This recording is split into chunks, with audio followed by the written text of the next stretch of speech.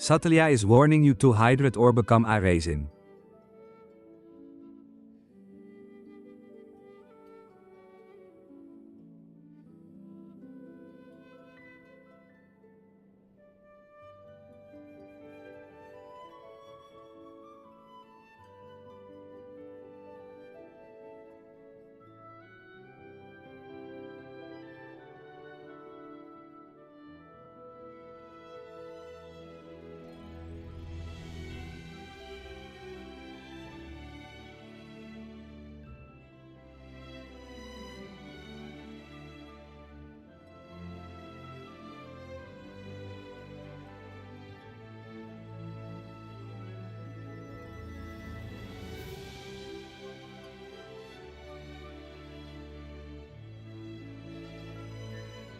Oi. Nice, the microphone working first try this time.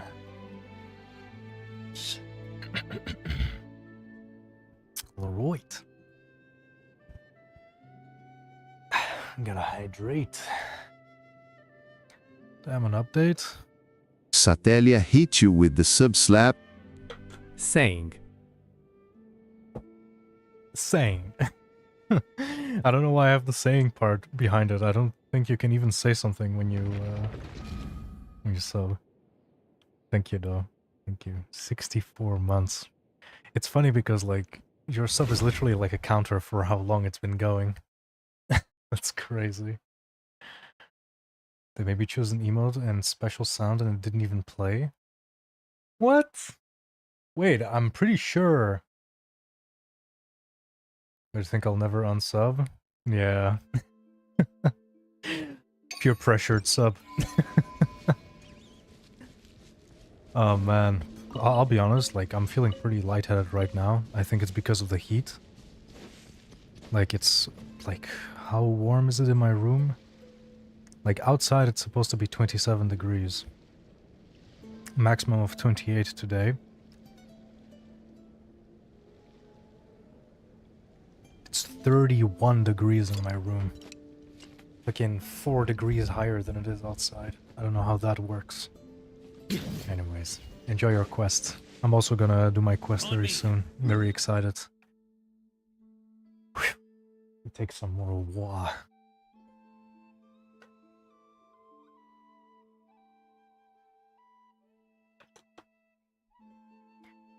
$25 outside, 30 in the living room. Jesus. It's kind of funny, then we're actually feeling like the same heat. It's probably worse for you though, because the air is also dry. Here, I think the air definitely feels a little humid, which honestly, like, I feel like doesn't matter which way you go, it's just feels bad. My room to you see, is turned off. Hope you're having your ceiling fan on blast. Man. I don't know what it is, but I literally feel like I suddenly just lost all of my energy. It's crazy. Anyways. Let's see. Okay, so first I need to spend my resin. What am I gonna spend it on? Oh yeah, of course. I don't really have a choice. Because this beautiful event is dictating where we spend our resin. Might as well also just do my Stygian, you know, just my regular fights.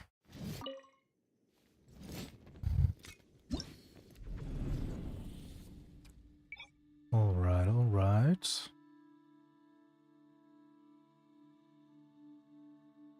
I actually don't know if to do menacing or fearless.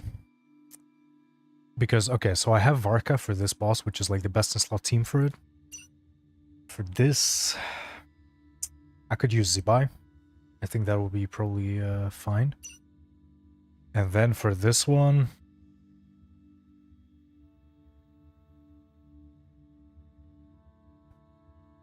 I don't even know. Like, this boss is so random, and the mechanic is actually, like, pretty complex. I don't think I even understand how this boss works. I feel like I literally need, like, a bigger, better explanation of what the hell is even going on with this dude. Let's see, what is the name? Open-eyed.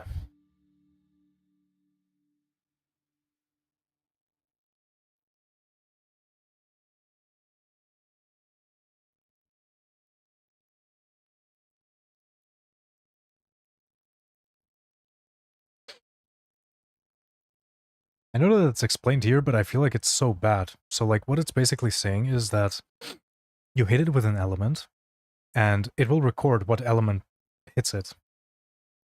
Then it will go into, like, after the first monitoring phase ends, the enemy will re-enter the state after a set interval. During the second monitoring phase, elements that have already been recorded will require more hits to be monitored again. After completing 2 instances, the open-eyed will prepare to unleash a powerful attack, summoning 2 stars. Destroying the stars deals massive damage to the enemy. And when summoning stars, it will release the element it has recorded and summon 2 corresponding elemental stars. God, why are they so bad at explaining things? Like, I genuinely, like, there is no way that they can't just say, like, hey, like, this is kind of what you need to do. If the enemy summons 2 active stars of the differing elements, both stars will become easier to destroy. Okay, so basically, you need to get 2 stars spawned of differing elements. Okay.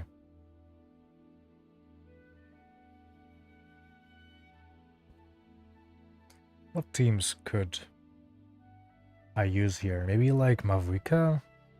Like, I don't really have like many other strong teams left, you know? Like, I got my Varka team for this boss, Zibai team for this one.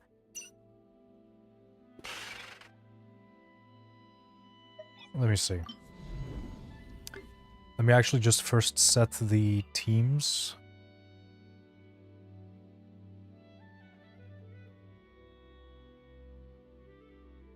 What? Varka is not here? Bruh. Did so little people actually summon him for him to not even appear in the popular used when it's literally his boss? Fucking kidding me? Anyways. Let's see. Okay, so we also go with Prune here. Where is she? There she is. I mean...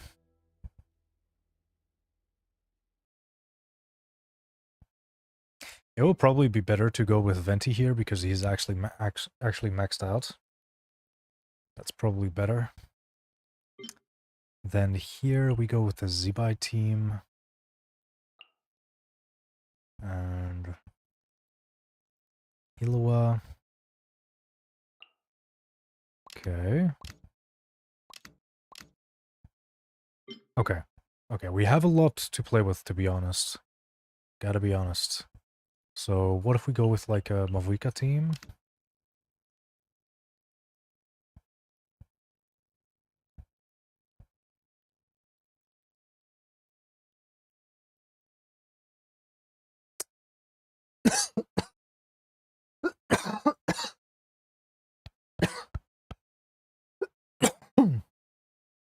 Goddamn.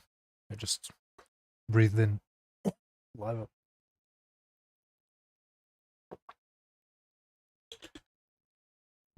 Okay. Let me think. So the goal is to spawn 2 stars of 2 different elements. So it would definitely be nice if we can spawn a cryo one with Sitlali. Geo might not be bad. I mean, I could just go with this team, for example. But I think Bennett, in the end, wins out easily. I mean, I can definitely try it. I can try out to spawn a cryo element and a geo element, because I think geo, you know, is destroyed fast with Claymore. But that depends on if the star actually follows the convention of the element itself. Because, like, what else could destroy geo fast? Like, Overload, maybe? Let me first just try this boss, because I don't even know if this is going to work out, to be honest. And I kind of forgot what the rotation was of Mavuika, to be honest. Okay, let me actually just first see, because I don't know when he starts monitoring. Each deed will Okay, there you go. Get to work. Show no mercy. Okay. But this is kind of awkward with the rotation, though. Teamwork is dreamwork. Like, this low-key ruined the entire rotation. Each deed will Okay. be judged. Instead of using Citlali's, like, abilities, I'm just gonna use her auto attacks to proc the first one. And then after that... Test No idea, man. know my will. Recorded. Each deed Actually- will be judged. Wait. Actually, if I do the rotation, maybe I would be able to get the rotation fast enough. Test and know my will. Recorded. No, he's missing one Deed energy? will be judged. You have to be kidding me. Okay, let me retry that. I think I'm going to go to Silonen first to funnel more energy to Bennett. Test and know my will. There we go. Bring it. Each deed will be Get judged. to work. Okay, there we go. Wrath from the sky. Ah, of course. Incinerate. Ugh, Citlali's ability didn't activate because I didn't get the second proc. Okay, but I think this is the right approach. So we go like this, we funnel everything to Bennett, then we do Silonen stuff real quick, and do that. Light of the blazing sun. Ah, too fast. God, Mavuka teams feel so awkward, man. I hate playing this team. Like, it literally feels like a puzzle to literally just play the team. My will. Bring it. Each deed will be judged. Fulfill our pact. Okay, Two. there we go. And now, boom, nuke. Judgment. What was the rotation again? Incinerate. Recorded. I literally do not remember. Let's light it up. I do not remember. Everybody stand Oh, fuck. back. Get to work. No, wait. My laws of creation born. Maybe it's not that. Maybe it's not that. Stars inscribed. Maybe I just need to try. Veins boil. Let me actually just use this as like a test. Eat Laline. Eat Papa. Get him. Why are they so hard to break? No. This team is not made for this boss at all. Are you kidding me? How do you beat this boss, man? Like, it says to do vaporize or melt.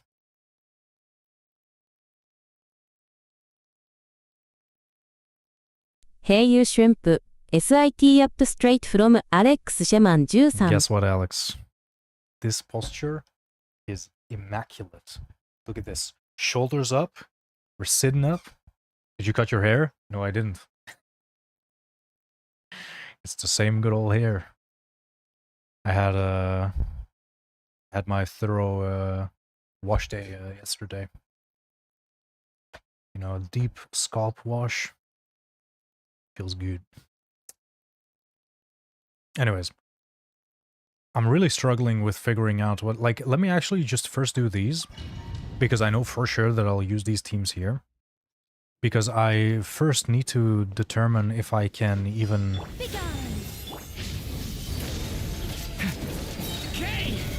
You brace yourself.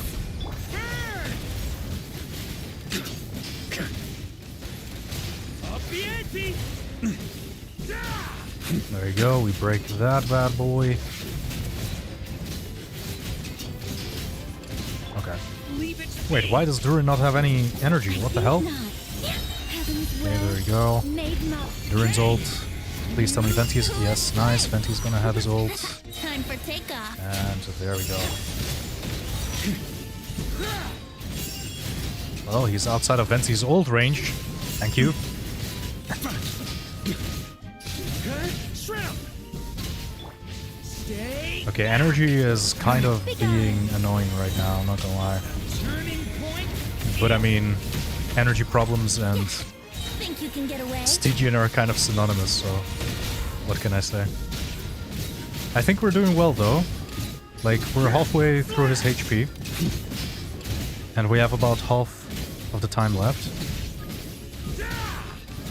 Let's just use the ult so we can get some extra swirls in. Such defiant. Watch out. There we go. Let's do our ult. Secret. Let's do Venti. Venti is Time for probably takeoff. going to break his shield. Whoa, whoa, whoa, whoa, whoa, whoa, whoa. Calm down, brother.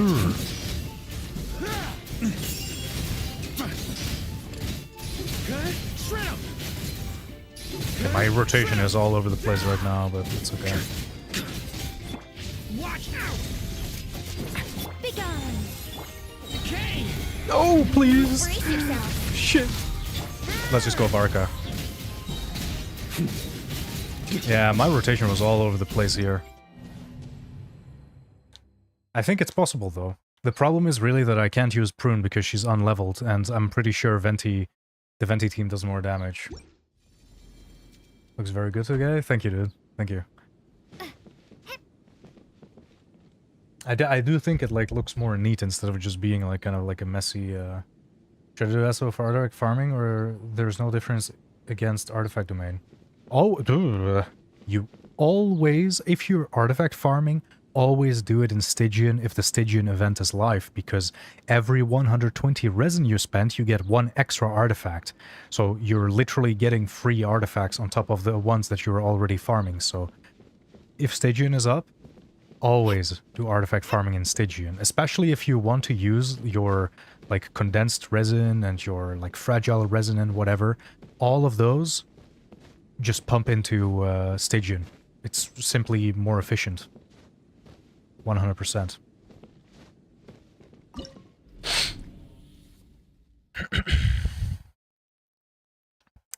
But yeah, no, like that was pretty close. Like let me see about this team. Let me see how it goes against the Tulpa, because I do think the Tulpa is probably the easiest one out of all of them. So let's just see.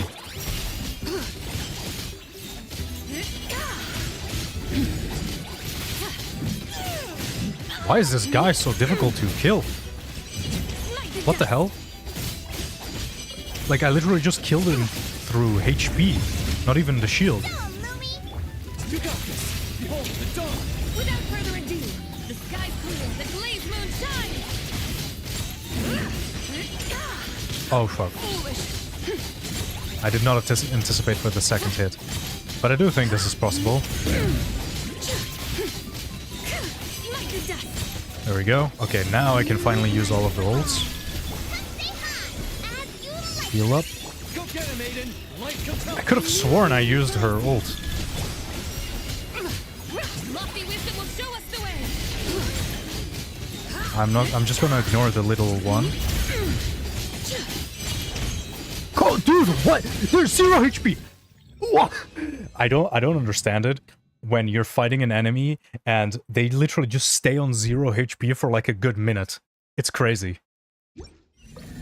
Holy. Okay, nice. We actually made it. Might as well just spend my resin now.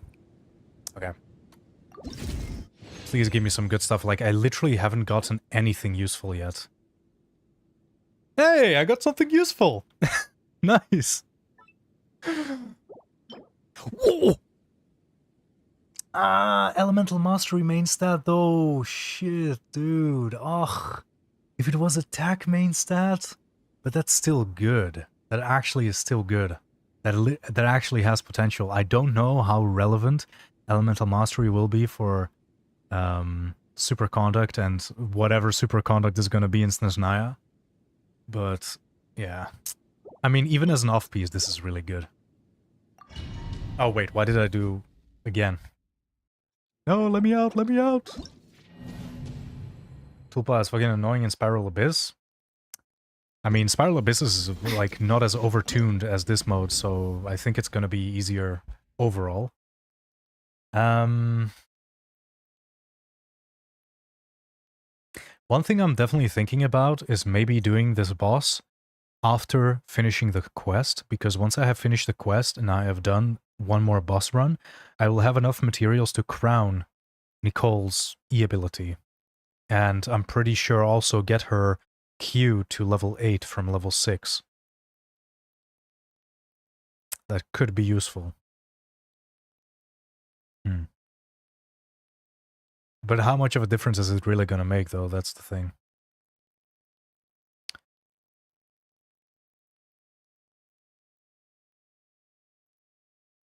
Like, I'm still iffy about this boss. Like, I literally don't know what to use here. Like, I genuinely don't know. And I also just think, like, the boss is just too strong. It has too much HP. You know what? I don't know.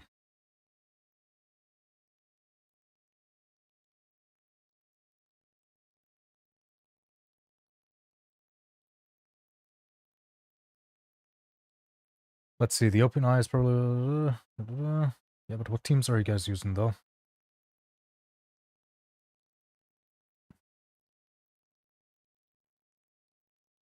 Two-pack characters that are not the same element as your main DPS, though only one is possible.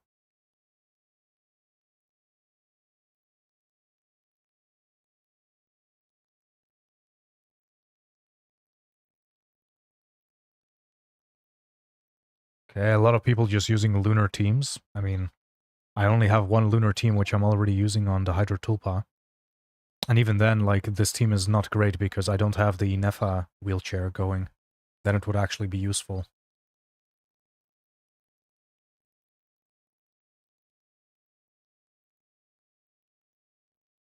Could I maybe use Skirk here?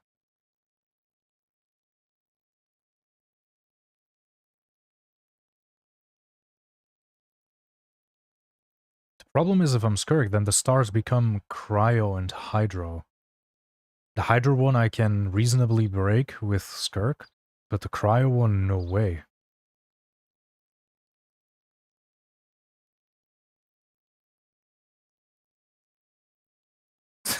When people say like, oh yeah, I just did this and I like deleted it and then like added, by the way, my team is C2. Thank you, bro. Thank you. I don't know. I think I'm just gonna downgrade the difficulty. I don't think it's worth it. I wanna do the quest. I'm just gonna pick up the Primogems and the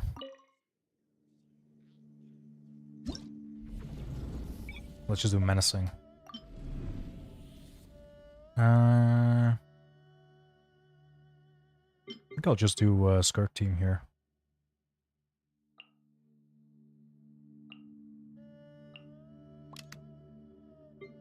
Let's see, there we go, and then Shenhe to top it off, and there we go. I mean, we destroyed a Tulpa, but the thing is, the Tulpa was definitely the giveaway, the Stygian rotation. Like, it was not the difficult one for sure. I'm just not used to the Watcher. And the thing is, I could go, like, you know, on about, like, how I'm going to approach it, etc., but then we'll be here for, like, an hour. Let's play.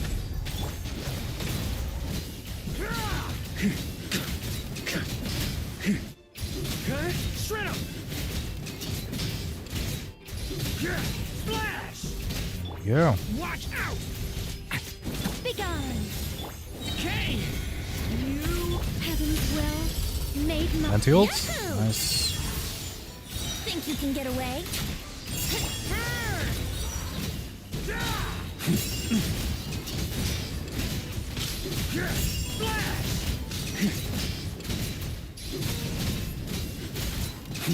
So definitely one awkward thing about Stygian is just that, like, you gotta say goodbye to your rotation.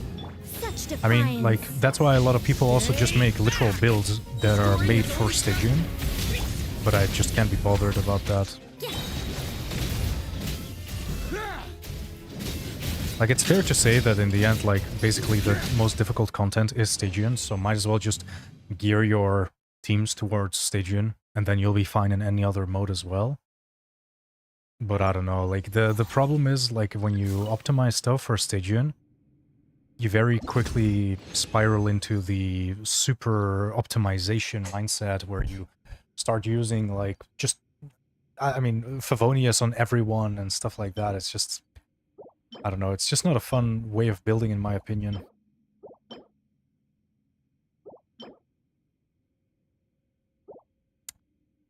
Okay. Tulpa time. Well, they're probably gonna destroy it in, like, 20 seconds. If they already, like, only took, like, what was it, 66 seconds? on the higher difficulty. This also really shows how overtuned Lunar is. Even though, like, this is definitely, like, the easier bosses out of all of them, like, brother. This is a complete C0 team. Completely destroying this boss. It's actually ridiculous.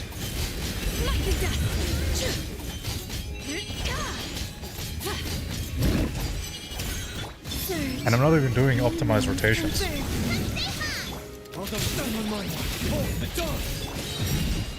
Divine light, shield them. Be cleansed.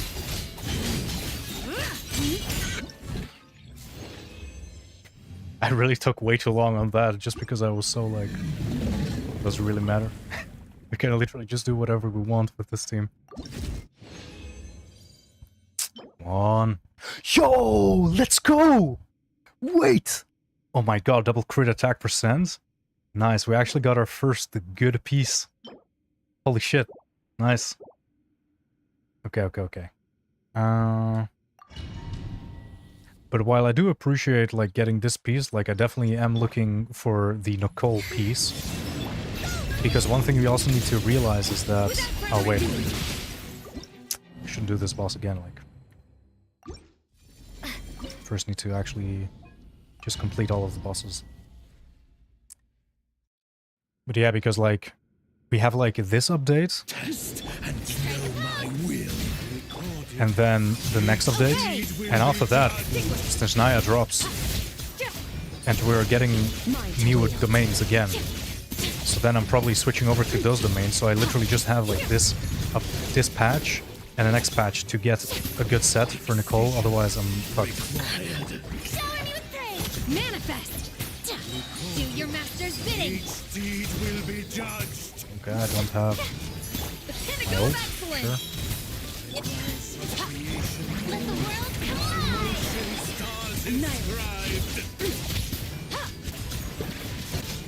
Yeah, there you go. Yeah, the cryo is always a problem, man. Cryo is always a problem.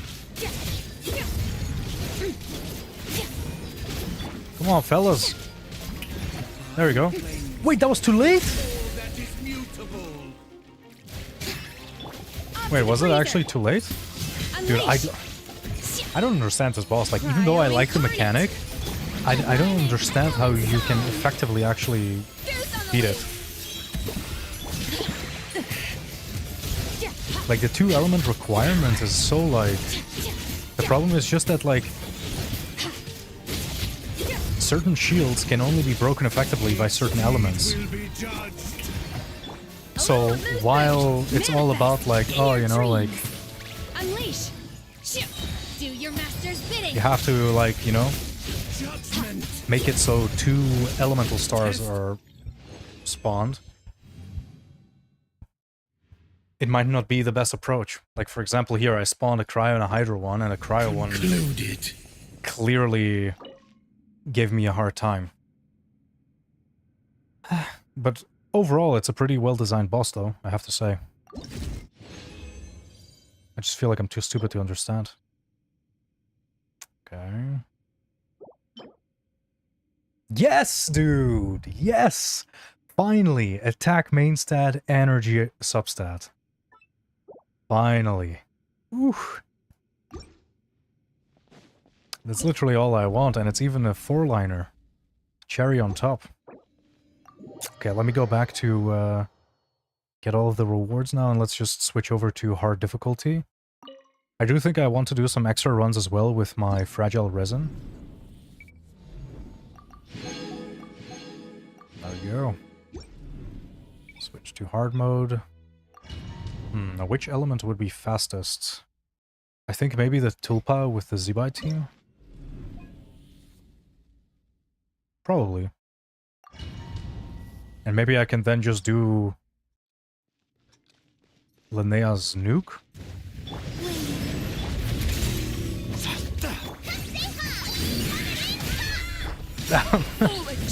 Be cleansed.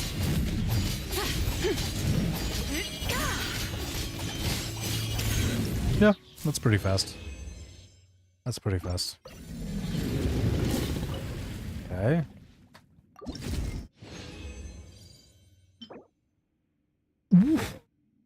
I mean, it's, you know, like, it's bad for the set, but, like, in general, Hydro damage bonus, double crit with HP percent? Wait, this might actually be an upgrade for one of my existing characters. Maybe this is even an upgrade for, like, Farina or Neuvillette. Damn, I'm actually, like, pretty lucky these runs. Nice. Okay, I'm just gonna do this a few more times. I think I might use, like, 6 of the fragile resin I got. Oh my god, why did that do so little damage? What the hell?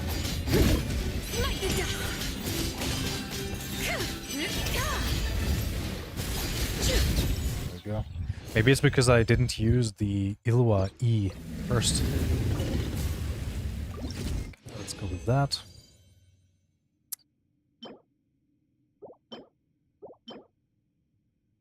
Well, thank you for that, I guess. Absolute doo-doo. It's kind of suspicious, though, because I've seen a lot of people say that this domain is giving them very bad artifacts. Okay, yeah, so I need to use Ilwa's E first. I kind of forgot what his E does, to be honest. I don't know why.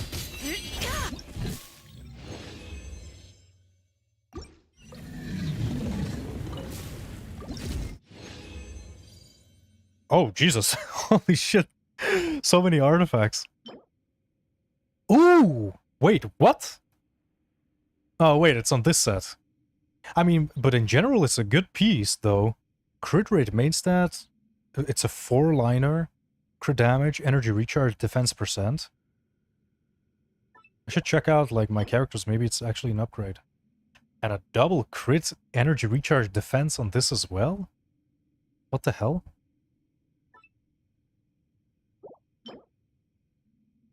This would actually be insane if I had Albedo. Like, this would be really good if I had Albedo. Oh, dude, cryo damage main stat, but shitty substats. So close.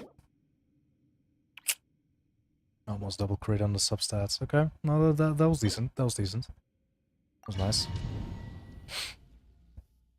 Let's keep the train going. I feel like my luck today is pretty good, actually.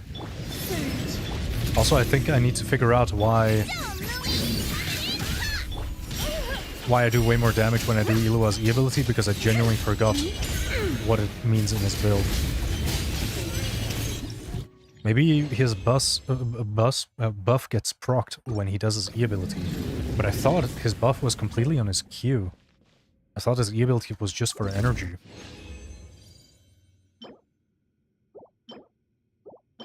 Wait, what do we have? Oh, nice. Yeah. Attack, main stat, energy recharge, substat. Nice. But it's the same circlet again, but still, this could be nice in case the other one rolls badly. I have a second chance with this one. Because, like, as long as I get, like, what, like, 2 substats. The thing is also she gets 20% from the bonus set as well. Like, if I have, like, 2 hits on every single artifact for energy recharge. Okay, let's say like 2 on the Sands, Circlet, and Goblet. That would be about like 15% energy recharge on each of them. 45% plus 20% from that, 65%. And then let's say like 1 hit on the Flower and Feather. So that will be like plus 20, 85%. 85% energy recharge is really good. That would already be really good. So that's going to be kind of my goal. Of course, like, more than 2 hits would be way better, but it's kind of hard to get... oh, fuck. Well, I messed up. Without further ado. Maybe this is faster, though, but I don't think so. It was about the same pace, I think.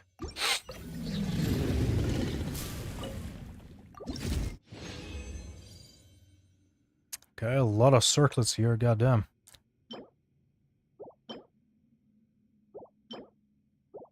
And none of them are good. Beautiful. Absolutely beautiful.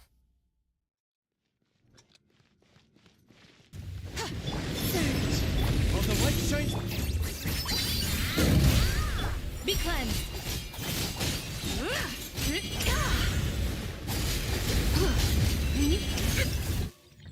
Yeah, I do think this is slightly faster.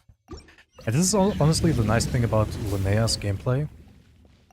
That you can kind of choose between, like, okay, am I gonna just do, like, all the damage super front-loaded or not?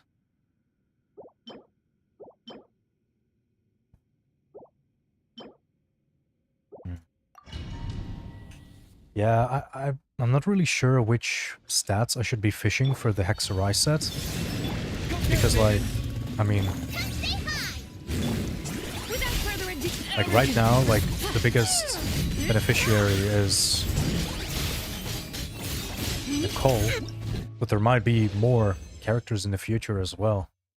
Like, it's like a Nicole, Fischl, Albedo, and Mona all like this set. Because they can all be supporting Hexerai characters. Okay, we got a lot of this set. Isn't it crazy that if all of these roll well, I could literally have a complete set in one go? Never mind. Yo! Ah, it's a circlet again, dude. Every single time. Why does this circlet look so much like a goblet, man? Every single time I look at it, I'm like, oh my god, it's the goblet. So, I got 3 attack percent energy recharge goblets this session. 3. Okay, this one doesn't have energy recharge. This one also doesn't have energy recharge. Thing is though, like, but that's a problem, like, there's not really a point in switching to the set if I don't actually hit the energy recharge goal. Then I might as well just, like, stay on the other set because I can't use Nicole's ult consistently. I don't know.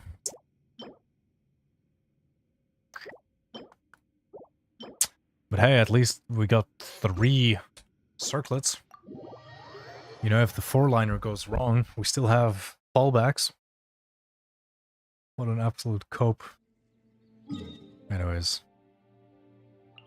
Let's go to Mrs. Catherine to collect all of the stuff, and then we're at least done with the daily stuff, and then we can just continue with the quest.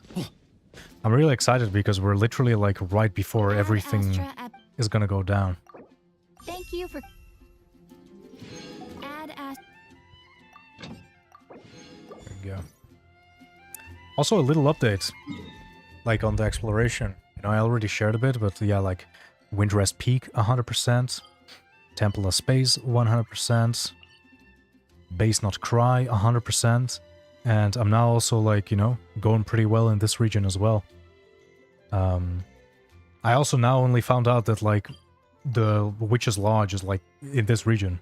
Like, before I had no idea, like, you know, because I was kind of, like, spoiled from, like, other sources about, like, Nicole's little house. Not really that I consider it as a spoil, like, I don't really mind, it's just, like, a little house.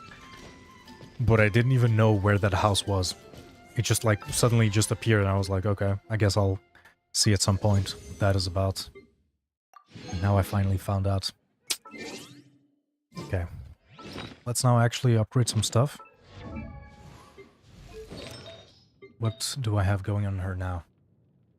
I mean, hey, even the random piece that I have here, like, I could get a way better piece out of it. So let's actually see. And this is actually also pretty nice that it has defense percent and HP percent just to make her, like, beefier. So she survive hits easier. But yeah, if we can get 2 hits on the energy recharge, I'm happy. Number 1 done. Nice. 1 more, please. Yo, wait! Holy shit! Wait a minute. Am I just gonna hit all of them? Okay. Okay. Doesn't matter. HP percent is nice. Come on, give me... Dude, if you give me 1 more energy recharge, I am gonna be elated. Come on, please. Just 1 more energy recharge. Just 1 more. Please? Please? Hey, it's still not that bad. I got my 2 rolls of energy recharge, and they're actually, like, pretty nice rolls as well. And we have a lot of HP, which is kind of funny. I mean, it makes her beefier. Why not? And in the end, it's just a net upgrade. I'm getting 7% more energy recharge. So that is really positive. Do I have anything here? Nope. Do I have anything here? Yeah, you don't want energy recharge.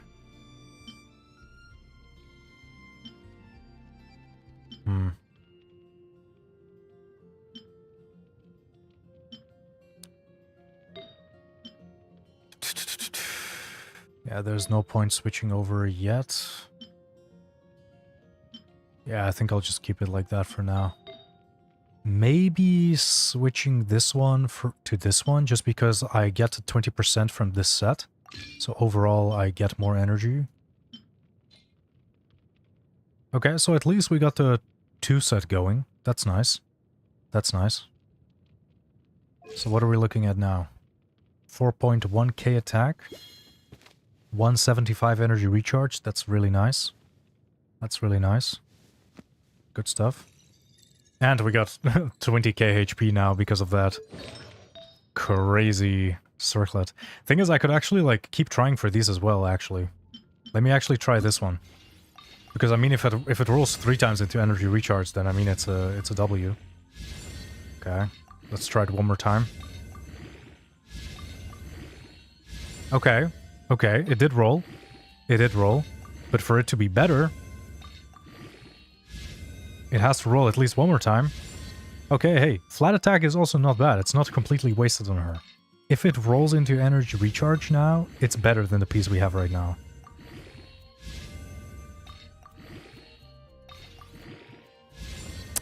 Well, it didn't roll better, so I guess I'm just gonna trash it. It's funny though, because the game does say that this piece is better than this one. But overall, I mean, we only get the flat attack. And because we were using Atlas, attack is not even that important. So I'm actually just gonna funnel it into this one and see if maybe this one is gonna roll better. Let's see. Wow, that rolled absolutely terribly. Nice. Okay. Hey, I mean, that's positive. We actually got out of this session with 1 usable piece. And we actually upgraded our Nicole just slightly.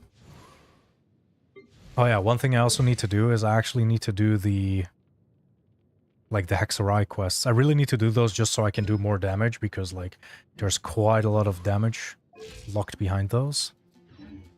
Haven't you heard? Okay, let's see.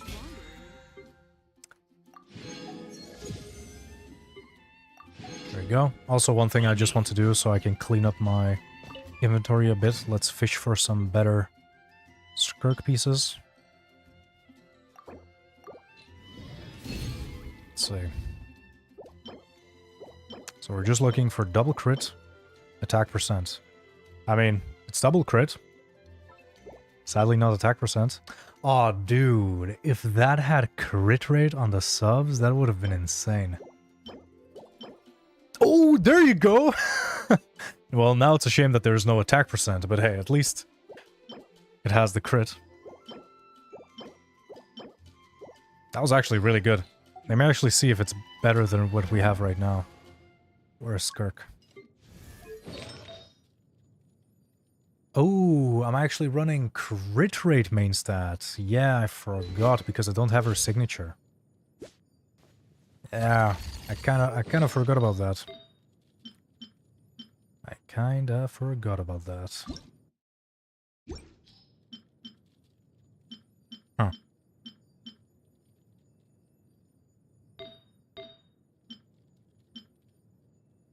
What about the feather that I just got?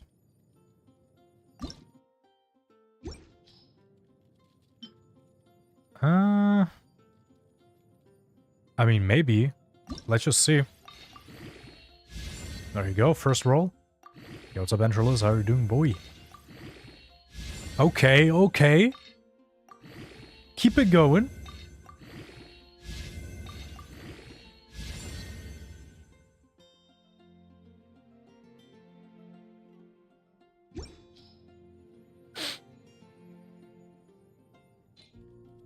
So much for that. I guess we gotta keep going. How are we doing, dude? Is it also so warm at your place? Like, yesterday, I feel like I got bamboozled so hard. Oh, damn. That is an amazing piece. Holy shit. Yesterday I got so bamboozled because I was like expecting storms. Because I mean my weather app literally told me storms are coming. And then kind of like nothing happened. And then I checked the weather app to see like the graph. You know, like to see like, okay, like, well, you know, where are the clouds? Where are the storms? And then I saw that they kind of like skipped over me and just went straight for Germany.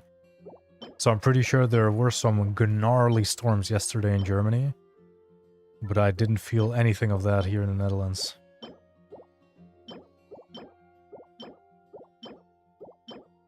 Ooh! There you go! Attack Sans double crit. And I mean, this is gonna be a nice off piece. Okay, let's check it out. What do I actually have on her right now? I don't even know what Sans I have. Oh, I do have a double crit. Enter the sky. Hit you with the sub slap. Saying Criolli, see you as it is sunny here. Thank you, dude. Welcome back. 5th month. 5th month.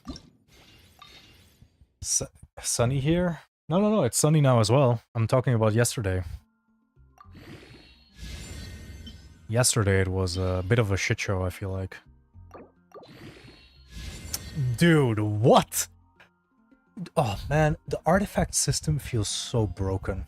It feels so broken. And I just don't have enough feathers to re-roll all of these pieces, man. God, every time there is a little bit of hope, this happens. Every time. So done with it, man. So done with it. Can't do it anymore. Okay, that was it, I guess. I did get some good pieces out of this, I can't lie. A lot of good off pieces, I have to say. But they're good nonetheless.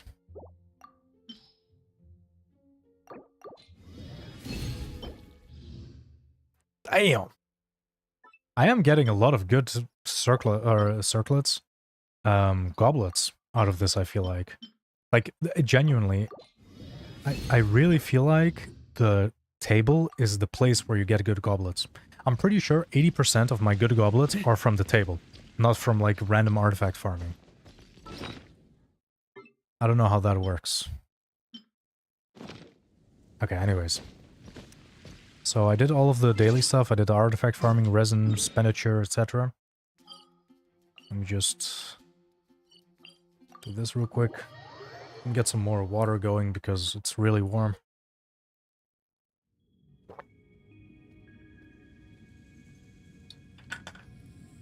There you go. I don't know if anyone can relate, but one problem I have when it gets warm is that I, for some reason, start feeling like snacking. But then, as I'm snacking, because it's so warm, I get like so like... I don't know how to describe the feeling. Maybe it's like easier to explain, like it's like warm, you're getting sweaty, you're like completely full. Maybe you even like overate on the snackies. Maybe you even start feeling a little, you know, a little shit because you're like, oh man, maybe I shouldn't have snacked. And then you suddenly feel pretty shit. But I mean, I don't feel like that always, just like sometimes. Especially when it's like super warm. But then like, if it's super warm, I just feel like shit anyways, so... There's not like huge difference there. Okay, let's teleport anywhere here so I can see where the quest actually continues. I'm really excited to continue the quest, man. Really excited because it has literally been like, I feel like 6 hours of prepping just for everything, literally everything to happen in one go right here. So yeah, let's go. Let's start the quest, boys. Enter the Sky wants to tell you I like Sun NY and warm, not hot. Sun NY feels kinda chill cause you can just wear chill stuff and not 7 kilos worth of clothes and jackets. What? No, dude, I disagree with that completely. Are you kidding me? When it's sunny and warm, I mean, of course you can like wear like, you know, chill stuff, but being like warm and sweaty does not beat being nice and cozy. You know, you're talking about like 7 kilos worth of like clothes and jackets, but like that's like cozy to me. You know, I'm thinking about like wearing a bunch of stuff, you know, nice like fluffy clothing, and I'm, you know, like that sounds cozy to me.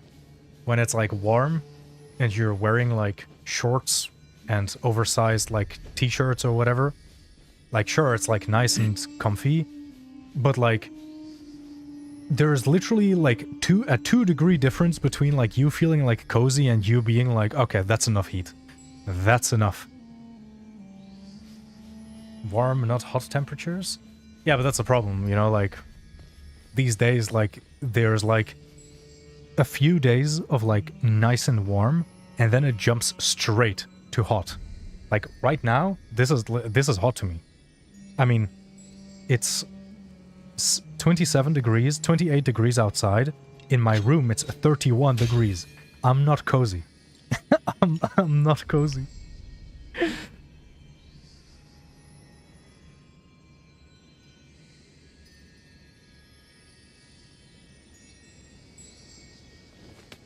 Man. It's 26 here. Well, 26 is nice. I would say 25 is my limit. If it's like between 23 and 25, I am cozy. Like, if I could live in a place that literally just has permanent like 23 degree weather, I would be very happy with that. But at the same time, I do feel like it's important to have like 10 to 15 degrees from time to time. I would say, I mean, not time to time, like I want to live in a place where in winter it's like 10 to 15 degrees, and in summer it's like 20 to 25. That is absolutely perfect. The problem is, like, that is literally what the Netherlands used to be. Like that's literally what North Europe used to be. But now it's like in winter it goes from like -10 to like 20 degrees somehow. It's crazy swings. And then in summer,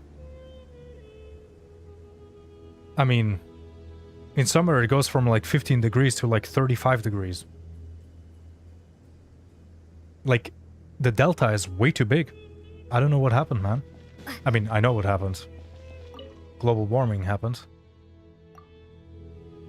That place doesn't exist. There has to be one place, and the people that live in that place are keeping it hidden because they know that everyone would swarm to that place.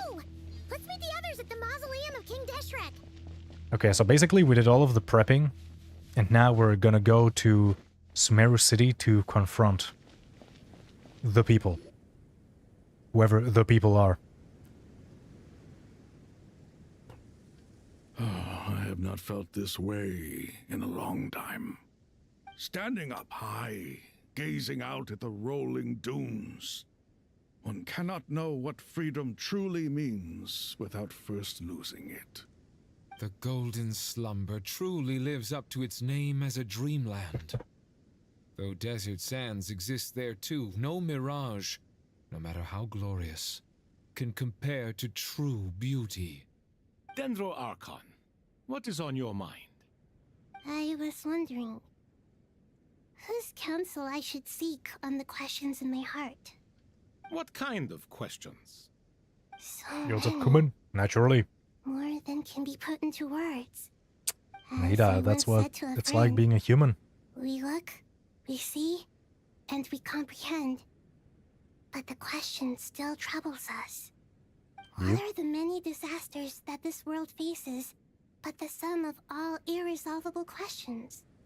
The biggest question you should be asking is how to seize victory. Yes. Although, I would express it differently. I must not fail. And so the question I am most curious about now is whether the path to victory will be an arduous one. What we declare to be a young sapling, we may, in fact, find to be a towering tree. if we would only cast aside our ignorance and look beyond the veil of time to see her true form. That's a lot of words. Yeah, we're here! Just in time. My preparations are almost complete. Ready when you are. We're here too. Miss Nicole! Miss Nicole! You run so fast! I thought I'd get a lot of exercise as a forest ranger, but I can barely keep up with you. I can't even imagine Sorry, her running. I got a little carried away. Lesser Lord Kusanali, the equipment is ready, and the modifications to Aru are all complete. As discussed during our meeting, accessing Irminsul via the Akasha is no longer feasible at this stage. There are other options, it's just they're a little more extreme and more technologically demanding to Little implement. brother is calling me for some reason.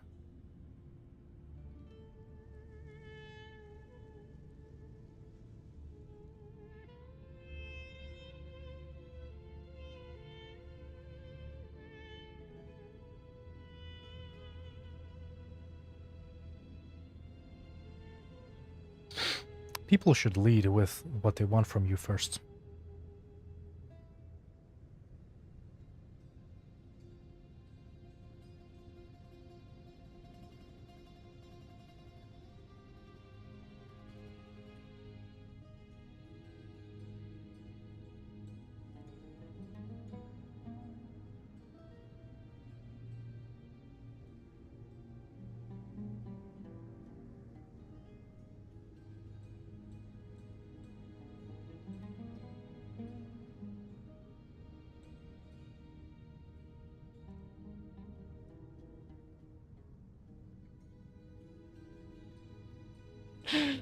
God.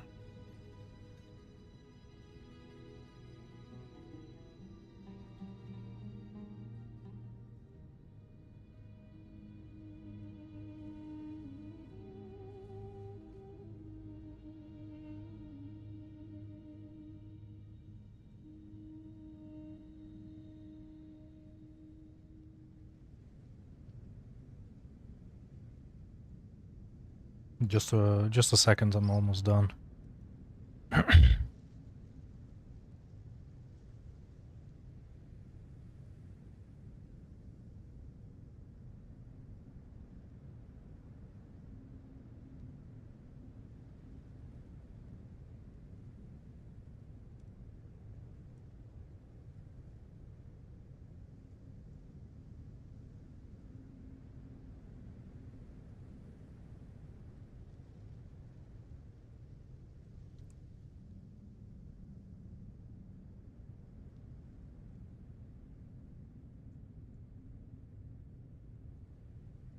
Yeah, done.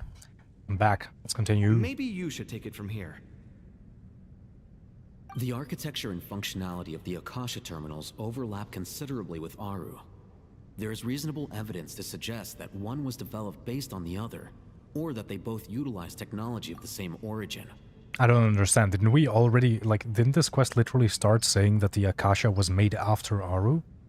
This is nothing new. As long as the transplant and merge operation succeeds, Aru should theoretically work on a scale greater than the Akasha and approximately equal to Irminsul. It will become the largest active computing device in all of Teyvat. Yo, new data center dropped? A system this powerful is capable of a lot of different things. In the past, the Akasha was primarily used for one-way information transmission, but I suspect it could also serve as a central bridging hub. Yo, a reverse proxy, let's go. Knowledge, some scholars have attempted to connect their consciousness to Irminsul through the use of terminals, incense, and meditation. Correct. In academic language, scholars who reach that stage are said to have entered Satyavata life. Hypatia has performed this practice many times in the past, and she was once under my care for a period of time. Right. What, are you trying to flex? And this at least proves that there is a zone within Irminsul that can be connected to. that's right. Providing wisdom to the people is one of the very reasons for Irminsul's existence. I think I understand where you're going. Please, continue. In that case, I'll skip to the conclusion then. We need to further modify Aru, merge it with the Akasha, manufacture terminals, and distribute them to every single person we can reach. That sounds like a year-long commitment. Every person? Even the desert Years. folk? Yes, everyone. Don't we need something right now? I've already calculated the amount of raw materials we need. Okay. What about manufacturing? So you mean we're going to get new Akasha terminals? Yes, but this time the people of Sumeru won't be using them to acquire knowledge, just to connect to Irminsul. That's the key. Just connecting to Irminsul? Oh yeah, it's not a big deal. When we evacuated the city, we brought all the important assets from the House of Dana, in case we ended up needing them.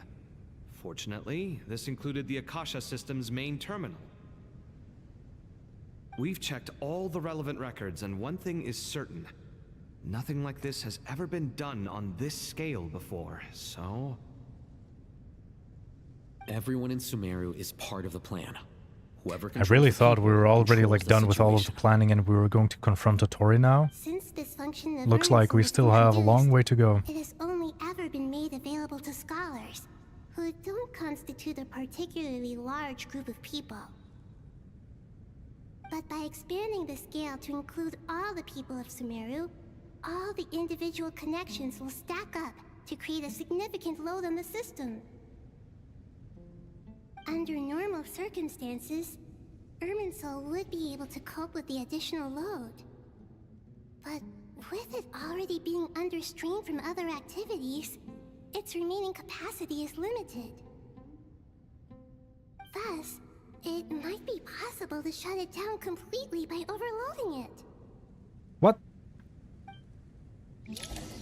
Wait, now we're shutting it down on purpose? I thought the plan was making us around. Oh, nice. Cutscene. Oh, that was in the past, so... Okay, nice. So we skip over the entire, like, manufacturing. Counting down. 3, 2, 1. Are you ready? I really like how Nicole is supporting Colette.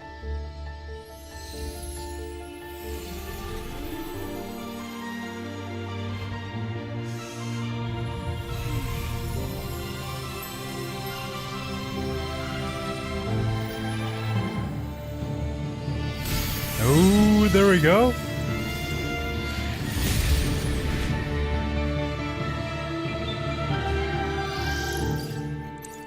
Hacked into the terminal, boys.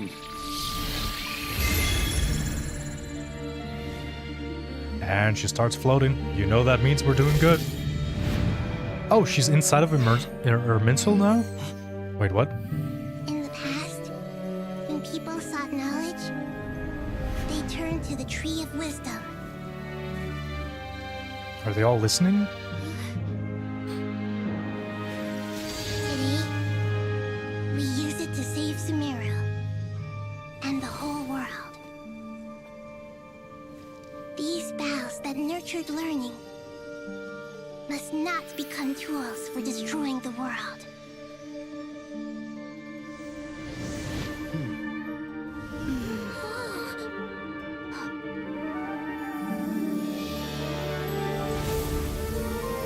What is happening?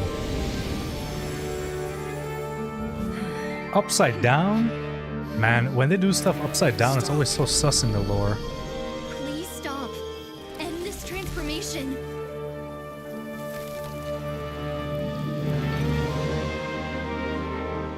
What?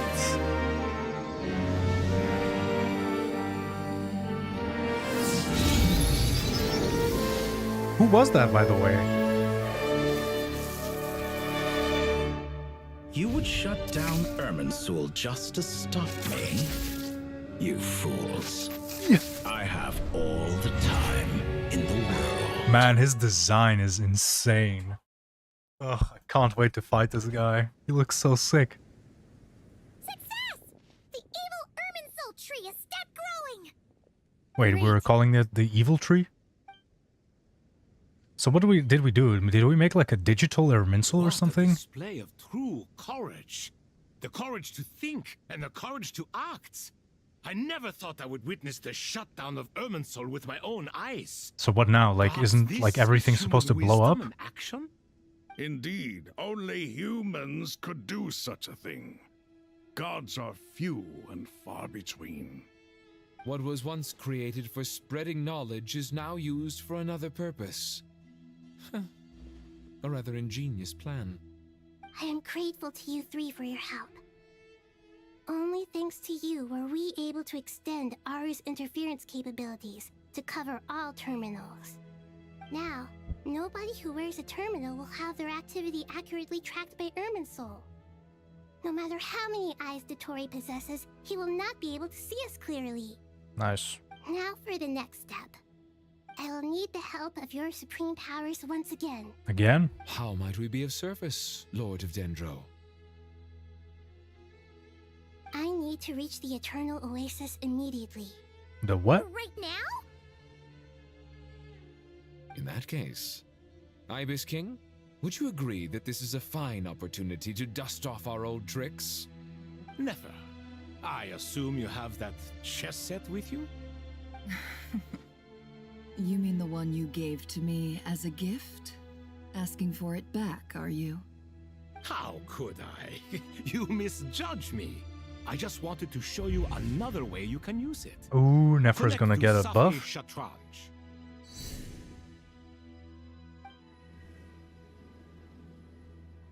Safhe Shatranj? You mean that place in the desert? Thoth's chess set gains its power from the chessboard laid out in the desert by King Deshret and ourselves.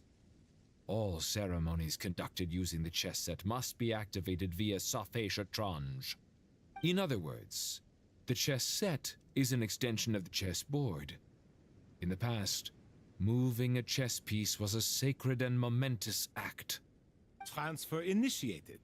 Entering live combat mode. Okay. What are we doing? What are we doing? Like, they still didn't explain what, like, is this also to go to the Eternal Oasis or what?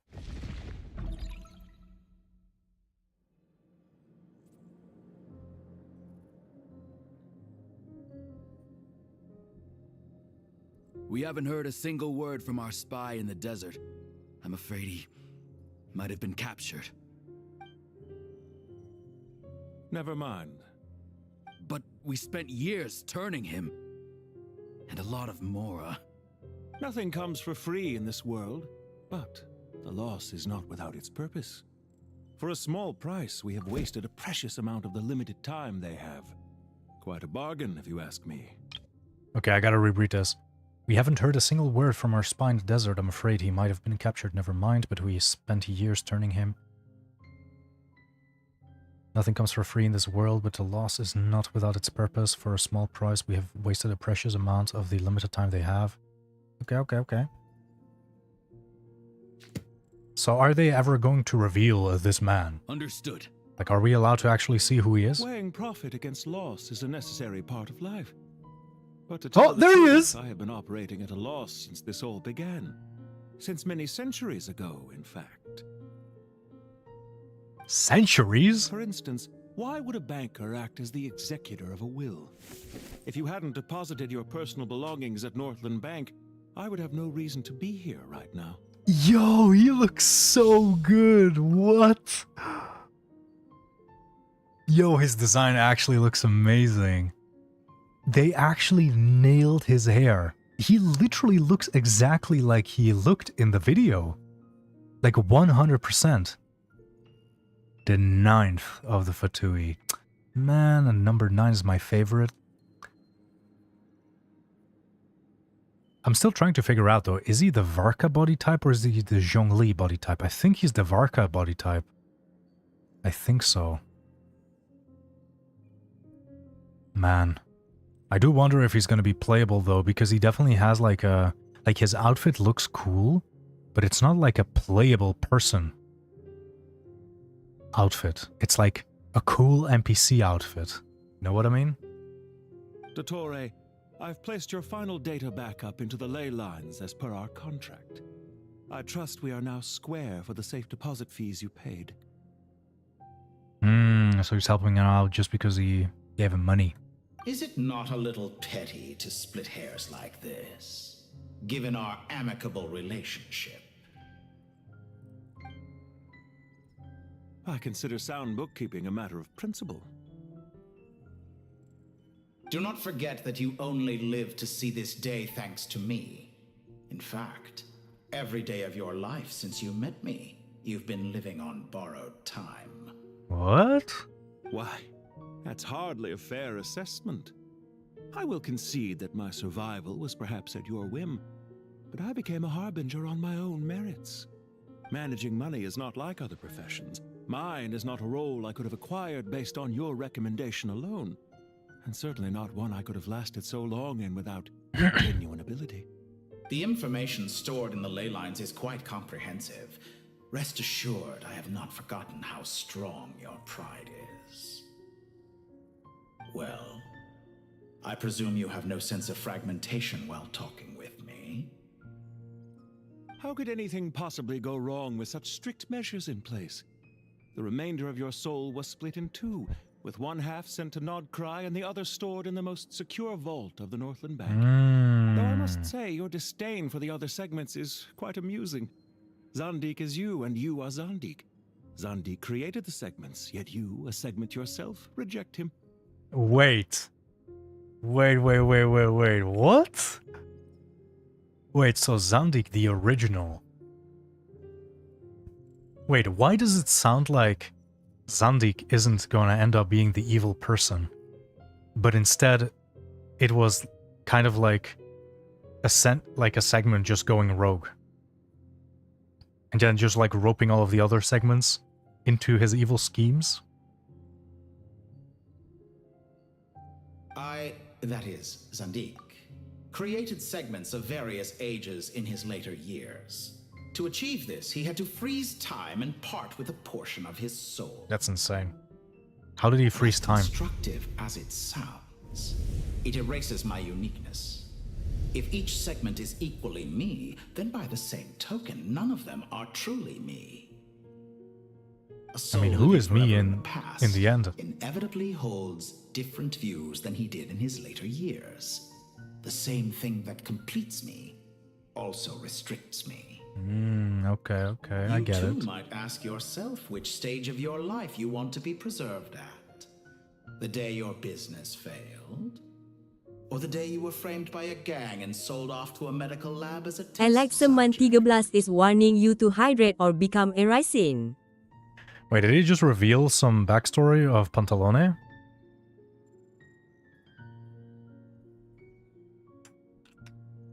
Yeah, I always forget how the stuff needs to be turned off, so I always do it in my roundabout way.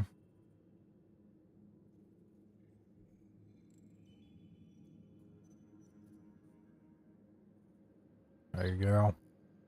We needn't dredge up the past. Wait, so the day your business failed, or the day you were framed by a gang and sold off to a medical lab as a test subject? Wait, that medical lab, was it owned by dottore, and that is how he spared him? Is that it? Damn, okay, that's actually cool. Like, we're actually getting some This backstory. undesirable plan was eventually scrapped. Lesser Lord Kusanali was quite right. I needed an opportunity to eliminate myself. And after that, I concluded that there was no more effective plan than directly splitting the soul. Once the soul is transferred out, you will find that creating a physical body is far simpler than creating a puppet. The other half of your soul suffered a crushing defeat in Nodcry, you know. And yet in the process, I obtained the information I always wanted, did I not? Because now we finally know where the best testing ground truly lies. I once thought your ultimate goal was to ascend to godhood. But as it turns out, that was merely one of your experiments. Experiments take many forms. Most people are too eager for success, too fixated on the end goal. They forget that the experimental process itself is just as important.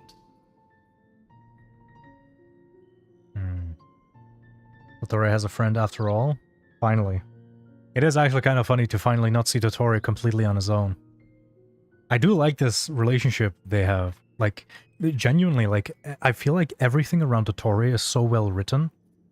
Like, I've been really, really enjoying the Dottore arc. Now as well, like with Pantalone. Pantalone feels like a very well written character already. And he actually, like, adds a lot to the story. You know, it's... I mean, he doesn't have a vision. He is like... His main thing is just, like, making money. He doesn't have, like, a brute force thing. Like, it literally feels like he's just, like, a dude that just, like, fought his way up. And here he is now. And he's literally just between, like, a bunch of, like, crazy powerful lunatics, basically. But yeah. Let me see, I think I wanted to read something real quick. Yeah, like the testing ground, I wonder what they're talking about. Like, are they talking about testing ground as in Irminsul? Or the moon? Or... I don't know, like, well, what the hell did he find out and not cry? A suspiciously vacant seat. A new face. I trust you can put two and two together.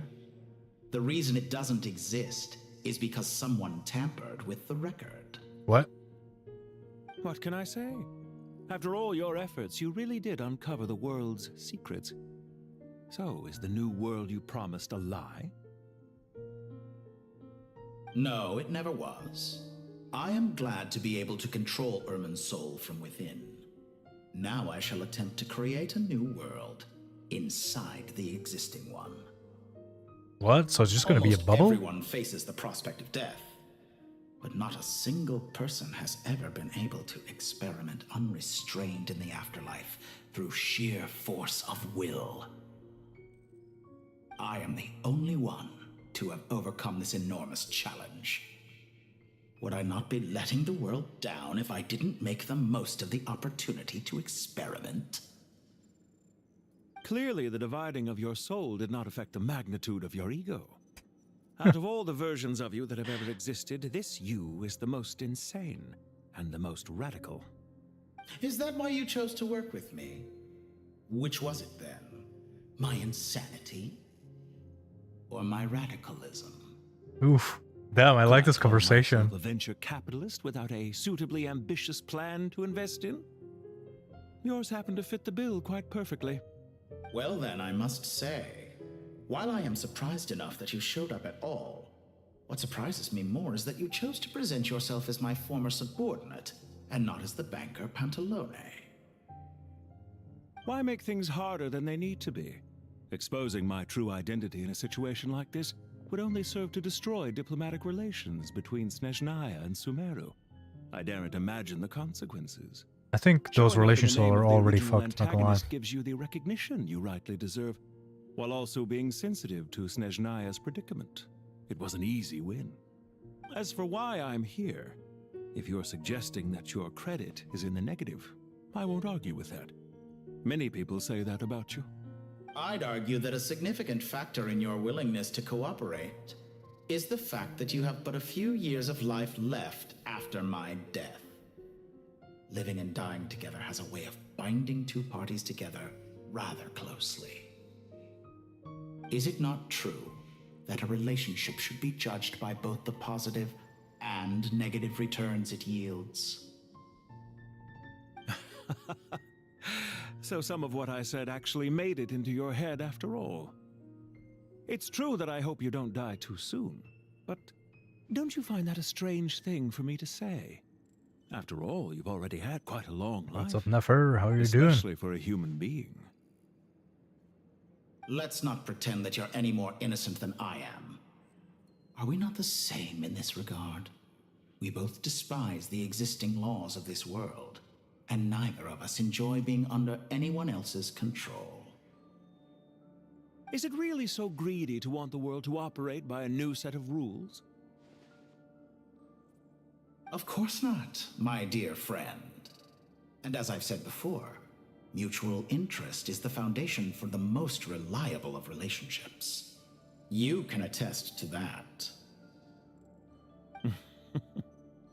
I just hope there never comes a day when I have to work too hard to prove that. Read greater, sir. People have been spotted approaching Sumeru City. Well, there comes the day. Despite your access to Irminsol's data, it appears the soldiers noticed before you did. They must have found a workaround. There you go. There we go. I trust you know what this means. The fact is... They're coming. They'll breach the city gates any moment now. But even so, I would say Irminsol is a wonderfully convenient thing on the whole. If you do manage to create a new world, perhaps you could plant one outside my office too. I'll consider it. What do you need me to do? Stall them? The experiment will take time. Stall them for as long as possible. Very well. But you're really asking for the moon here. Have you heard this story? There was once a guilty man, kneeling in the center of a church while an angry mob outside waited to bring him to justice. He pleaded with the gods, begging them to grant him one final request, the chance to finish confessing his sins before he was sentenced. Many suns and moons passed, seasons changed, and still his confession continued, as if he intended to speak until the end of time. Are you suggesting I worship you as a god? Or were you hoping that I might confess my sins to you? I think he's misunderstanding completely. That would make my life miserable indeed. What? What is this? We're actually gonna do like the asking thing? Wait, why does it seem like we are Pantalone in this case? Like, are we actually gonna walk around as Pantalone? That'd be kind of funny. But I do not understand what he meant here. As in that, like, those Pantalone actually, like... What? Like, I'm so confused about this last bit of the conversation. Okay, and speaking of gods... For someone who despises them so, you never seem to have any objections to me creating or becoming one. At first, I thought you'd be furious. Concerned I would terminate our partnership, were you? Not at all. You had reasons why our partnership must continue. Don't you find people's attitudes toward gods amusing? A god descends from the heavens and people worship it unreservedly, blindly following whatever rules are given to them. And yet, when they see an ordinary person gain godlike levels of power by virtue of their own hard work, they treat him with nothing but suspicion, even if he is a compatriot. Is that supposed to be a compliment? No. I was just thinking. I pity the man who would call you a compatriot. There's no need to be so self-critical. Okay, also about your recent situation. I know it's a little late in the day to be asking this, but how have you been keeping? What? I'm flattered that you would take the time out of your busy schedule to consider my well-being, Doctor. The part of your soul that went to Nodcry caused quite a stir, sending our organization back to the drawing board on numerous fronts. It was quite a headache for everyone involved. Dear me, I must have caused you no end of trouble. You certainly did. I had the rare honor of being summoned before the Tsaritsa with Pulcinella to answer for myself. A terrifying ordeal. Oh my god. Don't worry, I pulled Tritza through. actually mentioned? At most, it's a public relations nightmare. I made sure of that. Now I'm curious. How did you explain yourself? This is kind of funny how casual this conversation it was is. quite simple. I just pinned the blame on someone who wasn't there to defend himself. Oh, I dottore, could I hardly see. be expected to defy the demands of someone as insistent as the second harbinger, now could I? How you slander me. You know full well that I am perfectly amenable to reason. There's no question that you are partly to blame for the ruin of my reputation over the years. I really like the relationship that they have. It's kind of funny. You know, it's like they're very, how do I say this? They care about their own profit, of course, in the end. Like, they're literally just in this relationship because they can get something out of each other. But it's kind of funny because this conversation really leans towards, like, I don't know, Pantalone being the stronger one, like having more say.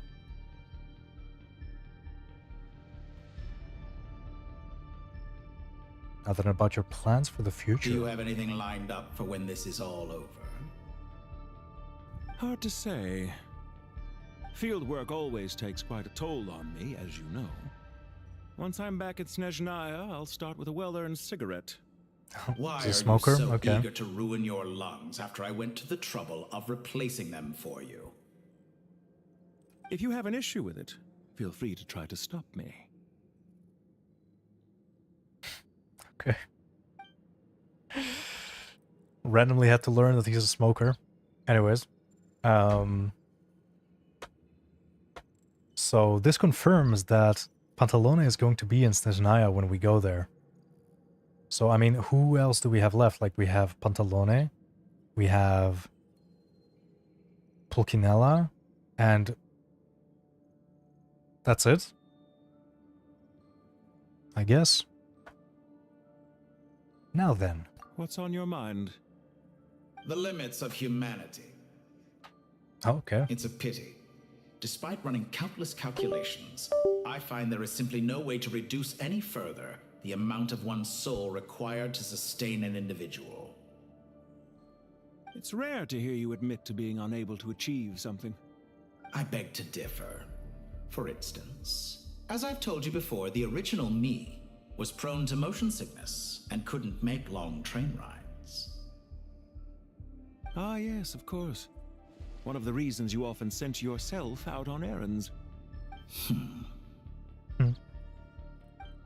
What are you thinking about now?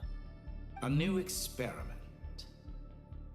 In the event that my soul was depleted, say we extracted my data from someone else's memories, yours for instance, and then combined it with your intact soul as the base material, what would we create? That sounds terrifying. Such a scenario would be impossible.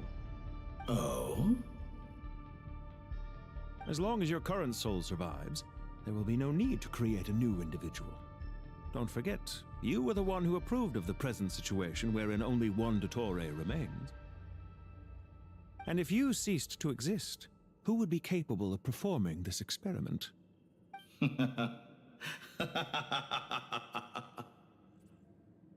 Since the day I met you, you've always excelled at talking your way out of a quandary.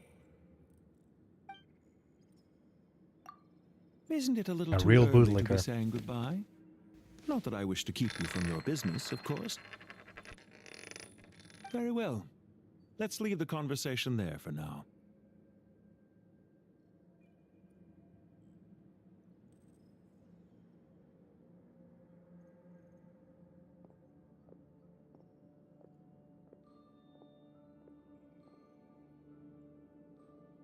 Okay. That was cool. Pantalone. So the only Harbinger we haven't seen yet is Pulcinella, right? Last one left. I mean, Piero as well, of course. The power of King Desheret's 7 pillars is truly remarkable. With just a chessboard, you can move an entire unit across the material plane. Yeah, sets So us teleport? up for a much easier fight. Really makes my day. The last time we stormed the city, it involved a lot more running around. I wonder how many people can say they stormed a city twice in their lifetime. I was just thinking that. I've definitely had more than my fair share of unusual experiences in my life. This is my first time here, actually. We never usually leave Gandharvaville. Yo, This'll wait. be my last time. This is the woman from the Aranara quest.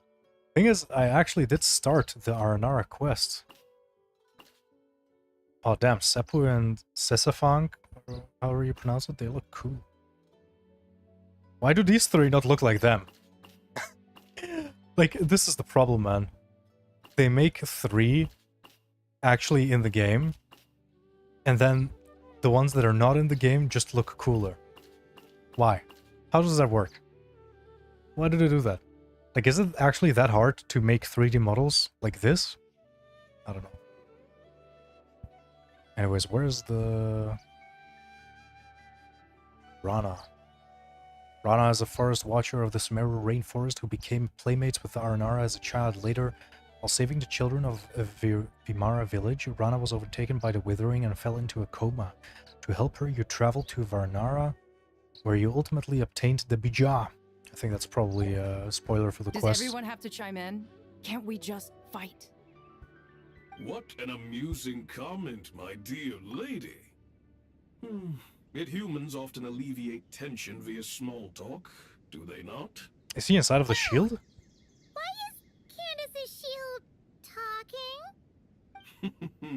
Because the image on her shield is one of me. Oh, that's funny, and actually. I, of course, can appear wherever I wish to. Well, la-dee-da. Isn't that fancy? Could I get in on this? You wish for your gauntlet to speak? Why, certainly. Ahem. I think you'll find that it is I whose image is carved hereupon. Thanks. Definitely feel stronger now. You're welcome, my lady. I am glad to lend you my power. Like what? Is that one also situation? actually depicted on the There are gauntlet? troops stationed at every entrance. As we expected. A frontal assault will suffice. Everyone, stick to the plan. We'll take the main entrance. You head for the House of Dana's side door. Move out. Okay.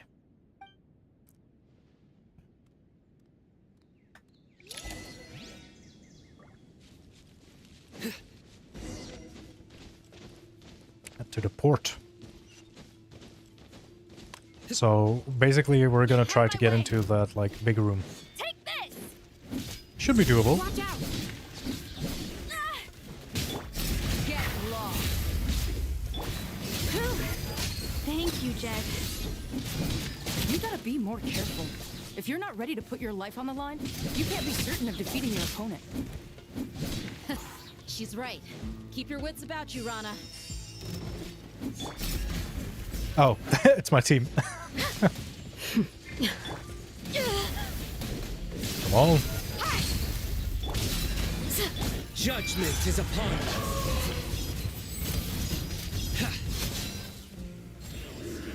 Your penance is due. Guilty. Where's the guy? Oh, there he is. You stay condemned. There you go. Huge damage from my boy Sino.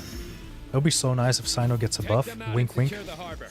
Reinforcements will arrive by water. Consider it done. Show no mercy. Man, and the energy reliance on Sino is so bad. It would be so nice if you could use his ult in an easier way. Wink, wink. Yo, what's up, Python Dev? What are you doing, bro? How are you doing? Your penance is due. You stay condemned. Deal. There we go.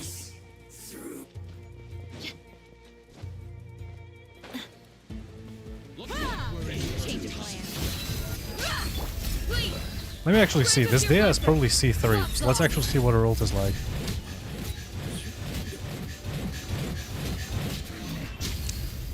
Well, it does damage. Judgment is upon us. It does do damage. I have to be honest there. Guilty. Your penance is due. I messed up with the ability. Guilty. There we go. Didn't even have time to attack me.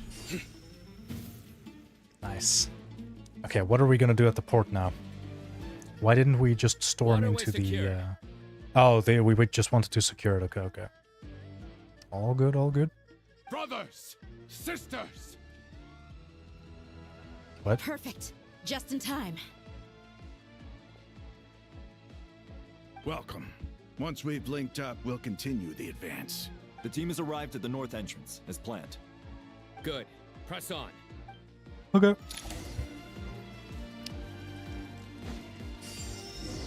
Now we go back up. Take control of Sumeru City. Alright, should be easy. So basically, Pantalones people just took over the city. Should be an easy clap.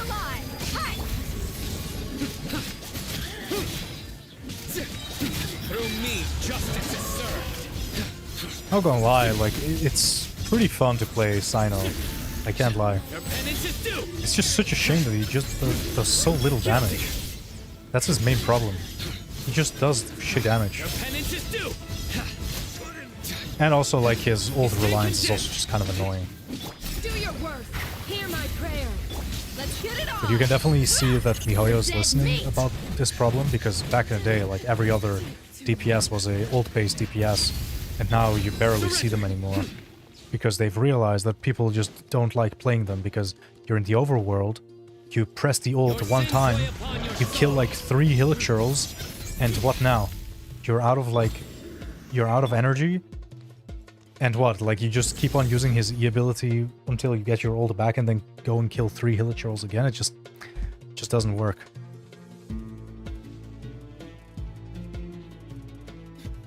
I'm doing pretty good, Python. Doing pretty good. Finally. Team killer? Yeah, this is like, if you mean like a killer team, then Area clear.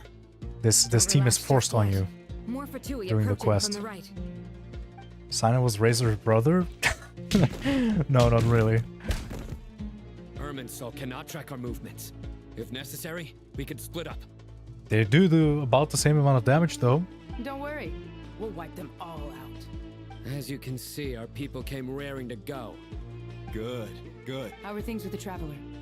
Can Tainari keep her safe? Don't underestimate Tainari just because he's a forest watcher.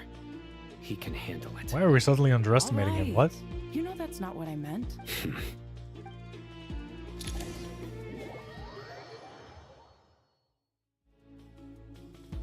Sino and the reinforcements have drawn the Fatui's fire away.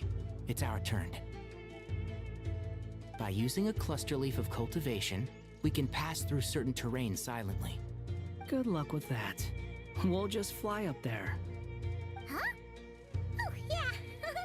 Paimon forgot she could fly. Ready? Ready.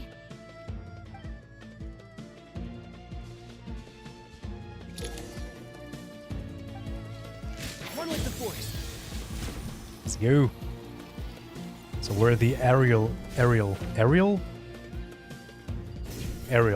unit. This feels pretty, like, this is pretty cool. Like, it feels like we're literally sneaking in. Like a stealth mission. Probably have to do this one now. Come on, man.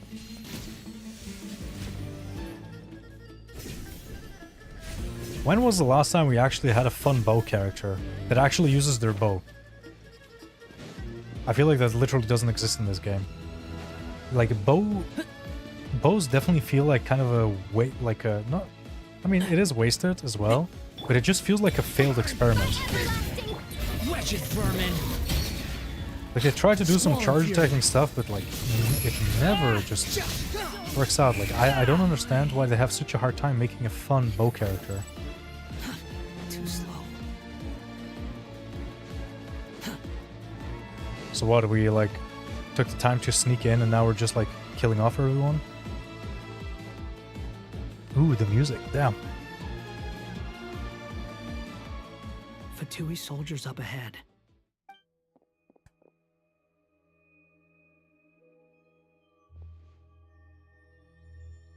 Careful. Prepare for battle. Hey! There's people over there. What? Oh, Fatui, you mean? You have some nerve showing your faces here in the center of Sumeru City. Ooh, it's Pantalone. What the hell? Why is he at the front lines? You're right on schedule. Well, this guy sure as heck isn't your average Fatui sergeant. They've stationed quite a few people nearby. It definitely looks like they were waiting for us. But something feels off. Everything about this guy feels too deliberate. I highly doubt he's just a subordinate of Dottore's. And he's no mere sergeant. Whatever his rank is, it's high. Much higher than we thought. So you've been waiting for us. But it looks like you're geared up for a conversation, rather than a battle. Very clever, General Mahamatra Sino. I know you're the one in charge of this siege, and I look forward to making a deal with you. Oh, of course, he's gonna make a deal instead of fight. Okay, okay. I ran for 10 minutes so that my cousin can get his train on time. I'm so dead. Oof, 10 minutes, dude? 10 minutes of running? Oof, oof, oof, oof, oof. In this weather? Man. A siege? Welcome back. Sumeru City belongs to us. Historically, yes. But things can always change. We have quite a sizable force with us, you know. For instance... There's a Fatui ambush at the north gate. Can you handle him? We can for now. Yes, I'm quite sure both sides can hold their ground for the time being. The battle has not yet reached its climax. But what happens next? Do you enjoy watching bloodshed? Surely some of those here are people you count as friends. Once a war begins, some people must die. I doubt you wish that fate upon anyone you know. Wait a second. It's a trick. He's not even there. What? Silence. Oof. How did he see through him, though? What was that? A ghost? What? Curses. He was never there to begin with. That was just a shadow projected there to lure us in. He's just wasting time. He's a professional time waster. It's crazy. I apologize for being unable to accompany you at this crucial moment, but I am compelled to leave for reasons beyond my control. Please excuse me. Sumeru's General Mahamatra is quite ruthless. It's a good thing I wasn't there in person. Your illusion held them up for a time just fine. But now that they have seen through it, they will realize you were just a decoy. Decoy or not, what matters now is that they will be heading your way imminently. He doesn't give a shit. Imminently? They are already here. What? So fast? Oh, of course, it's this party. Yes. You know, we also had our strategy. You know, we're not stupid. Not always, at least. We made it! Snipers? Snipers just don't work in this game. You go help Sino. Don't worry about us. We'll manage from here. Are you sure you don't need me to stand guard? No need. Once the connection is established, we'll disappear from the sanctuary of Surasthana. Go help the others. All right. Goodbye for now, then. Please tread carefully. Okay, okay. It's time. Us and the Wanderer. It's time. Dude, the Wanderer is gonna beat up this guy. Now where's the interface Nahida mentioned? Come on, where's it hiding? Where do you think? Paimon, where do you think? Guys, where do you think the terminal would be? We can connect to the inside of Irminsul through the Sanctuary of Surasthana's built-in security system. You should be pretty familiar with the process. Is it the same route as last time? Oh, as we fought him? For the most part. We don't need to adjust any of the parameters. Then I should be fine. And Paimon? Once you're both ready, we'll set off. Wait! The stakes are way higher this time, right? Maybe Paimon should stay outside and help the others. Then, you can focus on the fight without having to worry about Paimon. Huh? Why are you staring at me like that? It's nothing. I just suddenly realized how much you've grown.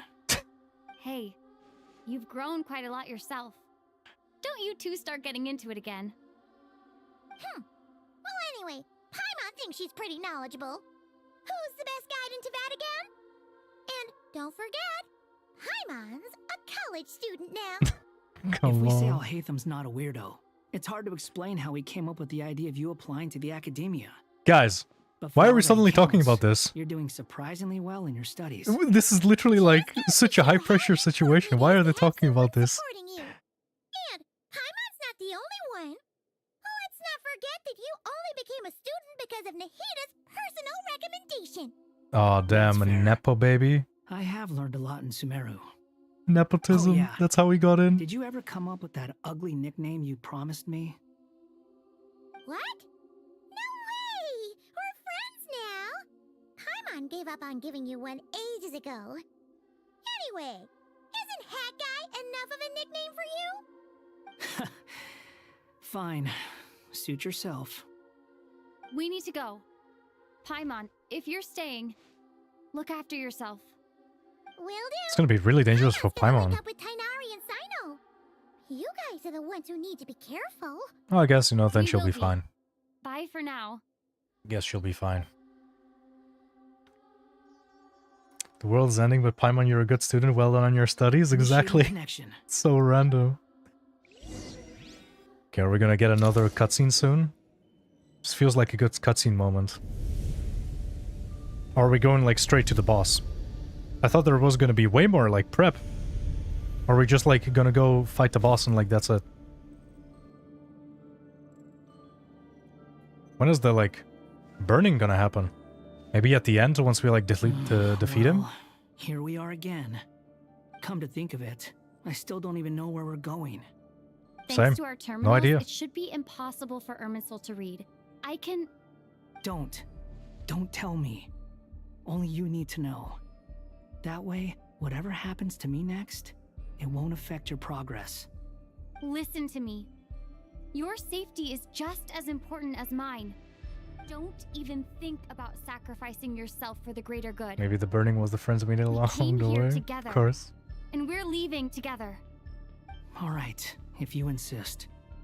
I won't argue with you.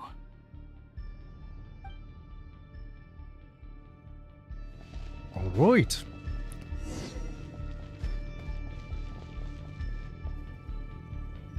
This reminds me of that one place. This place looks so different from how I remember. It's What does it look like again? unrecognizable. It's a complete mess. Like someone's turned the place upside down. I don't know, it looks pretty good to me. Doing. Either he's searching for some information he needs, or It's still changing. he has to know we've entered Irminsul. But luckily for us, he can't pinpoint our location. Why not? Be on your guard. Don't let him find us. The red parts have probably been corrupted by Dottore's power. Don't touch them, or you might alert him.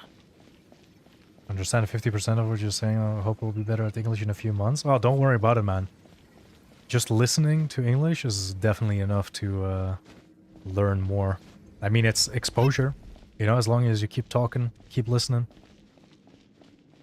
keep interacting with English, like it will go very fast. Very, very fast. Oh, so you literally die? I just wanted to stand in it to see. Oh. I swear I didn't stand inside of it. Anyways. Okay, so He's we... looking for us. Tread carefully. That wall could be a problem. Fortunately, it looks breakable. Give it a shot. Breakable? Elemental skill? Okay, well... Why did I jump? Literally, why did I jump? Oh, okay, I guess that also works.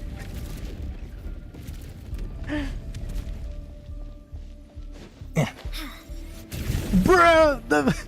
Oh, nice. What? Didn't it tell me to use my elemental... Oh.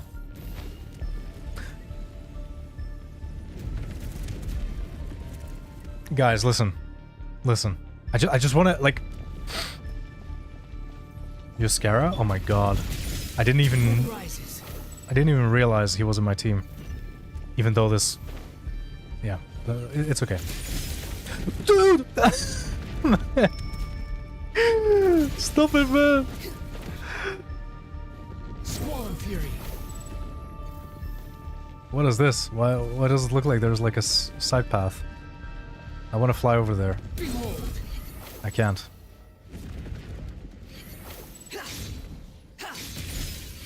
No! Oh, you gotta be kidding me. Mr. Hat Guy. Don't worry about it. Don't worry about it. Swarm Fury. There we go. Easy. I'm a pro, just so you know. Just so you know. Behold.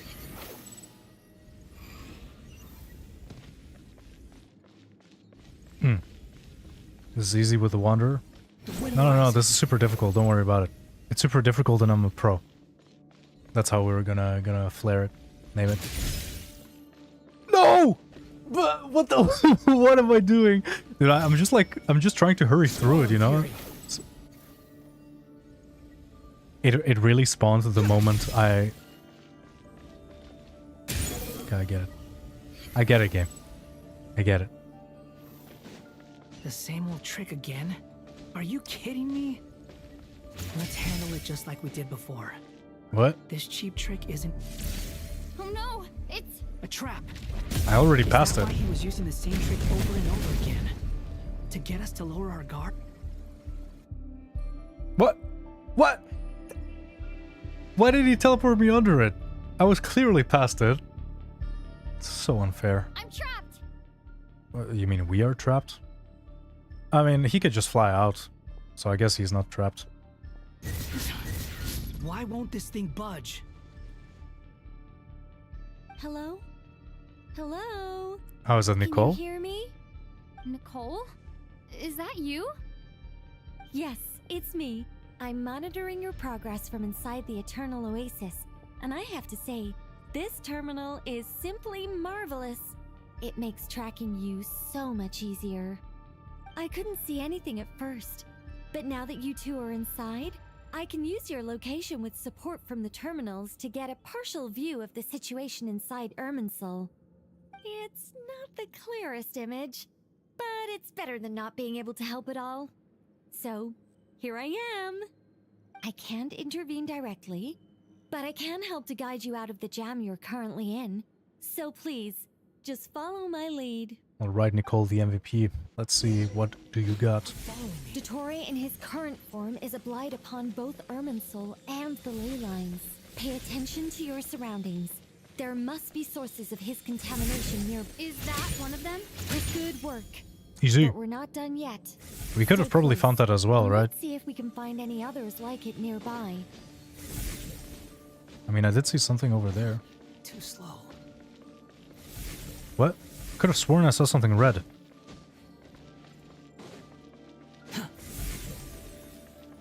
Do I have to follow her?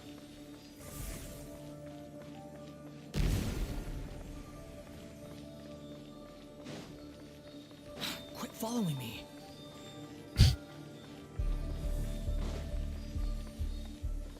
What? Behold. This must be another one. Agreed. Now... Oh, wait! Watch out! I already did it. I already did it. The seal is broken. Quick! Get out of there! What? Why?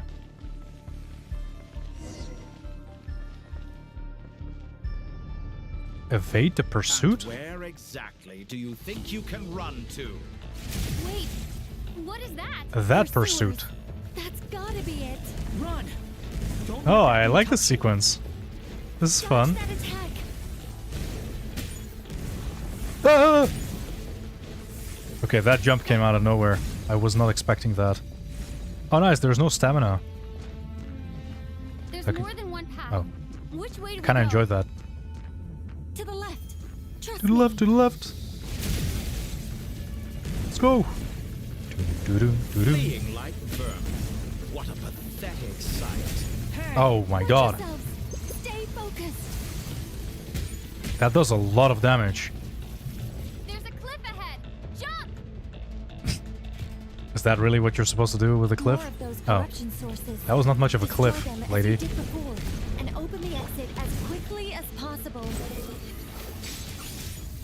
They're relentless. Bruh, Is he trying more. to wear us down? You'll just have to destroy these two. Thank you, Nicole. That was very insightful. I think the pursuit is over. Hard to say. Oh, there's the boss arena. There we go.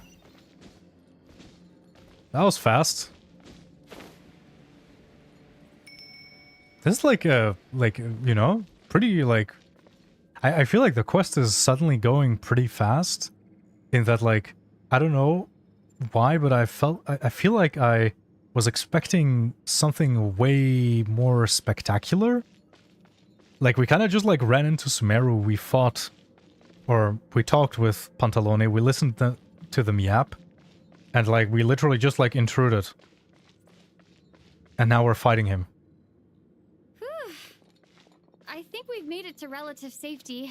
It almost makes me wonder what was like the 6 hours of like setup for. Like we set up so long for this sequence, and like I know like it was important for us like connecting with Aru so we can teleport to Sumeru and stuff like that.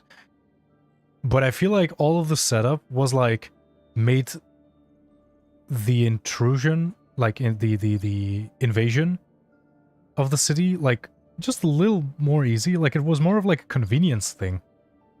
I don't know. You doing okay? I'll be fine. Don't worry. Take a short rest, and then... Nicole? Nicole! The connection's Nicole! been cut. But that means... Oh. Why did he let us in so far, though? One another. How very touching.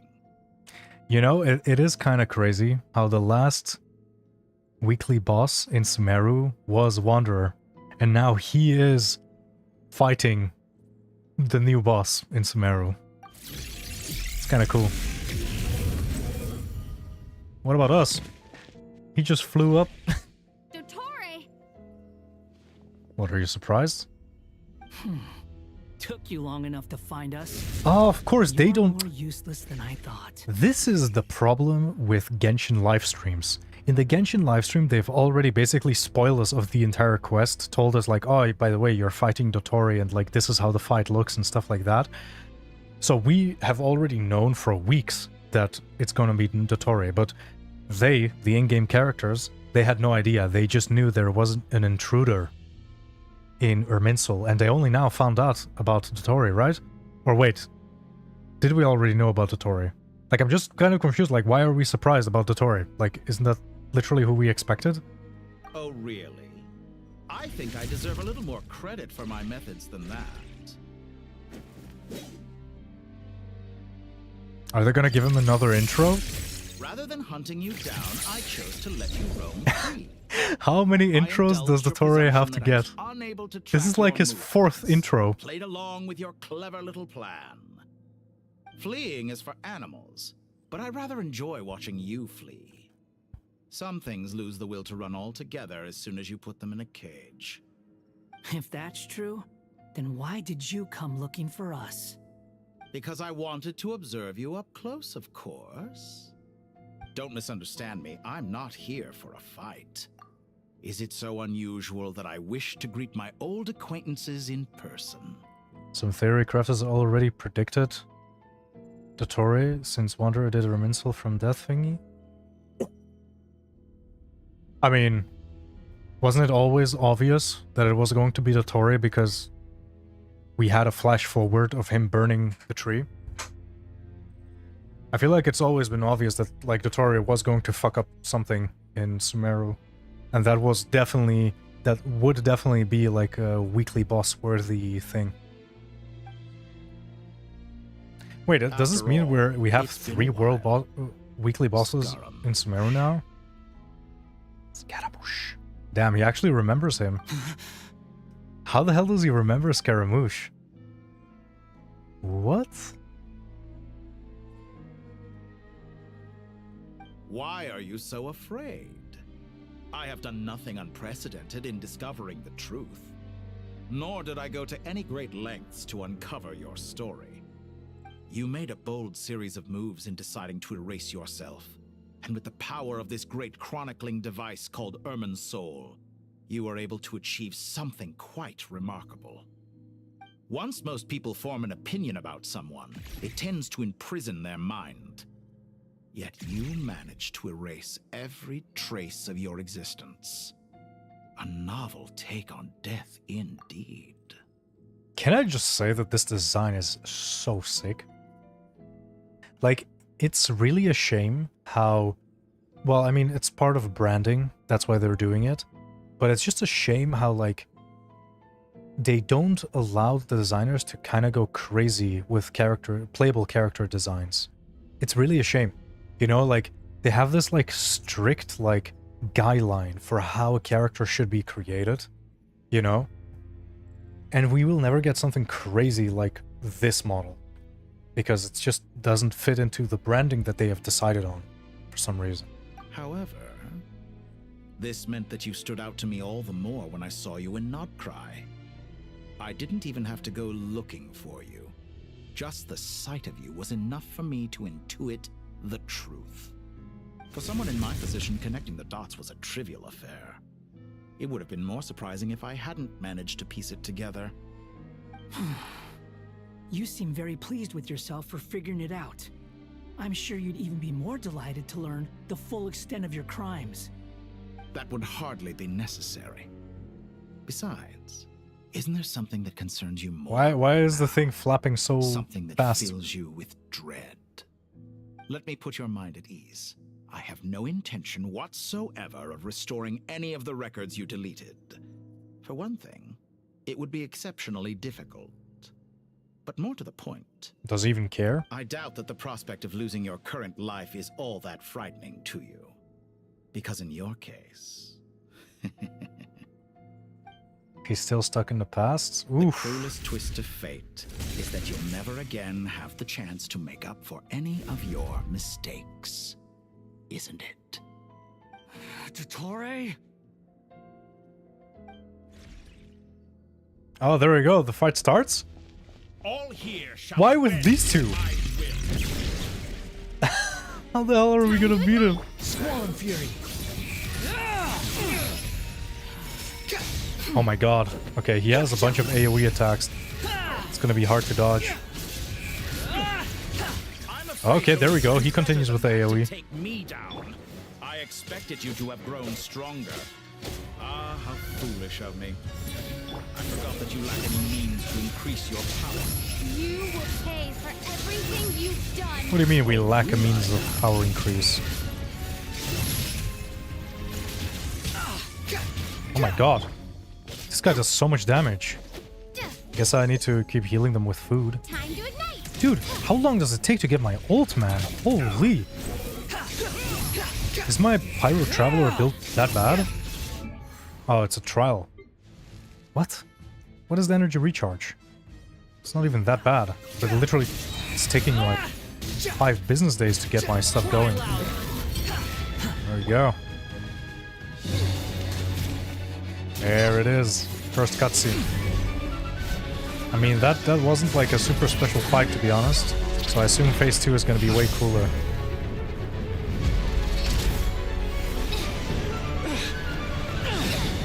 Oof! Damn, that was a good throw. Why did he throw us into the rock, though? Does the prospect of death amuse you? I could ask you the same question! Oof. I'll distract Dottore. You focus on the mission. Got it. God, Hat Guy still has one of the best designs in the game. It's just unique, you know? It just doesn't look like any other design. There it is, the Eternal Oasis. For the hopes and dreams of the masses. Oh, it's like gonna be one of those Goku things again? Everyone, give me your power! May wisdom's light eradicate ignorance and darkness, and hereby fulfill our ancient vow. What ancient vow? Commence data extraction. What? I always find it funny when we randomly pull out these, like, you know, attacks. Like, we just suddenly started praying and suddenly we can do this, like, crazy attack.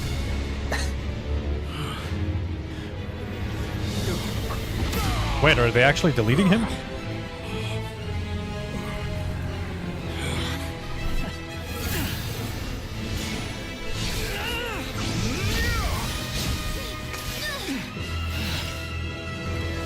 You cling to outdated ideals and stand in the way of progress. You will pay for interfering with the grandest experiment of all time. Oh! Holy shit, Tiny Radish goes Super Saiyan, what the fuck? What? Holy shit, that was actually sick. Good timing. Dottore, as clever as you are, you fail to understand wisdom. Wisdom takes many forms, but the path you have chosen eschews them all. Huh.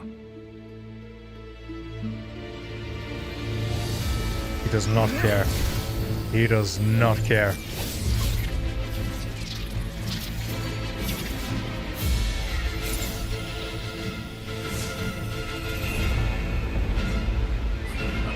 Oh my god, there he goes again.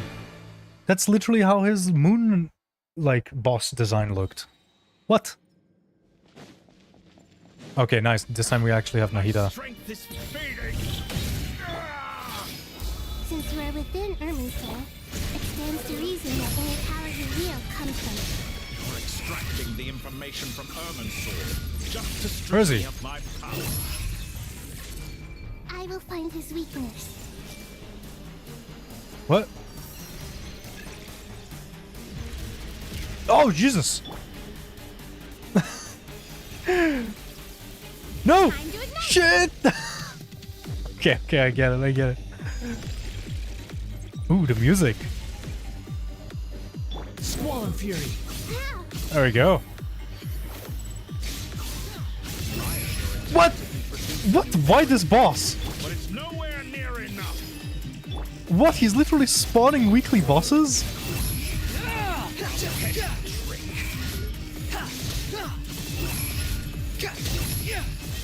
That's a cool mechanic though. I actually do really like that boss mechanic. That's fun. But holy shit, we're doing no damage here. That's crazy. Squall and Fury.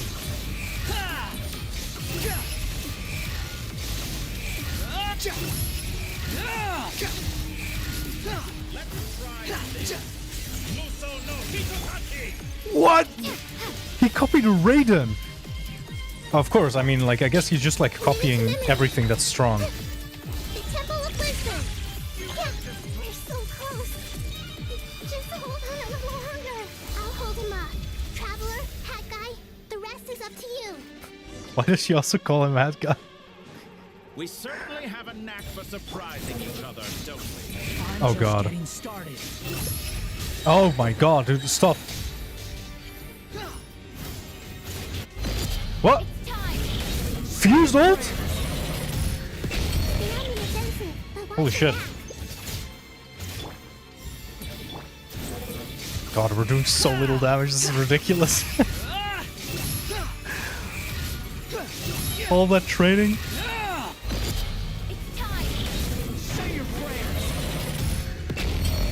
Okay, Jesus. Well, that ultimate is something though, yeah, now. Man, my Wanderer is constantly the one that's taking the hits. Soon I won't be able to give him food anymore. He'll be full. It is nice that, like, he's completely skipping this mechanic though. Oh my god, I was afraid he was about to dodge. Time for you to die. Excited? Time for me to die? Oh my god. How could I approach this place with death? No! Something I I'm not floating! The Help! last gasp struggle of a dying man is a pretty pathetic sight. Okay, maybe the fight is a bit more difficult when you're just not floating in the air.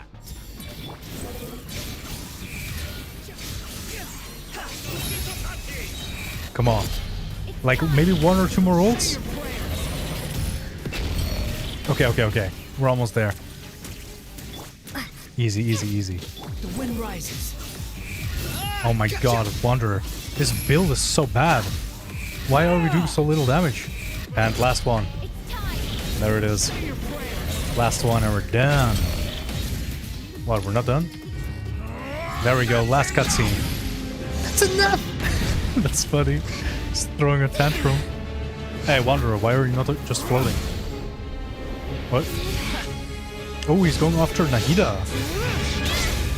There it is. Oh, what is she gonna do? Oh, the Gnosis was still inside of us. Do with it as you see fit. I completely forgot about that. What is she gonna do with Hypnosis though? Just as you say, this world is home to some archaic things. And as you suppose, you are a formidable opponent. What is she gonna do? You have coveted the secrets of wisdom. Oh, dude, this shot is sick. So now, I will demonstrate true wisdom in action. What can she even do with the pyronosis? Supreme authority as the keeper of Irminsul. Commend me or condemn me. But give your verdict now! What?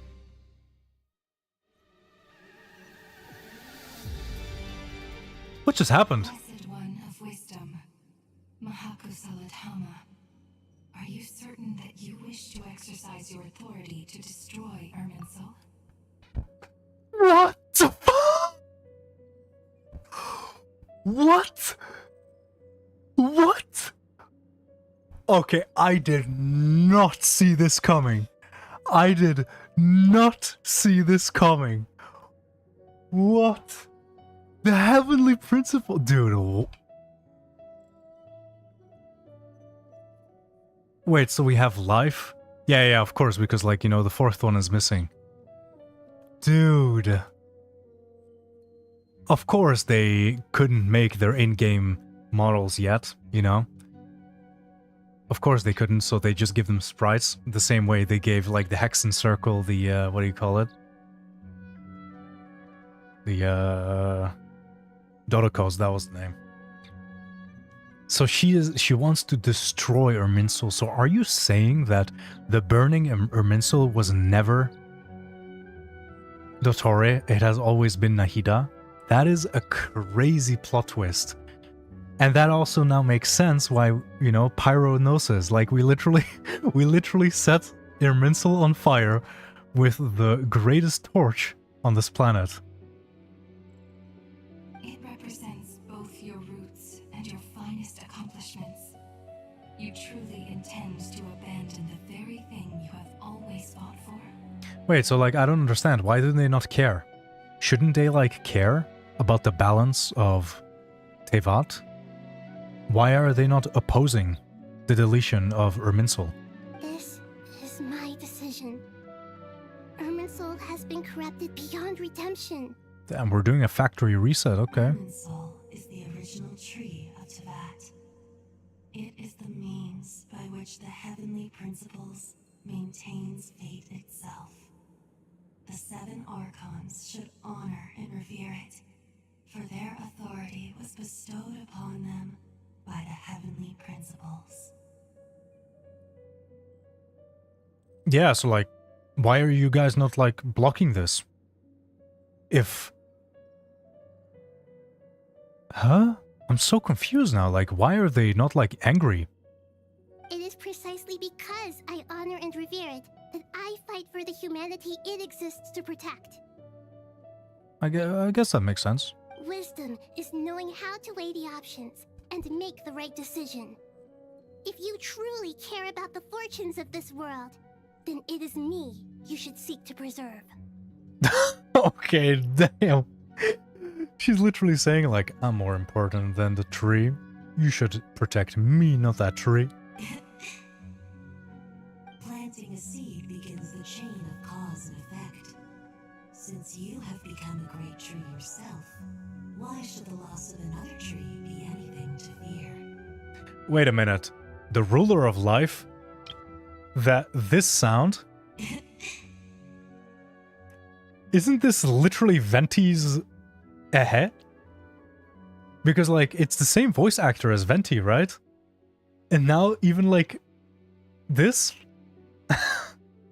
Venti is not escaping the child allegations. Damn, that was it? That was it for real?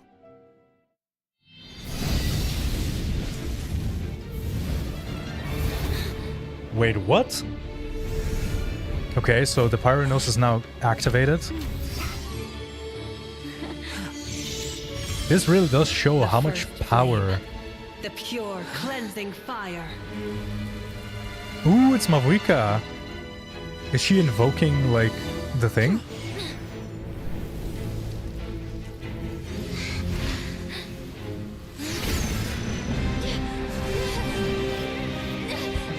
What? He's still there?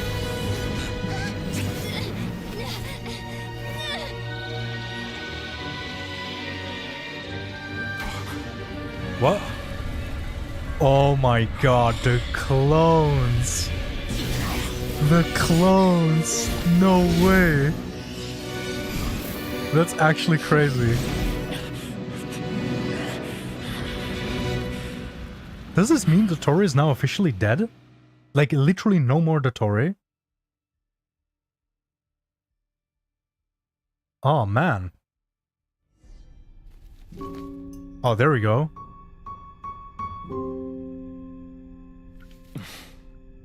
Shall we? Where were we? I was suggesting that you needn't perform when signing a contract. You're only sitting here because your bank demanded an evaluation of the trustee. So you told a story about a young scholar from a merchant family in Sumeru? I told a compelling tale, didn't I? The post-expulsion story is far more captivating. The human experiments or the elixir of immortality? The part where you die. Ah, yes. My favorite part. Wait, are we actually going to see how he killed the original? The 35-year-old segment thought of himself as dottore, reserving the name Zandik for the original specimen. Of all the segments, he was the most selfish. After his expulsion, dottore searched for a new direction. He joined the Fatui, studied Elazar in great depth, secured resources. He was rather fortunate in his career. Zandik turned to Conrian technology and successfully created his segments. But this was not immortality. Even with backup segments, his body would still age. Still, thanks to Snezhnaya, Zandik found the ideal base for his experiments. Then a perfect partnership materialized at a crucial moment. The year that both parties realized they needed more time. Fortunately, Zandik succeeded. In a miraculous turn of events, he gained the extra time he needed. I seem to recall it differently. All right, it's true. No matter how much elixir he took, Zandik remained human and continued to age. Then, on the morning he turned 85...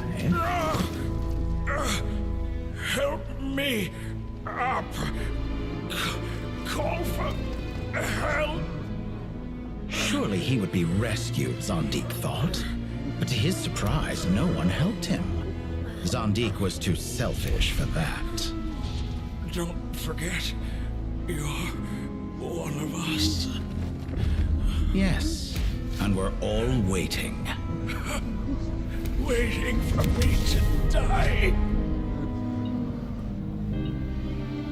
Pantalone arrived for a meeting and happened to witness what followed. He found it unsettling.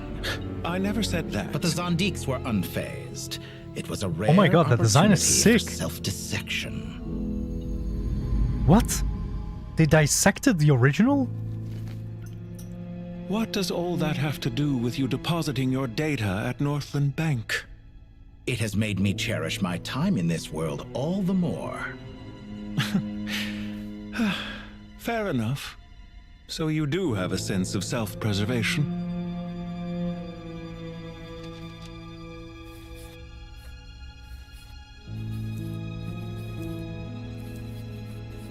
Damn, did he use Zandik as his signature?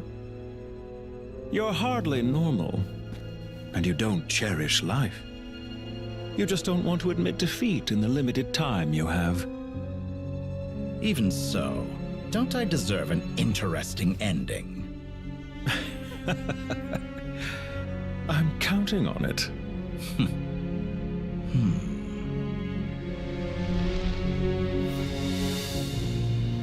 So what, he's still not dead because, like, the rest of his soul is kept in... If nothing else, I expect my funeral will be a grand affair indeed. Okay, dude, of course he's not dead. Of course he's not dead. But hey, that's sick though, like, did they, like, basically just already show us the future Dottores we're going to fight? What a magnificent fire. There it is. So this is what we saw, like, what, like How many years ago was it now? 2? Or something? 3? Actually seeing it in-game is crazy. Oh my god. In Snezhnaya, we light fires to ward off the cold. Fire, it seems, is antithetical to ideas such as cold, frozen, and unchanging. Of course he's not dead though. Like, who is this now? Where did this guy come from suddenly? I mean, which dottore is what, man? Like, I don't understand anymore. Like... Perhaps it has always been that way. From the beginning, fire has been used to drive away wild beasts and warm the body and mind. You could say it's a form of treatment. One that cures the human heart of mortal fear. Mortal fear? Something you haven't been acquainted with in a long time, by the sounds of it. Whereas you, I'm sure, must know the feeling quite well indeed. I remember when we first discussed the elixir of immortality. You claimed that extending your lifespan was about buying more time. But was that really the truth? Oh, wait, so this is this how Pantalone said, like, back then he just mentioned, like, for centuries. So, like, that means that he has been alive for centuries, I think. So does that mean, like, the elixir that the dottore created, he has been taking all this time? You fear the prospect of dying a wretched end in this world, don't you? Of course I do. I'm only human, after all. And while you may have forgotten it, you cannot deny that you too were once human, dottore. I do not believe that there is no such fear in your heart. Perhaps you are right. But I abandoned it long ago and devoted myself to my experiments. I have felt no fear since. From the very beginning, I never thought you could win this game.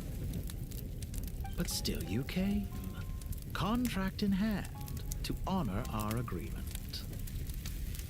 But I mean, what now? Dottore tried to steal the moon fragments. He failed. He tried to steal Irminsul. He failed. Literally, what else is there for him to do? Is he now gonna go after Celestia? I don't know.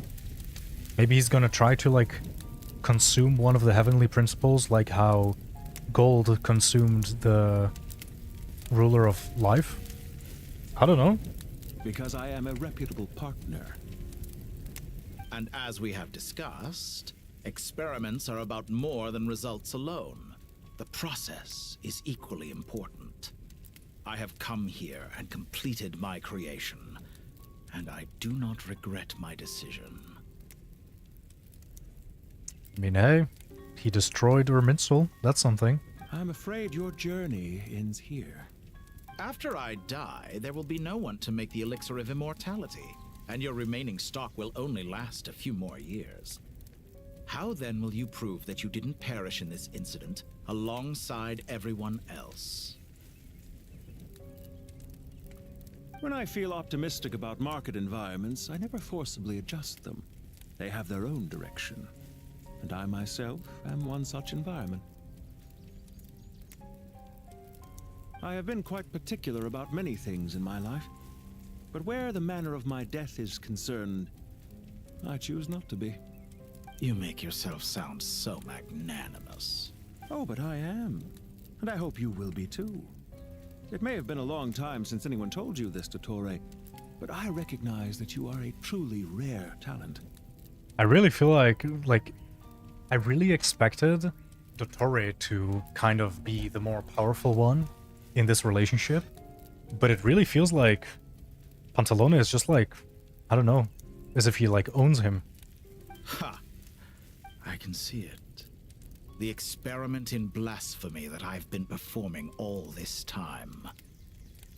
It has been a long process, and I do not care about the results as much as people might imagine. If the very goal of your experiment was to explore infinite possibilities, then there was never any reason for it to end. Indeed. Yet now, the experiment has officially drawn to a close. What should I call you? Zondik? Or do you prefer dottore? Suit yourself. Goodbye, Feofan. Feofan. This time, that's what it truly is. Damn, we actually got... Oh, what? He actually died. What the... Oh my god, like, I actually thought he was, like, alive, but they just bamboozled us, man.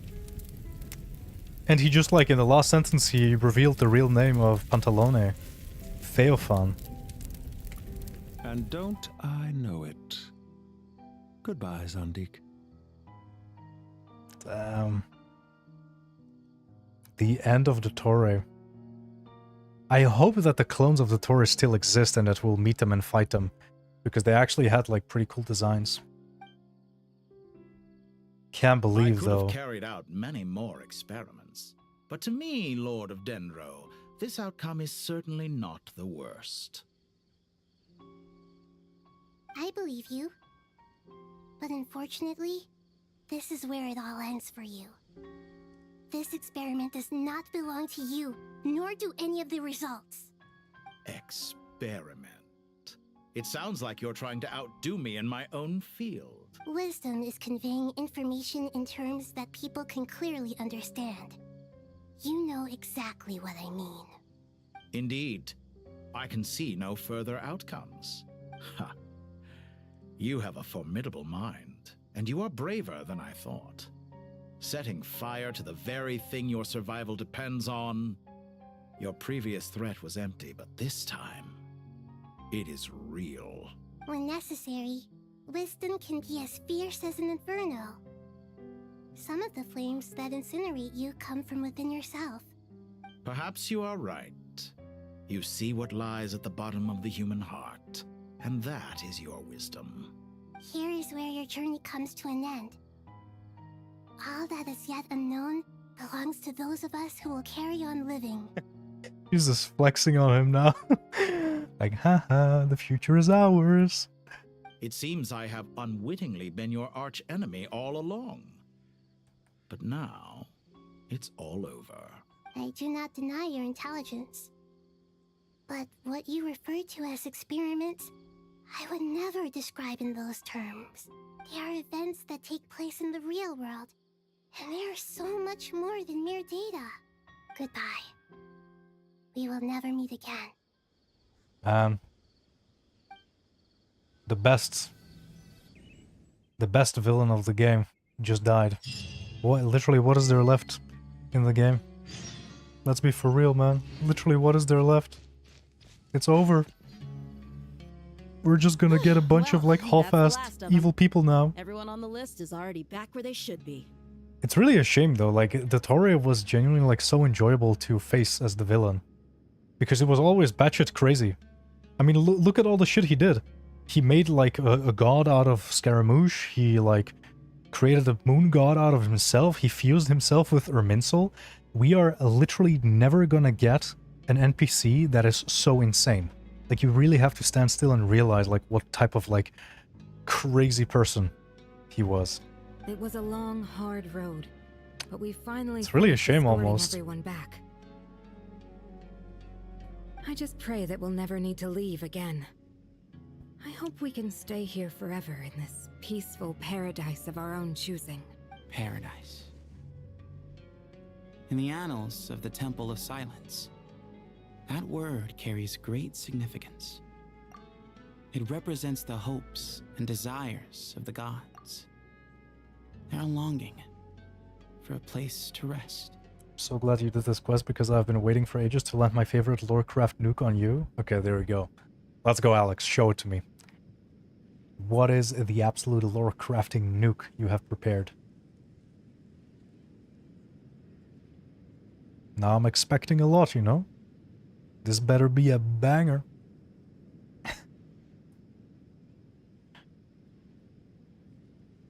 I'm still waiting.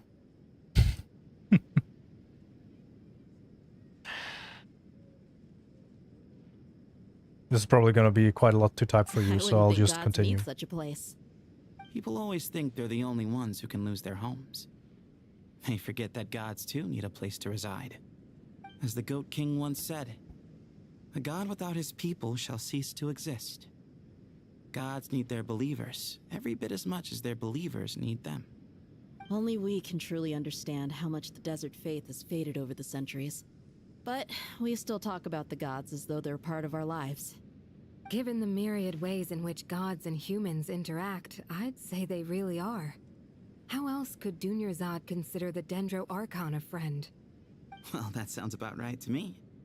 Describing them as friends sure makes us feel. So this is gonna be like the after thing If you told yapping. me a few years back that I'd have this many friends, Real big I'd have post? called you a liar. Oh. Belief is a choice, just like friendship. We've made our choices through battle. The right ones, wouldn't you say? Okay. Let's see. So this is a theory on Dottore's real plan. Dottore's real plan in 6.3 and 6.6. Dottore's motivations. Both Dottore and Pantalone hate the current world order. They want humanity to be ruled by their own, not by the gods, and they want to be in control of their own fate. The Doctor. All who live yearn for equality, but unless the gods prostrate themselves and profess that they are mere servants of the living, equality can never exist. I say, better to be governed by a flawed humanity than a gnosis. Pale Flame Artifact Pantalone. We, humanity, shall, by whatever means necessary, become the heart that pumps money around the world. And when the moment comes, that heart shall cease beating by our own will alone. Pantalone, neither he nor I are tolerated by the rules of this world. We're both searching for a new order. Our ideas and the final form that should take may have differed, but our journey took a shared path. Willfully blind, how can you be so satisfied with your fate? This loathsome world. Let's not pretend that you're any more innocent than I am. Are we not in the same in this regard? We both despise the existing laws of this world, and neither of us enjoy being under anyone else's control. It is really so greedy to want the world to operate by a new set of rules. For someone who despises them so, you never seem to have any objection to me creating or becoming one. At first I thought you'd be furious, concerned I would terminate our partnership. Yeah, so this is like, we literally did this like just a second ago, so I'm not going to read that. Dottore's primary motivation wasn't to seek power, it was to overhaul the current world order and elevate humanity above the gods. He doesn't even cherish his own life, so why would he want to seek power for his own gain? He would only do so to accomplish something else, something he values a lot more. That's also why he was so desperate for the Traveler to join him, because a Descender is an outside variable that can overhaul Tevat's predetermined system of faith. By being defeated in 6.6, Dottore got exactly what he wanted. The burning of Erminsul lifted the shackles of fate upon humanity. Create a new world inside the existing one. What if the new world he wished to create was Tevat, unshackled from fate? Which indeed exists in the old world of Tevat, shackled by fate. Even here he says he will make the most of the opportunity to experiment, as if he already knows his current existence in Erminsul will not last. Dottore criticizes the nature of the segments. Though I must say your disdain for the other segments is quite amusing. Zandik is you and you're Zandik. Yeah, we already read all of that. A soul living forever in the past inevitably holds different views than he did in the later years. The same thing that completes me also restricts me. Anomalous Tree Marrow 3. It has been some time since my return from Sumeru, from that operation where I lost me, myself, and I, amongst others. Anomalous Tree Marrow 2. 25. That's not surprising, I suppose. Who can really tell the whole lot of me's apart? So I assume these are like the numbers of the Dottores? There's only one me, Zandik's the main, and not a segment. The main doesn't count. He doesn't count? If you ask me, neither you nor I are truly me's. Segment 35, the Dottore we know, is not content with the nature of his own existence. In his opinion, every segment of his is being restricted, forever stuck in limbo and incapable of mental change. As a result, he only called himself dottore and never Zandik. Even when he was Zandik all the same, it's possible he never saw himself as a true individual. Was his soul split into two, or was it split into three? The game previously established that soul rituals involve splitting the soul into 3 parts, not 2. Trifactor exertion. Yeah, I mean, you also have like the entire thing of, you know, the Zebai stuff. Paimon, as you do not practice self-cultivation, I cannot help you fully understand. But you can't think of them simply as emotions and desires. The act of severing the 3 deadly selves is a means of exercising wicked desires and cultivating one's true self. I believe other nations have similar practices. In Sumeru it is known as shattering Atmagraha. Damn, well there you go. There you go. I mean, that's a really solid connection. He literally had to mention exactly Sumeru. So how can we be sure that the Taurus soul was actually only split in 2?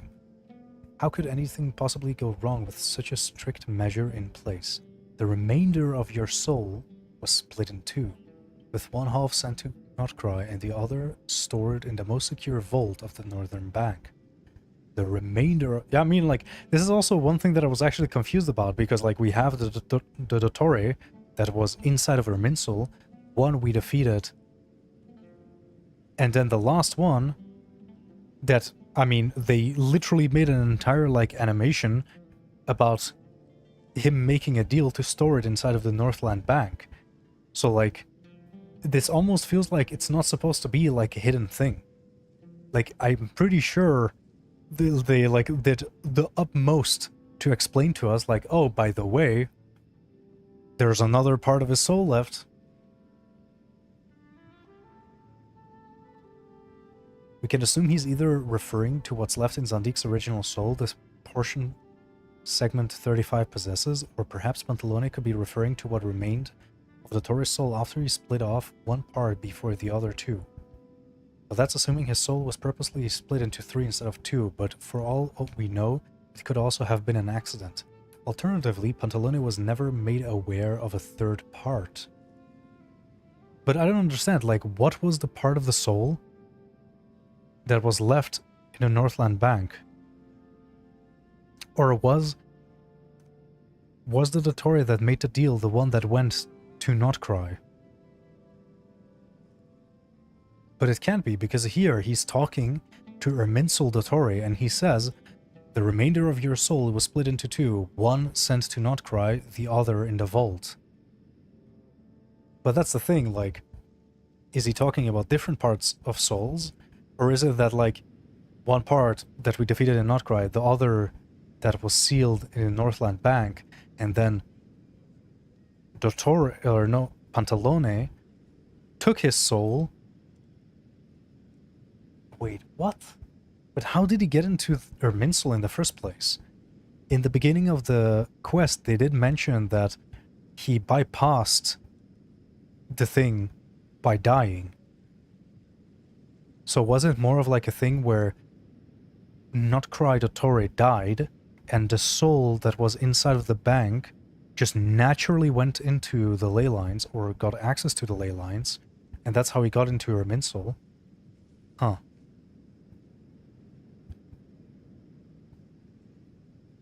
But then here Pantalone just says, the part of your soul. The part of your soul that went to Notcry caused quite a stir, sending our organization back to the drawing board. This may not mean anything though, it could just be used as a synonym for half, where the original CN text may not have said anything of the sort. What's on your mind? The limits of humanity, it's a pity, blah blah blah. We read that just now. What is the meaning of this conversation? Why was he calculating what amount of one's soul was needed to sustain someone if his soul was just simply split into 3?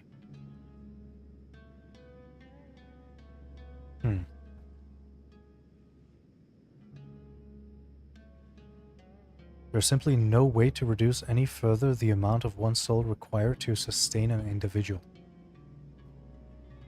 Okay.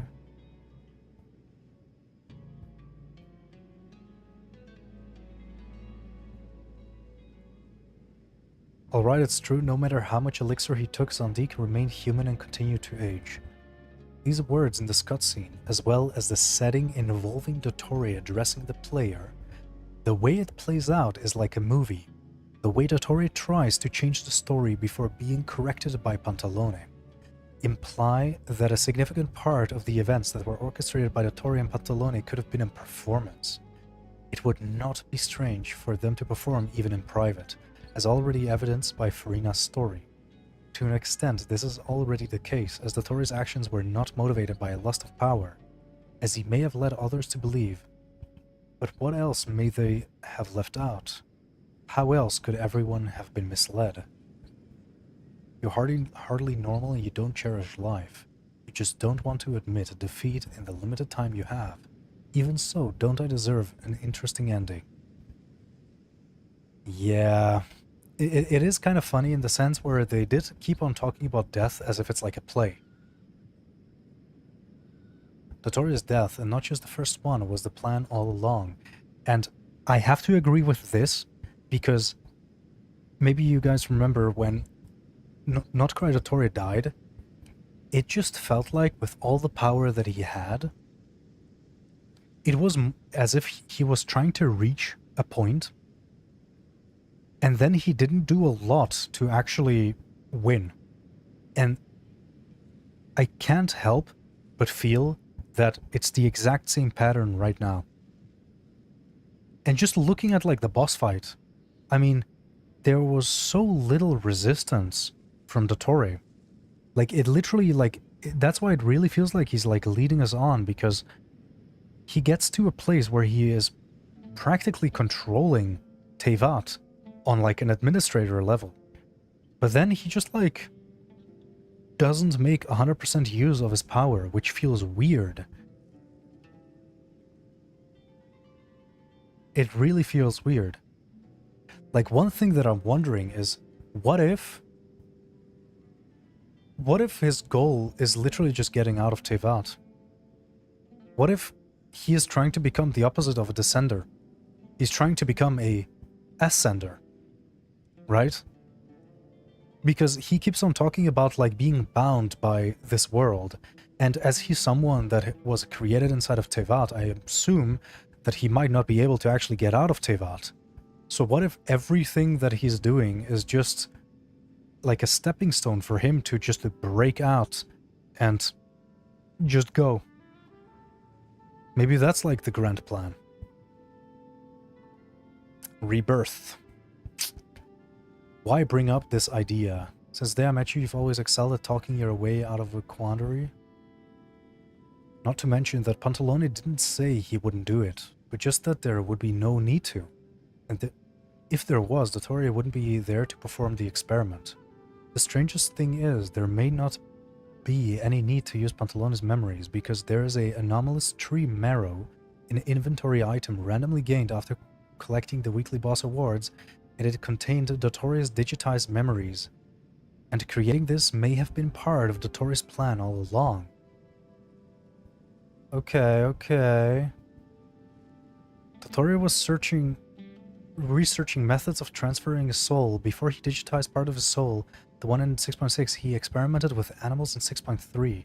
It may seem like he only did so to research methods of transferring souls before turning to digitization, but what if that's not all? After all, that one lizard keeps showing up.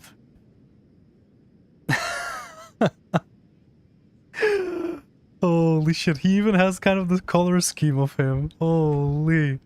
Wasn't there someone that mentioned a lizard? Was it you, Alex? Were you the one that like... Because I remember someone mentioned a lizard when we were here. Yeah, you were the one that mentioned it. That fucking lizard, yes, I remember. Man, you're sneaky, It goes without saying that this is deliberate. It coincidentally also shares the same color scheme as dottore. Well, there you go, I also noticed that. And also shows up at moments when the characters are discussing more important plans. What if dottore splits his soul into 3, Part 1 was the heretic of the false moon. Part 2 was the exalted master of heretical path. And Part 3 was placed inside this lizard. That's actually hilarious. Dottore was once disguising himself as Escher. The Dutch graphic artist M.C. Escher created multiple mathematic artworks that involved reptiles and lizards. You can read more about Escher's theories here, as well as links to the posts included. People are also theorizing about Dottore's upside-down imagery like here. If nothing else, a part of Dottore's soul may still exist inside that lizard.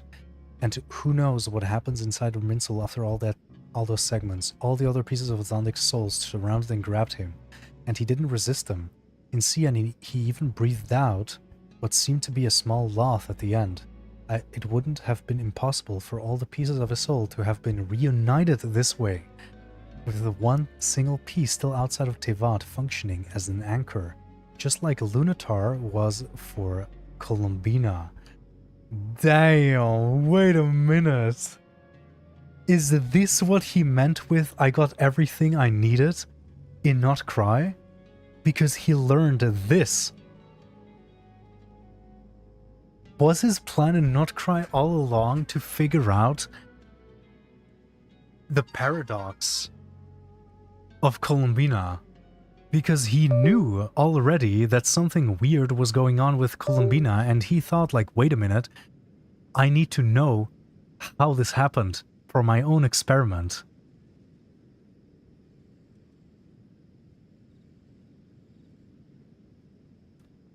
That is... Wait, everything is suddenly making sense. Everything is suddenly making sense. And what Dottore's plan with the Traveler? Did he just want to drag the Traveler down with him? Or some people are theorizing, did Dottore extract something from them? After all, Dottore craved the special status of a Descender, being a variable in Tevat who is not connected to Irminsul. Could it be that he took the chance to, like, analyze something about our abyssal powers?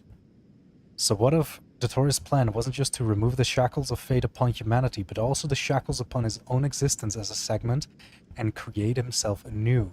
His death may not have been a true death, but a method of rebirth. Dude, this is a banger theory. This is a banger theory. There is, like, it just... These types of theories are nice because, like, they actually have some points where it's like, okay, wait, like, this is too suspicious to just be a coincidence. Right? Man. Good stuff. That was good stuff. So everything we did to revive Bina ultimately helped him?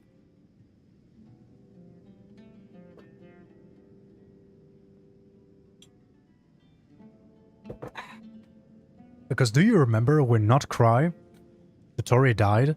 The way he, like, looked up at Columbina and just let the light wash upon him? It's, now that I think about it, that's literally as if he wasn't there to fight back. He was there to gather data and send it to the other Dottore. Like, he was literally there to witness the moment of Columbina's birth, so he can do it himself. That is actually crazy. That is actually crazy. I'll be heading back to the Temple of Silence. I heard the Goat King and the Ibis King decided to pay us a visit. How about you? And you know what? I think this also ties into Zandik, like, where he's from. He's from Sumeru. Sumeru is bound, you know, by Middle Eastern and Indian culture. And in Buddhism, right? It's about rebirth. It's not about eternal life, right? Was it Buddhism? Or was it Hinduism? I think I'm swapping the two, maybe. But if I remember correctly, that religion was all about rebirth.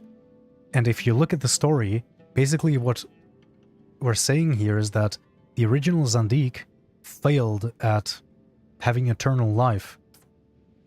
And the segments basically learned from that.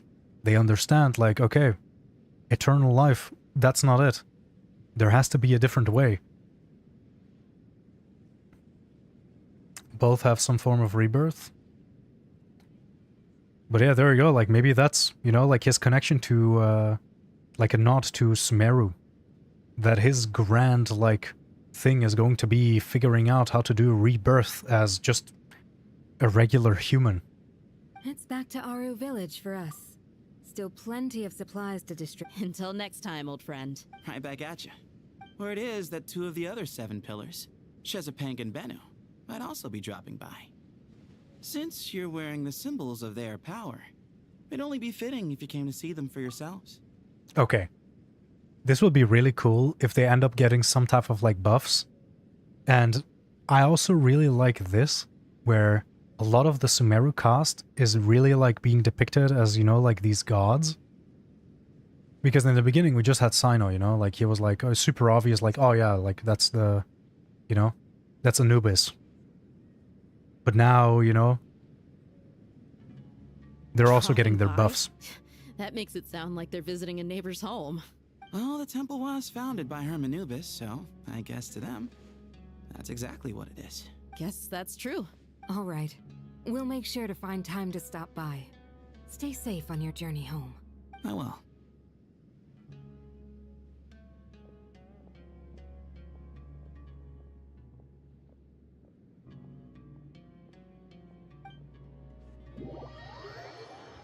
By the way, how long is it from now? Because I assume there's going to be a lot of yapping left. The epilogue is always long as hell. Point. See? Retirement has always been a problem, especially for old-timers like us who've been locked away all these years. You finally step out into the light, and bam! 50 minutes? Okay, that's nice. Face to face with a whole different world. Naturally. What do Naturally. you think, Layla? Huh? Why would you Why is Lila here? ask me? How could I possibly be qualified to decide where the servants of King Deshret should live? Sorry if I'm not my really a fan questions of are her clear. English voice acting. Do you think their statues will stand out too much if we place them here? Hey, I never agreed to this. How could we possibly allow our statues to be left in Hermanubis' home? That would be like breaking into someone's house, then pretending it belonged to you in the first place. Different beliefs can coexist. We still need to respect one another. By which you mean, you two plan to stay at the Temple of Silence, for a while at least, but you have no intention of relocating your statues here. So, you see this as sort of a family visit? Is that correct? Family. It's actually kind of funny how these guys are now just walking around. Like, we got literal deities just... But I'm wondering now, like, what is even their power? Now that King Deshret is gone, what can these guys even do? That's what I'm wondering about. You could say that. In a sense, Hermanubis would view this as his home. Just look at this place. Magnificent, is it not? The sad truth is, in the past, all 3 of us invested so much into misguided ventures. We failed to build what we should have, and wasted so much time instead. And what do you mean by that? What, are they gonna, like, build statues of themselves now? I mean that for the most part, time spent associating with the likes of Sobek, and, let's say, Thoth, might reasonably be considered wasted. To his face as well? Why does that not surprise me? Go on.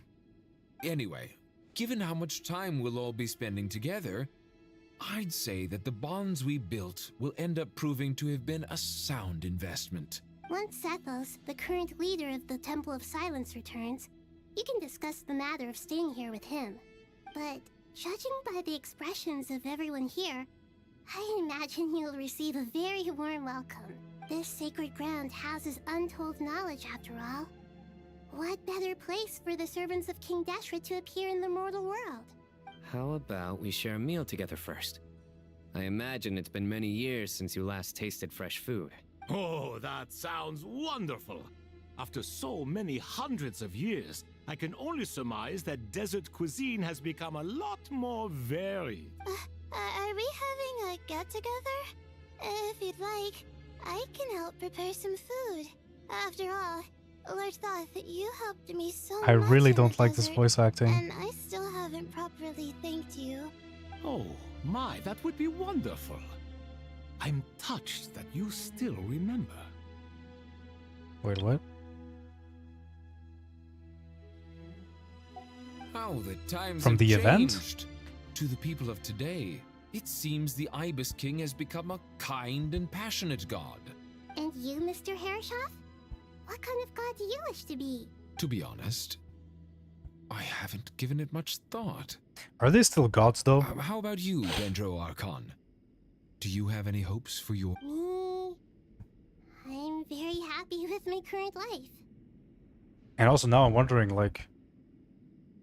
I'm pretty sure she's also not a god anymore, right? She doesn't have the connection to her Minsel anymore, and she doesn't have the Gnosis anymore. Like, there is no difference between her and the Vision Holder. Forgive my bluntness, but you do not seem to derive your authority from majesty and might, like Lord Al-Akhmar. Clearly your approach has its advantages, but also its dangers, don't you think? I do, but projecting a majestic front doesn't really suit me. Besides, my relationship with others isn't simply one of a god and her people. Not putting on airs might earn you more adoration. Exactly. Yeah, something you fail at, Mr. Goat. I really like parties where everyone brings their own food and we all come together to share. You Those should are join fun. us. I'm sure you'll find it fun. Last time when we got together for a picnic near the Avidia Forest, it was quite the occasion. Seeing as you're already here, how about we hold the next one in the desert? Can we do that? Wouldn't Tainari have to transport a ton of drinking water? Don't worry, I can help out. Layla, would you like to join us next time? Me? Sure. The more the merrier. That way we... Don't take this the wrong way. I just think you should know. When it comes to passing the time, chess is more our thing. Is it really? In that case, Dendro Archon, what do you Didn't say? the other guys complain about playing chess with you? If I were to compete against Also, you, where's the crocodile? I can't say with certainty I'd win, but I certainly wouldn't mind giving it a shot. 100% that Sobek, like the crocodile, he's gonna become like the deity for the Amorites. Because aren't the Amorites all about, like, you know, their brute force, the strength and stuff like that? And he's like, also, you know, Sobek is also all about, like, strength. Sounds like he would actually have a lot of fun just, you know, traveling around with the Amorites. Where's Sobek? I'm sure he'd be good for a few rounds. Cards, cards, cards! I'll always prefer chess. I wonder what variant of chess we're talking here. Mr. Thoth, is there some sort of astrological significance to this game? Oh, I'm glad you brought that up. As long as the leader of the Temple of Silence agrees, we can search Hermanubis' place for books to teach you how to play. It's funny. So these guys are actually just gonna live here. It's kind of cursed. Such devastation visited on Sumeru City. So many houses destroyed or damaged in the fighting. Who could have foreseen this? Look at all of this. It's going to take me forever to tidy up. I suppose living below the academia doesn't always work out to your advantage. I would have thought a little appreciation of my sincerity and effort in helping to clean up this mess might be in order. What do you mean? It's your house, motherfucker. You are supposed to clean it up. Helping? Effort? This is your house! Of course you should be putting in the effort! If anything, I'm the one who's helping! So you see yourself as just a helper in this situation. I must admit, I'm rather shocked. If I had a penny for every powerful character seemingly broke, I'd be rich. It's always the same. If you're trying to say that since I live here too, I have an obligation to tidy up, fine. I suppose I do. Wait a second, stop changing the subject! Nevertheless, in the wake of a great storm, a missing roof is a predictable inconvenience. Brothers, there's no missing roof. You just need to tidy up a little. can you It's not even that bad. seem like I care more about this house than you do? Doesn't it upset you at all to see your home in this state? I won't pretend it's ideal, but that's no reason to be upset. This is the roof over your head, your shelter from the cold. The furniture is scattered, the paintings have fallen off the walls, the windows are shattered. Don't you feel even a little disheartened? The way I see it, these problems are easily solved. Ugh, this is precisely why I hate talking to you about sentimental things. It's like banging my head against a wall. You simply don't understand just how much work goes into making a proper home. It sounds like this is causing you a lot of anguish. You mean the house or the paintings? I mean your sentimentality. Okay, dude. Oh, well, yes. But I'd rather not dwell on such things right now. I swear Al-Haytham has become even colder. Generally speaking, when anguish becomes the norm, people usually make an attempt to improve their situation. But there are so many people and things in life that are difficult to change. It's not like you can force them. Besides, anguish can be a source of inspiration. And I'm not sure I could break my reliance on it. I'm glad you're able to make yourself think like that. What kind of a response is that? I was stating a profound truth about the very nature of God, art. they're so funny together, I Is the swear. cradle of all creation. Even you can't deny that. And I wasn't trying to. I'm just happy for you. Pure and simple. Can't you tell? Happy about what? Happy that you can always find an answer that backs up your views. You... More often than not, life is a process of running into problems and then searching for answers. Yours more than most. Not everyone's so good at justifying things to themselves. It's something that you've been steadily mastering. Huh. What about you, then? What skills have you been mastering lately? Pass me that box. Huh? Okay. What is he? Is it a chess box? You may consider this my progress on the path to mastery. What? Wait a second. Isn't that box mine? Hey, it is. It must have fallen off that shelf. I'll hate them. Those are my paints and inks. Would you like me to put it in your bedroom for you? Huh? I mean, sure, if you don't mind. Oh damn, we're actually seeing character development live. Is this what he's trying to master? What kind of progress is this? Does he think he can bribe me? Not that giving me back my own things is much of a bribe. These books on the floor, they're a complete mess. And this one, didn't he say it was an out-of-print collectible? It's completely covered in dust, and some of its pages have even fallen out.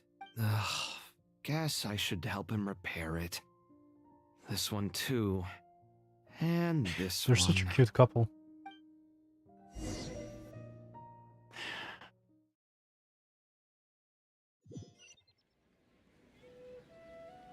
Alright.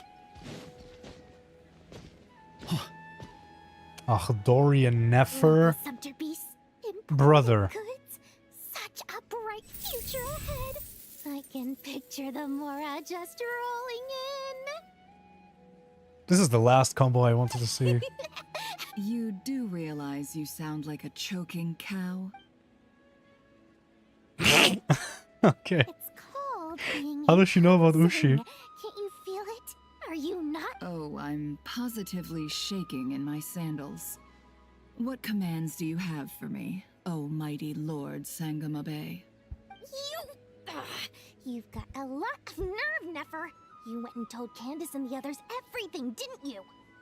Seriously, do you have any idea how differently they see me now? Surely that's a good thing. I presume they're more disposed to actually like you now, maybe even view you as a friend. They're talking about the player. They saw how much people hate Dori and they were like, nah, we gotta repair this. I feel like this is something that I've been doing ever since like Not Cry, where they are almost like repairing personalities. Because, for example, I mean, Al-Haytham, for example, now as well, you know, they're trying to like really... I mean, Paimon, Dory, Alhaitham, probably some other characters as well, that have been gotten basically character development to make them, most of the time, I feel like just less annoying. Like every single time, it's something that I feel like the community has friction with. For example, Paimon, it's not very subtle. It's not subtle at all. It's very on the nose. But it's still welcome because, I mean, it makes the game more enjoyable. I mean, they made Paimon less annoying and useless. They are trying to make Alhaitham less of a cold idiot. And Dory, I guess they're just trying to make her more likable, relatable, or whatever, I don't know. In the case of Dory, her motive to repair the desert was hidden in lores? Yeah, I guess. You traded my secret for sympathy! Thanks to you, I've lost every last shred of my mercantile majesty. How am I supposed to make anyone think I'm a big, scary investor now? The dark days of Lord Sangama Bay are behind you. Why not take this chance to make a few honest friends? Now she's gonna be a philanthropist. Speaking of friends, since when did the notorious I'm glad they are putting it in quest because no one reads. Admiration for holier than thou types. A moon chanter here, an angel there. Who'd have thought it? Let me actually challenge you on that. I'm glad they're putting it in quest because no one reads. The problem is not people not reading. The problem is simply how MiHoYo is deciding to distribute all of this lore. Imagine I tell you right now, hey Alex, I found this new book series. It's so enjoyable. It's so incredibly enjoyable. And you're like, oh nice, what is it? Where can I find it? Well, you have to do this puzzle to unlock the first one. Then you have to go to that library. And wait, what do you mean other library? Aren't they like supposed to be in the same place? No. Like for that one, you have to go to that library. For that one, you have to fly to this country and go to that library. That one is not in a library, it's actually in a museum. That's how they're telling a story.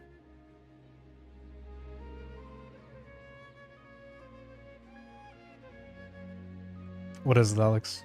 I would love that. Besides the points, but you're also one of the people that is reading the lore in the game, so it's unfair. Most people would say like, fuck that, I can do without that series. A coming together of fates, nothing more. No need to throw around accusations of admiration. Forget it. You're right about one thing at least. Making friends is never a bad thing for a merchant. So, I really took a loss this time.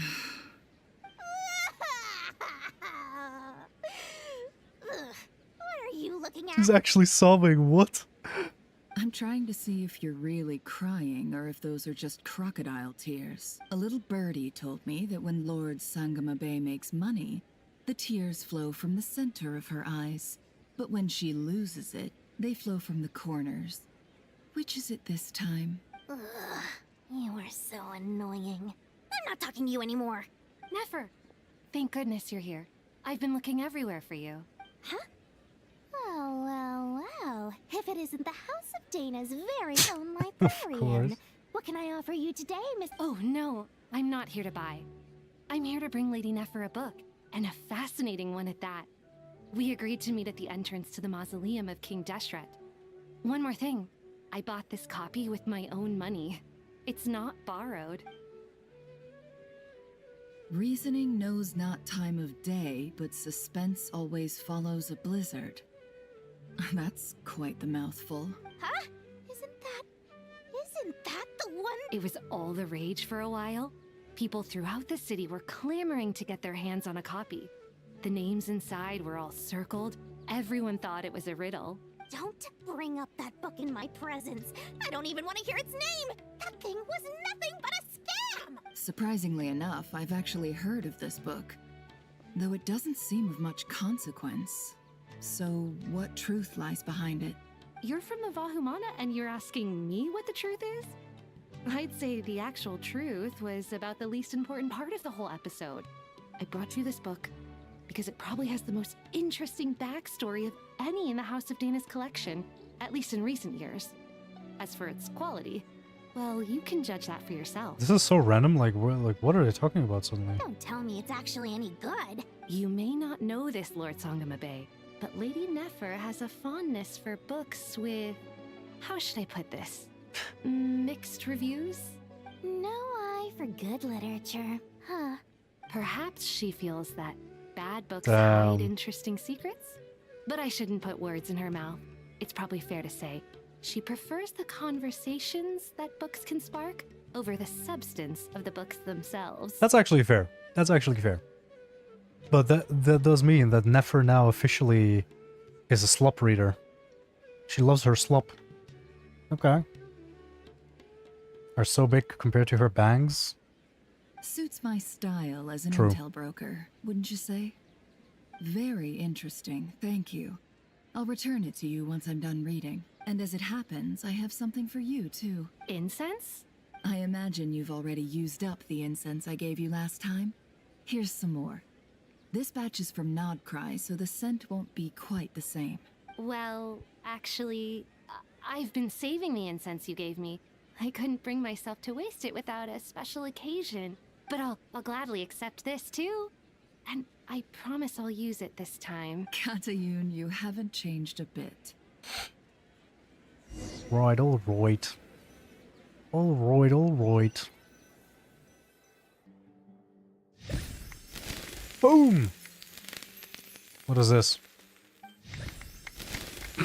What? Congratulations, Kale. What, did she, like, graduate? Well done, Kale. After studying for so long, you Oh, finally become shit. a full-fledged ranger. Oh my god, finally! Sure hasn't been easy for you, huh? This really is fantastic. Oh, dude, this is news. amazing. Like, killing off dottore and making her a forest ranger. Like, Cole's story is now, like, perfectly, you know, just... All grown it's wrapped up. No longer a trainee, but an official Until dottore comes forest back, of ranger. course. The next step is... Thanks, everyone. It's true. I'm an official forest ranger now. Master Tainari, thank you for your guidance and support. I wish Mr. Sino were here so I could thank him too. Sino had a matter to attend to at the Temple of Silence. I don't imagine he'll be back for some time. But don't worry. We can celebrate together once he's finished. I'm afraid the party will have to wait. Kale still has some matters to attend to for... Kale? Is everything all right? No, it's not what you think. There's nothing wrong with my health. I just have a few things I need to deal with. I've made plans with the Traveler and Paimon to visit Mondstadt. Master Tainari Oh, and Mr. no Sino will be way! accompanying us too. She's going back to her roots. Well, that's a relief. Let's get together when everyone's back. I'm sure you'll be doing even better by then. Of course. I have a feeling you're right. Can you believe that the story told in the manga so many years ago is only now being wrapped up? That's actually crazy. That is crazy. Man, we really needed Not Cry. Like, I know that some people are still kind of mad that we didn't go straight to Snezhnaya, but we needed this. Up on sleep and food? Paimon's feeling full of vim and They were not lying when they said that they were tying up loose ends in Not Cry. For someone who spends so much time resting, your recovery routine is surprisingly simple. Hey! Paimon's been working her butt off too, you know. She flew all over the city helping everyone out. Don't worry. I saw how hard you worked. Alright. Dottore patch? For real. Hardworking person in Tavad. As long as you're rested and full, that's what really matters. Paimon's been looking around the place, and it seems like the city's already on the mend. But Paimon's been wondering how Nahida's doing. We should check in on her. Alright. Alrighty.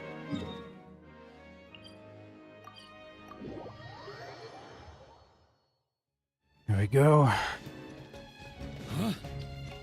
I really wonder, like, what is actually left of Nahida's power?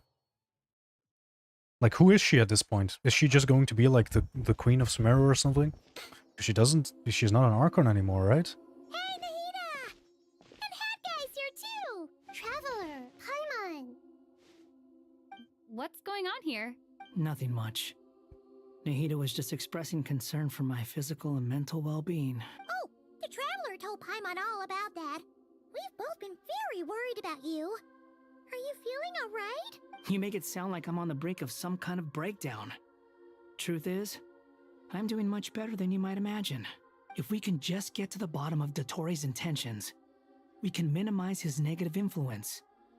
That's the sort of thing I excel at. Just listen to that newfound optimism. It seems like having you enroll in the Bahumana was a truly inspired move. I can really see the positive influence. Observe, a classic Sumeru specialty. Chalking everything up to education and learning. Oh, this is actually funny. God, like Nahida and the Wanderer are such like a mom and son combo. She's gonna be Sumeru's royal family, I guess. To be honest, even I can sense the change in you. Everything Dottore said to you was a way to manipulate your mind.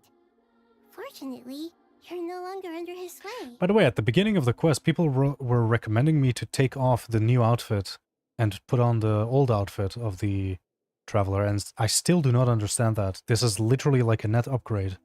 Isn't this literally what we wanted all along, to be able to see the new high-definition outfit on the Traveler? And then also, like, besides that, this outfit is simply way better looking than the old one on Lumine, at least. Can someone as old as me really continue to grow? I can imagine that, like, the change on Ether is way too big. Because, I mean, like, Lumine is still wearing a dress. But, like, the drip completely changed on Ether. If it helps, just think of yourself as a late bloomer. It's all a matter of phrasing, and it comes down to what standards you measure yourself by. For a puppet, developing at such an age is perfectly normal.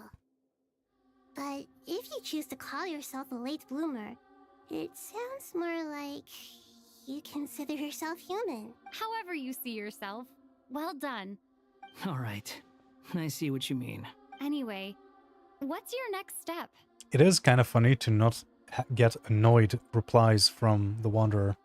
I'm so used to, like, in my head, I'm already, like, replying back to her saying, like, good job, and him scoffing at it. That's the Wanderer I still know.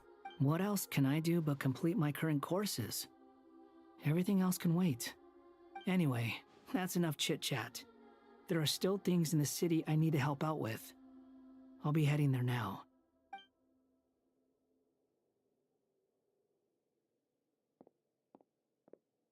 I'm so happy that Hat Guy is doing better than we thought. But what about you, Nahida? How are you holding up? The pyronosis burned down the corrupted Irminsul. The flames blazed for 7 days and 7 nights before they finally subsided. All that was left were the parts underground.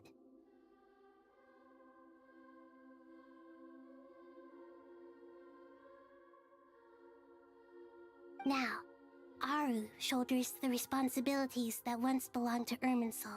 What? The situation was contained before it got out of hand, so Tevat's most vital information has largely been preserved. Wait, this is huge. What? So now the ley lines are connected to Aru? Holy shit. That feels actually insane to me. I'm trying to puzzle out how I can connect this to Capitano reviving.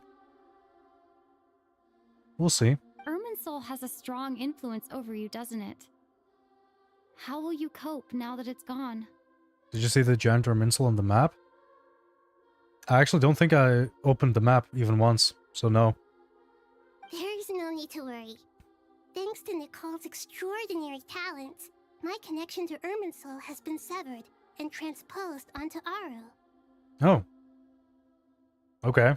Angels Sure. can do things like that? Yeah, Nicole is kind of overpowered in lore. They can.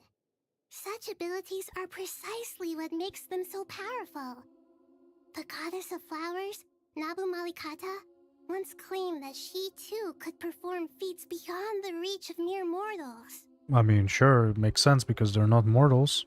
In my eyes, much of what she went on to achieve reached such transcendent levels. Her and Nicole really are both fascinating and magnificent. So, does that mean They're trying to sell us the banner, you know? Now? Correct. Just imagine that Aru has become the new Irminsul, and the essence of my existence has been bound to it. This is so crazy. Like, this is gonna take such a long time to click. The wisdom of Sumeru has ultimately converged into a single, unified entity. Should we ascribe this all to fate, or is it merely fortune? I still feel like that's really dangerous, though, because I feel like Irminsul was more secure than Aru. Considering that, well, you can access Aru via terminal. Whatever it is, the important thing is that you're okay, Nahida. It really does feel like we're like in a setup. Like someone is like moving the chess pieces left and right to just get the perfect setup going where they can then just checkmate. Like it almost feels too convenient that like this thing went wrong. Oh, like let's just solve it with this. It like we're finding these solutions in a like too convenient way. Dendro Archon, Lesser Lord Kusanali. Oh, thank goodness you're here. Sir Nevis, do you have something urgent to say? Yes, there's something I need to report. We've received a message from Snezhnaya. Oh? Are you gonna tell us? The Tui Harbinger, the rooster, sends us his sympathies, along with all the usual pleasantries. What? Already? His stance is that, following the unrest and Nod Cry, dottore was subjected to internal censure. This madness was the act of a rogue element, one who cannot be seen to represent the Zapoliarni Palace. Zapoliarni? No less than can be expected. Snezhnaya paid a heavy price working to stop him. They even lost one of their own harbingers. Yep. The letter goes on to say that even so, Snezhnaya cannot claim to be blameless. Apparently, they will deal with Dottore's subordinates in accordance with Snezhnayan law, holding all those involved in his crimes accountable. Additionally, they are supplying relief funds and supplies, which are already en route. They hope this will aid in Sumeru's reconstruction.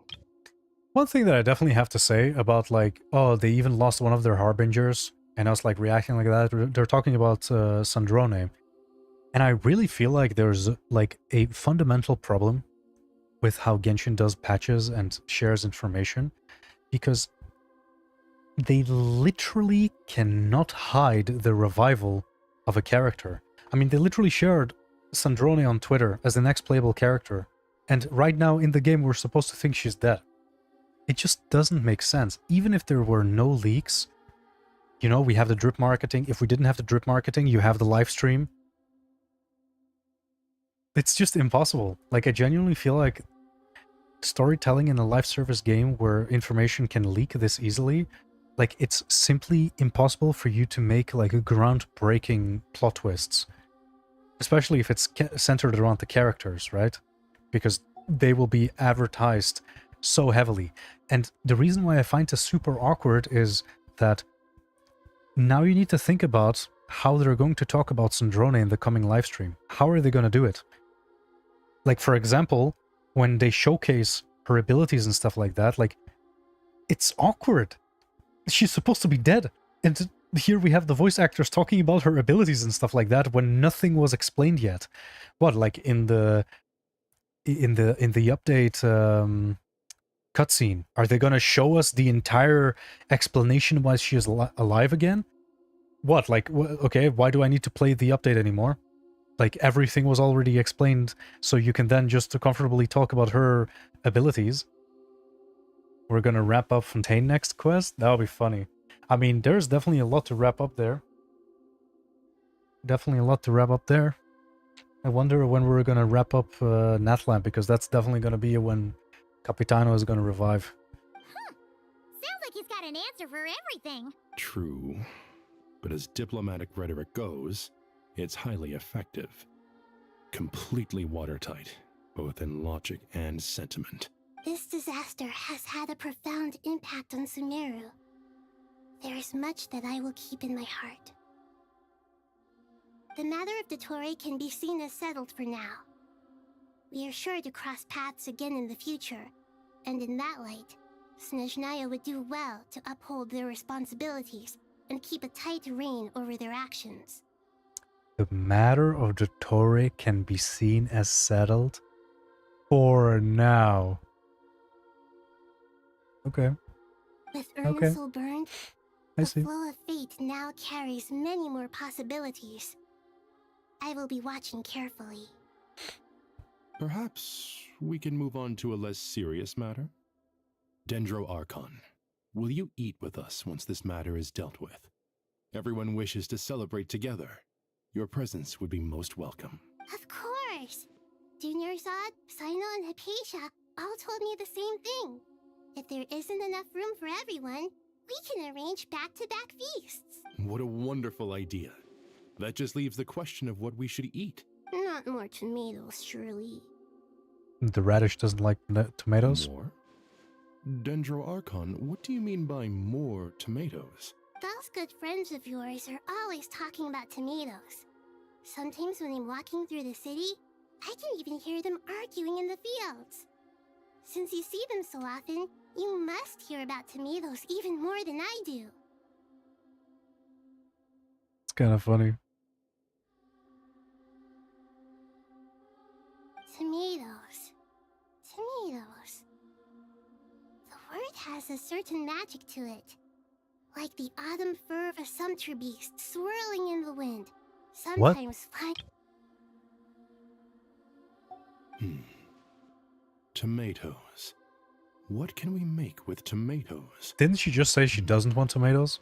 Wait, why tomatoes? Take your time, there's no need to rush.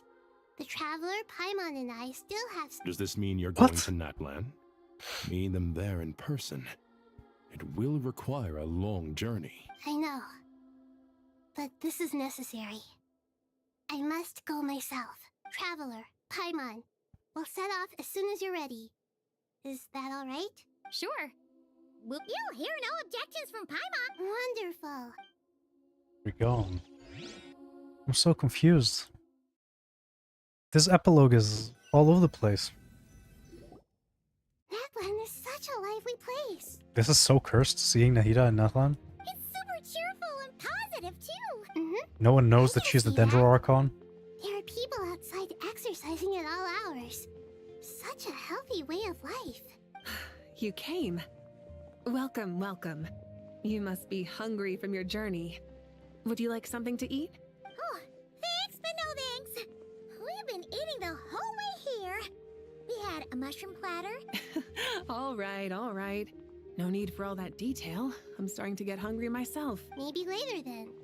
We can wait till everyone's got an appetite. Then I'll head out for a meal together. Sounds like a plan. Let's find somewhere to sit down. Right. All right. I should tell you, I already have some sense of why you've come. Why's that, Malika? To say thank you. Your senses are spot on. No shit. But on top of that, we also feel guilty. Wait, did we actually use up the pyronosis? So what is the Tsaritsa now gonna do? She's literally missing one of the Nosi. Because the pyronosis has vanished? I sensed its loss. Despite scouring through the remnants of Irminsul, we couldn't find any sign of the pyronosis. Not even any trace of it burning to ash. What if the boys took it? Did Pantalone maybe take it? As he was walking away? I really wonder. I mean, it fell down together with dottore. You know, maybe the clone that we saw with Pantalone was there to just give him the gnosis. That's certainly unusual. Still, the potential fallout from Irminsul's loss is significant, to say the least. Perhaps the Pyronosis's disappearance is simply a knock-on effect of the impact it's had on a certain strand of fate. There's no need to feel guilty. We were clear that this time, there was to be no returning, only giving. Pure and simple. But again, I don't understand, why are the Heavenly Principles so easygoing about this subject? They were just like, heh, okay, you can go and destroy Irminsul. Like, aren't they supposed to be the one that protect, like, fate and stuff like that? Or, they, like, it genuinely at this point just feels like they literally just lost their administrator privileges. Or could it be that the Shades can only take control when there's only 4 of them? And since Asmodee is gone, maybe they're basically just like, you know, they can't make unanimous decisions because there's literally 1 missing. So they're basically just sitting ducks, can't do shit. I really wonder. 4 set piece for real? Okay, that's actually hilarious.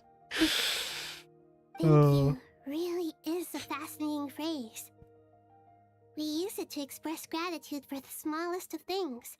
Yet, when faced with a kindness too immense to describe, we use exactly the same words. It's not that we lack other means of expression.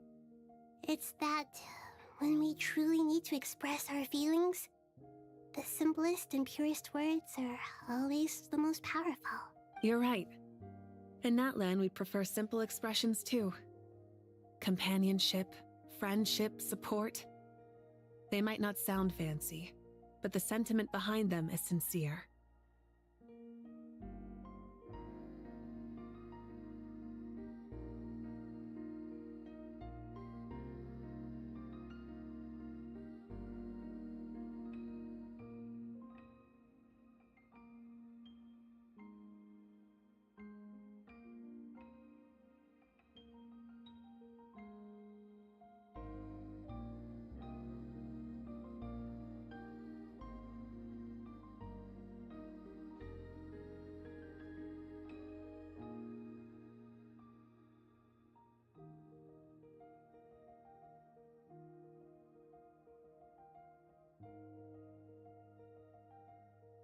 That's wonderful to hear.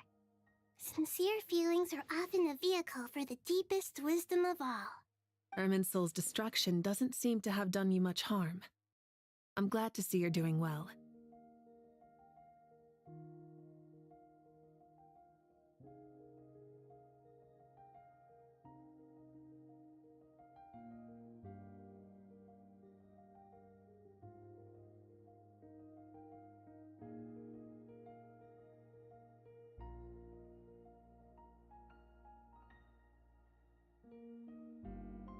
Just a second, by the way, I'm messaging Mar real quick.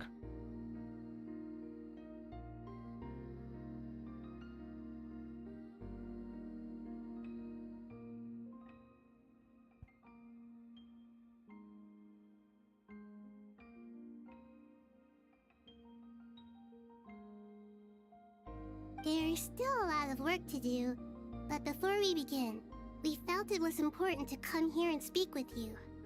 Partly to express our gratitude, but also because we felt that seeing you, in a sense, is like basking in warm sunlight. What? Holy glazing. That's a nice way of putting it. I like that. To tell you the truth, though, I'm not a fan of somber meetings. So, since there's nothing more to say, why don't we go bask in some actual sunlight? The weather's beautiful today. What a great idea!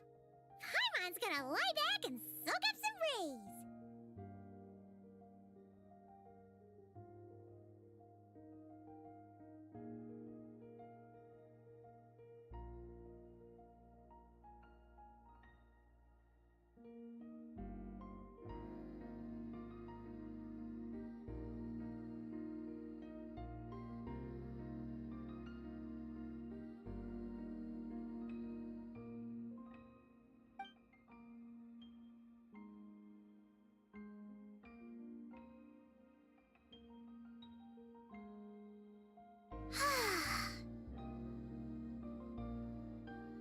In that case, I think I'll lie down for a bit too before we head to our next stop. And where might that be? Mondstadt. Paimon and I are gonna head back there with Kale and the gang. Long ago, And the gang. I sensed that the god remains inside Kali had come from the goddess of flowers, but I kept it a secret. Those remains weren't hurting Kali, not as she is now. They simply exist. Besides, I could sense a deep yearning within her, a yearning for an ordinary life, a yearning to hold on to the hard-won happiness she now enjoys. With someone like her, I have a responsibility to keep her secret. She should be ready to face the truth by now. Whenever people meet, there is always the potential to create warmth and kindness. Every child grows up, but even as adults, they are still children in the eyes of certain people. Oh, just like how Paimon sometimes sees Nahida as a little kid. What are you then, a baby? Is that so? Well, anyone who's friends with a kid is probably a kid themselves. Got him. Of course! And there's nothing wrong with that. When we get back, we'll actually be hanging out with another of our friends who happens to be a kid. Or more like looking after, in her case. Anyway, we'll always be there to watch out for our friends. Dear Sucrose, when you receive this letter, I'll probably be as busy as always. But busy with wonderful things. That's because I'm no longer a trainee. I'm now an official forest ranger. Man, that's crazy. Impressive, right? Sino said that official rangers sound much tougher than trainees. Though he did say it was already pretty tough to start out with. You probably heard that something big happened in Sumeru recently. Don't worry, it's all been taken care of. We're heading to Mondstadt soon, so if you're free, maybe we could meet up? Wait, I just realized. She's writing this to Sucrose? Plus, it's not just me. A few of us are going. I thought it was always to Amber. Remember that time we all got together? You know, when we all went to the Windbloom Festival? It'll be just like that. Oh man, Mara's gonna like that. She's gonna like that a lot.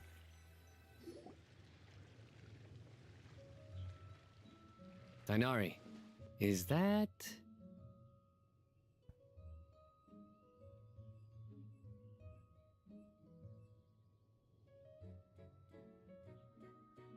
Don't you say it! Is that the great Vayuvyastra? Behold, the great Vayuvyastra, General Mahamatra. How times have changed. I wasn't expecting you to beat me to the punchline. You've changed. You've really upped the aggression in your battle against Sino's jokes. Kale, how did you know what I was going to say? Quick little high five, easy. Traveler! Paimon! You're right on time! Man, Alex. Always gotta get me. I hope we haven't kept you waiting. Kale! There we go. So when did they become friends? I thought she was still just friends with Amber. Sucrose! It's been so long! How have you been? I've been well. Everything's going great. What about you? Are you still busy? Not at the moment. Oh, right! That juicer you gave us works amazing! Farzan loves it. Seriously? That's wonderful. I don't suppose you drew up a detailed test report. Oh, what fruits did you use? How's the texture of the final product? Sucrose, you might want to try asking your questions one at a time. Albedo!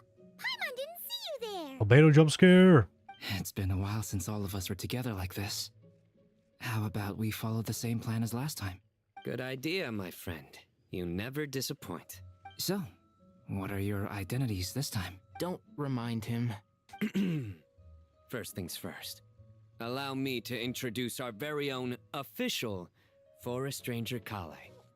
The rest of us are simply her humble travel companions. This sounds like one of those mushy stories that gets people hooked on some corny, heartwarming premise. Oh, is our story not heartwarming? If I recall correctly, there was even a scene like this in King of Invocations. Of course. Besides being heartwarming, our story's also about tough, impressive-sounding job titles. At least that's what I think. Alright. Alright. So we visited Mondstadt. What are we gonna do next? Oh, you're here already? I'm still giving Dottore a little trim. I won't be a moment. Dude, this entire epilogue is longer than the entire dottore sequence. That is absolutely crazy. Does Dodoko need haircuts too? Of course. It's important to know how to take loving care of the apples of your eye. Wait, what? All of these trivial matters get left to me. It's because I'm an angel. And angels are, in a way, the guardians of all Teyvat. Wait, these are actually living dodocos? Why did I always think they were like puppets? You know, like teddy bears. They're just like stuffed animals. Right! Well, that's definitely an impressive sounding job title. What are you writing? I'm just brainstorming some cool sounding lines. Oh, write them on these card backs. Of course. Clearly, my lines are pretty amazing, wouldn't you say? Miss Nicole? Kale? You seem a little nervous. I was just wondering, who was the person you mentioned who needed their wish fulfilled? Wish? What do you mean? Miss Nicole asked if we could meet up in Mondstadt once everything was over. She said a friend of hers had a wish that needed my help to come true. Well, you never mentioned that before. All we knew was that you'd arranged to meet in Mondstadt. But we thought it had something to do with the god remains. To be fair, everything I told you was true. Anyway, my friend is waiting. Come on, let's pay her a visit. I'm curious, who the hell is the friend?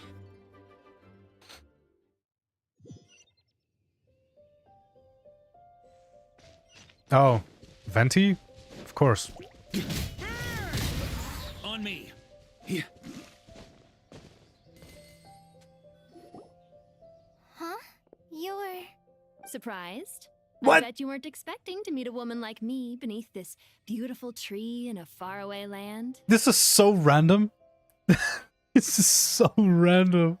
An oasis will spring from the place where a djinn resides. That saying falls somewhat flat here in Mondstadt, given that everywhere is already so lush and green. Lilupar, what are you doing here? I made friends with Miss Nicole. I asked her to bring me here and then invite Kale to come. The prologue to this story is that I have a wish. It has stirred within my heart for centuries. Millennia, even. Originally, it was merely Al-Akhmar's lie, but now it has become reality. Could this be related to the goddess of flowers? My dear young lady, my mistress left her final trace in this world upon you. I can't tell you how glad I am to see you here. And now I have seen you, and peered into your heart. You have experienced hardships and suffered setbacks. The torment an ordinary person might expect to face has befallen you threefold. This is the source of your resilience. But, beneath all this, I have witnessed the seeds of desire. You yearn to return to the simple life you once knew, do you not? I do. I want to throw away everything that isn't mine. But how do you decide what is yours? The scars that others carve into your flesh? The kindness and love they inscribe? Are these things not yours as well? They are. This is something I've talked about with Miss Nicole. Miss Nicole said I should learn how to adjust my standards. I just want to live as an ordinary human. Anything beyond that isn't mine. Don't you want anything from the remains of the goddess of flowers? She gave me a revelation once. I think that's already more than enough. Humble. In the past, you would not have possessed such a rich heart. Your brief life has taught you to hold on to everything good, to home in on kindness. How fascinating. You're nothing like Nabu Malikata, and you're certainly not her. Of course not. I'm not some great and powerful being, Miss Lilopar. Yet I am a djinn. We exist because of the Lord of Flowers. We revere and love her. My wish is to see her one last time, to give everything for her. Kale, can you do this for me? But her remains won't be easy to remove. Are you sure this is what you want? That's beside the point. First, I need to know. Are you willing to do something for the soul of this lonely, wandering woman? I'm willing. But look, you know nothing about me. Even if you have heard Where's the this stories going? about me, Come on. all you would know is that I was rightly punished for the many evil deeds I committed. Ah, so you do know. Your lips are quivering, your eyes trembling, and still you're willing to do something for me. Life has been cruel to you, and yet you've learned to be kind. My dear young lady, to repay your kindness, I too must play my part. Are you sure about this, Lilipar? I yearn to see my mistress. For this moment, the world can burn to ashes, the universe be engulfed in Wow, flames. she's selfish. I care about nothing else. And you, Kale, I can give you a gift. You'll become just another ordinary human. But This literally sounds Lilipar, like a deal with the what devil. will happen to you? My wish will be fulfilled, and I can die happy. Oh damn, this is how she dies? Why would you wish for that? A long, unending life might seem desirable for one who has never possessed it, yet it brings torment to one who has. My remains are scattered across the yellow sands, but my soul can find no peace. Since you've promised to grant my wish, give me that release. Allow the dying to die, and let the dead rest in peace. You have my thanks. Kale, there's no pressure on you. What she said, it's all true. A wish is a genuine desire, after all. It's as if you want to use the last of your life to give me a better future. Nothing so selfless. We'll be using our futures to fulfill each other's wishes. This is a noble act. A beautiful... Okay. I understand. Close your eyes, Kale. Then open your soul. From there, I will embrace my mistress. Okay. The downpour of flowers is your touch. Like returning to the very beginning. Like surrendering to your grace, my mistress.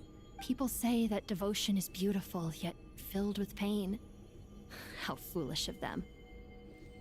For me, devotion is beautiful, pure and painless. Devotion is my love. Thank you.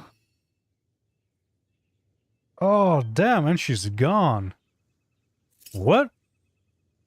Why did she die though? She touched her mistress and she was gone.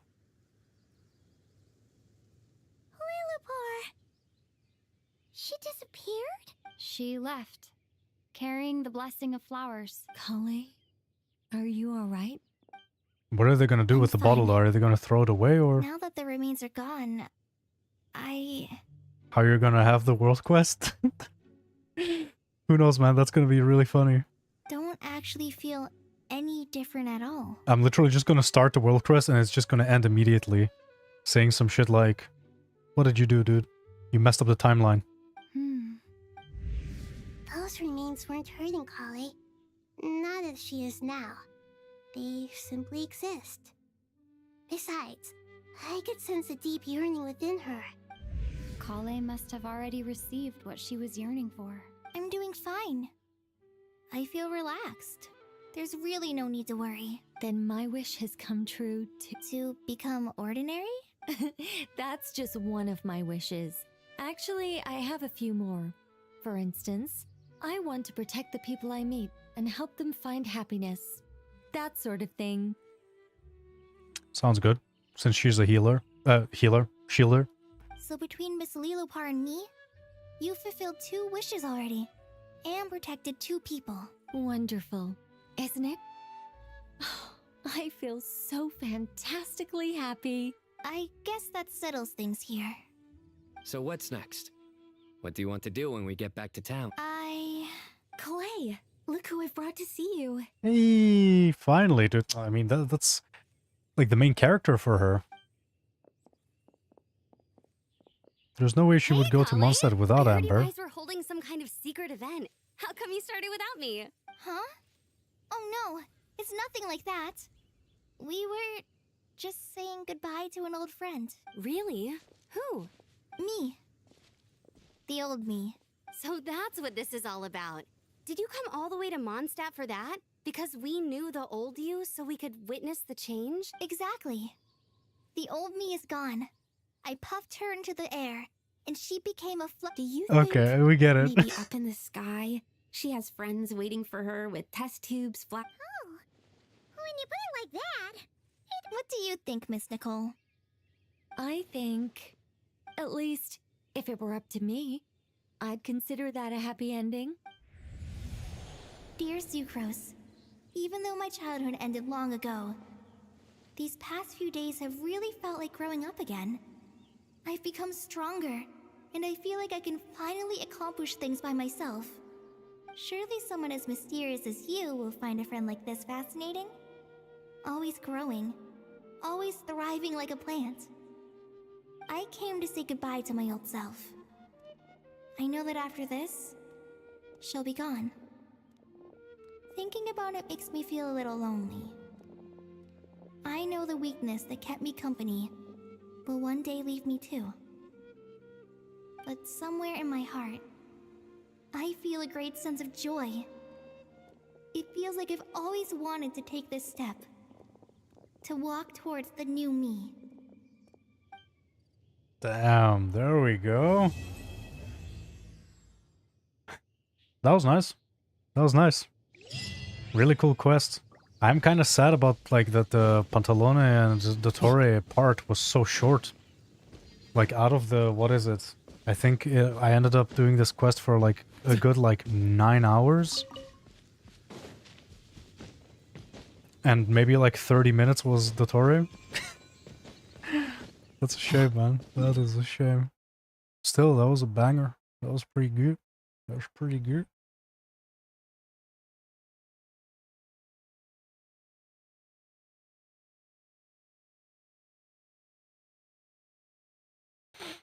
Anyways. So that is our Genshin stuff. Oh, actually, no. Now, wait, can I actually do the weekly? I don't have the resin. Well, where is the weekly actually? Ah, I knew that place was going to be used for something. Let me actually teleport to it. I want to see how the environment looks. Because on the map it looks kind of weird. What? What? The tester becomes the tested. Oh, no. I'm not gonna start with the Sumeru quests now. Are you crazy? Damn, wait a minute. So this is where the Erminsel tree, Erminsel tree was like, where it was? Like, this is where it sprouted out of? For some reason I thought it came from like the center of the city, but I guess, you know, they'll destroy the entire city, so this makes more sense. This is cool though. This is definitely a really cool like entry to the boss fight. Okay. Anything else we can do? Let me think. I don't think so, actually. To also do Mars weekly? Yeah, no worries. Yeah. Thing is, she already did her Genshin today, so I will have to tell her so I can do it tomorrow. But it also depends on, because she did actually do the quest, like she started the quest today. So I wonder if she's actually gonna make it herself. Okay. Alright. Alex, what do you say? What do you say about some potato time?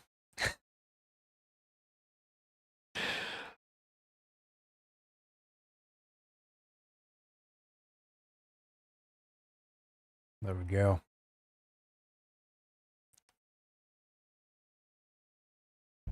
Let's finally do this new update, man. We got a new difficulty. Ay, just when I thought I was on the way to max out the game, they drop nightmare difficulty. Where can I see the difficulty? There it is. Win at least 10 runs. Wait, Alex, you told me it was 5 runs, right? Or did I just misread? 10 D5s? Oh, dude, we're not even close to getting Nightmare. What? Dude. 10 runs? It said 5, I swear. No way they increased it to 10. This your own game? No, like this is brotato, like it's an existing game. Okay, do my weekly boss? Yeah, don't worry about it, Mar. I can do it. Should we actually do the boss real quick? Might as well. Mihoyo? Hoyo? How's the...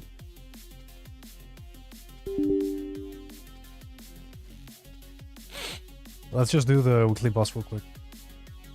Can also do it tomorrow. Oh, I already started the game.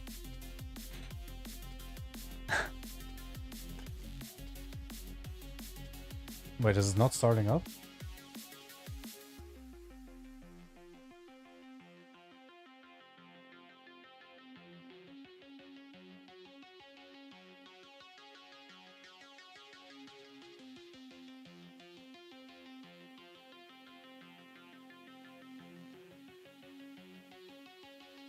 I want to see how quick it takes you.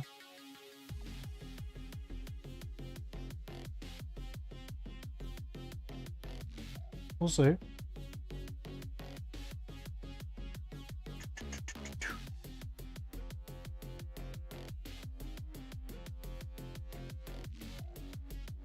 There you go. Now we got a Genshin with this background music. Isn't that beautiful? Oh wait, I don't think you guys can actually hear. Never mind. Or can you? No, you can.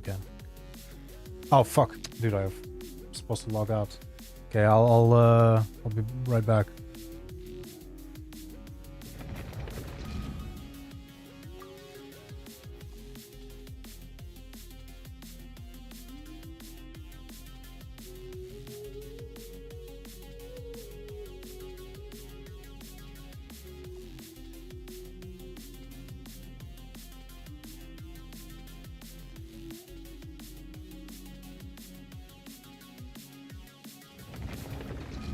Okay, let me turn off the brotato music because the shit...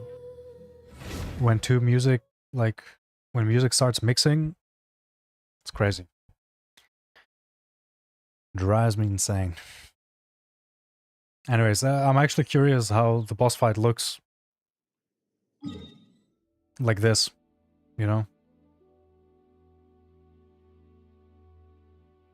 Oh, of course, yeah, she has to do it via the quick thingy. True.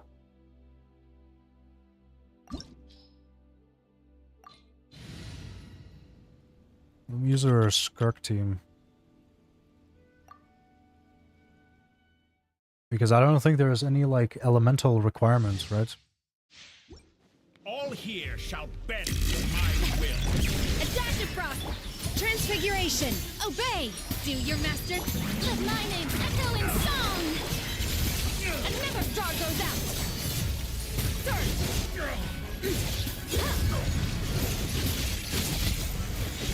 Am I... What? That's a one shot? Holy shit. Strike a pose!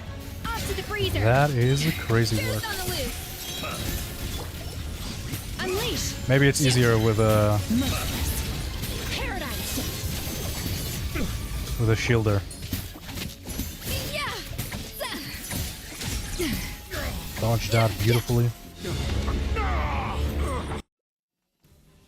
And now this phase? Oh, this is gonna be chaotic.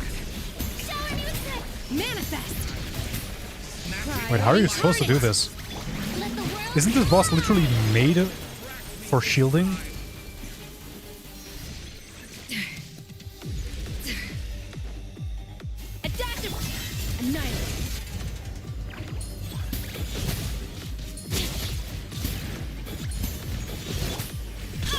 Oh my god! I have to heal even faster. It's absolutely crazy. This is a shielding boss, 100%.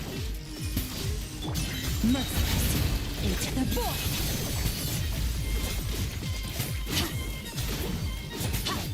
Come on.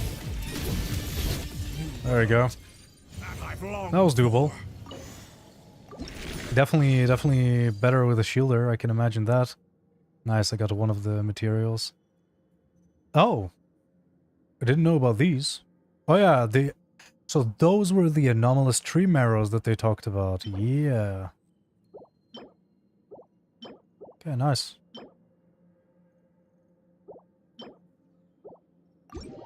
That damage? Yeah, she has C2 R1 Skirk.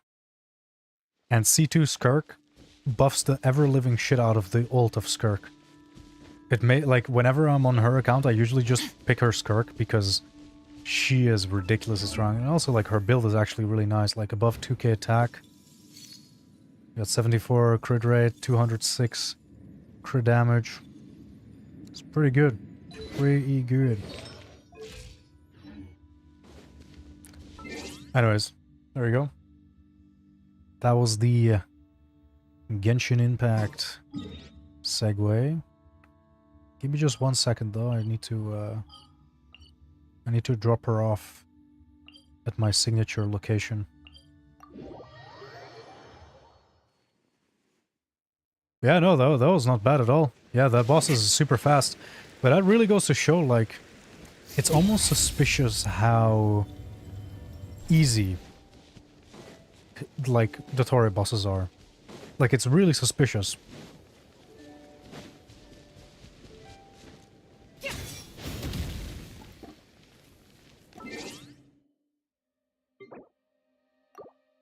Because the thing is also, like, maybe the goodbye he had with Pantalone was just a goodbye with this clone, right? Maybe that was it.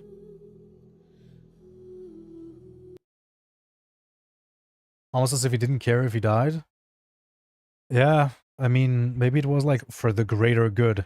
You know, as long as one clone gets the reviving. Okay, we're back to brotating. Okay, so we got a problem now. We only have 4 D5s. So I guess the road to D5 just continues. Right? Like, this is it. Like, we literally just keep doing this. I'm thinking that we let go of our challenge and that we now simply just focus on just beating 10 D5s. And then we actually continue the challenge. Do we do random again? Sure. Loud. Plus 30 damage, plus 50 enemies. Oh, this is such a bad... Right? Like, this guy is...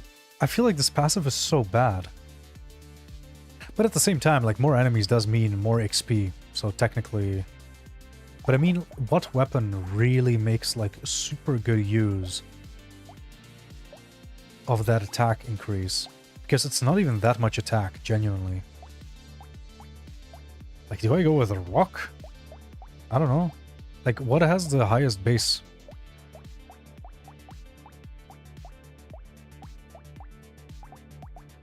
Does rock genuinely have the highest base out of everything? Yeah, I think so.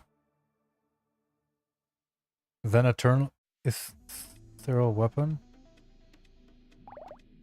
Actually, yeah, that could be a decent move. That could actually be a decent move.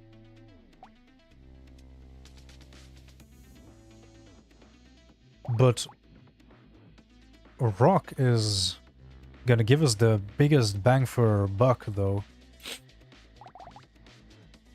I'm actually kind of intrigued by trying this, though. Should we just do Ghost Axe and try to just go super high on damage percent? Yeah, the thing is, I also forgot about how, because I completed every single... what do you call it? Oh, let me actually, by the way, change my title.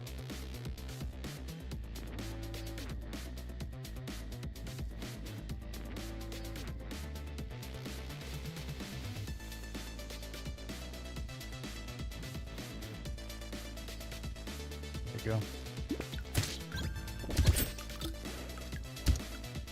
We just need to hope that this weapon just does enough damage. That's the biggest thing, because ethereal weapons, like, they always have the problem that they just, like, suck after a while. Should I counter harvest? I don't think that's a good use of our stuff. Let's just go into the general stuff. Okay, should I just go full on ghost axe, or should I also try also mix in some attack speed from the ghost flint?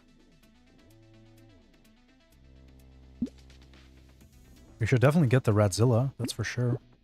I think I'll just mix it in. I mean, we also get an extra weapon, so it's really not... Okay, we got that over there.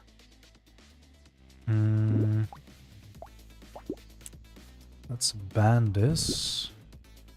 Pickup range is not that bad. Let's reroll one more time. Ghost Scepter. Some extra HP would not be bad, actually. We can lock it, why not? And I mean, let's do Cute Monkey as well. Sure.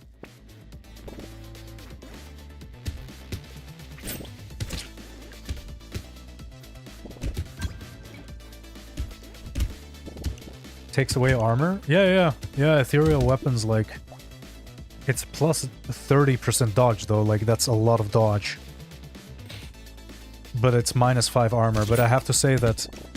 I mean... 5 armor is not that hard to get to even it out. And you do get 30 dodge from it. I mean, I think 30 dodge and 5 armor are, like... There you go. Got our first armor. Might as well take it. Let's do some HP. And then let's do Ghost Axe, Ghost Scepter, Cute Monkey. Let's just reroll because it's inexpensive right now. Sure, might as well just do another Ghost Scepter. Insanity is kind of interesting. 6 crit chance is quite a lot. And the critical rate on these ethereal weapons is quite high, so actually I think it's worth it. Okay, let's go. I think... I don't know, like, thinking about where this run is gonna go, it could literally go either way. It could be super cursed and we die super fast, or the stat scaling from the ethereal weapons is gonna make us go crazy. It's really anyone's guess.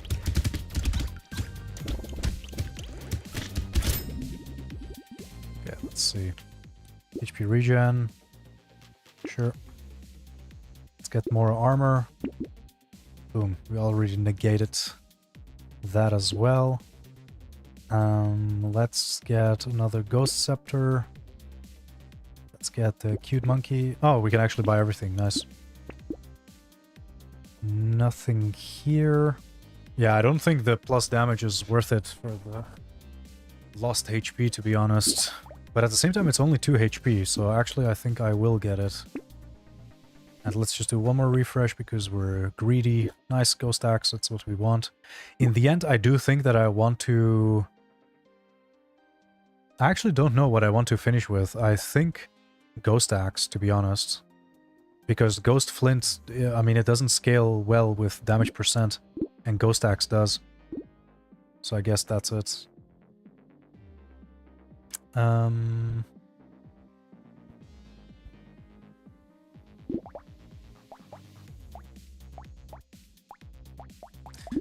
think I'll lock this as well. Actually, also the Ghost Monkey. Why not? Let's go. I honestly don't know if I'm doing well or not. For now, like, I think we're doing decently. It's good that we have so many weapons early on. That's definitely a positive. And I think that's also something that I need to learn. That it's better to take just weapons early on, as long as they fit your build. And then you can just start replacing them once you actually get your target weapons. Because I feel like in the beginning I very often get into this mindset of like, oh, I need to get just this weapon. and then I end up just not having enough weapons and having a tough time surviving.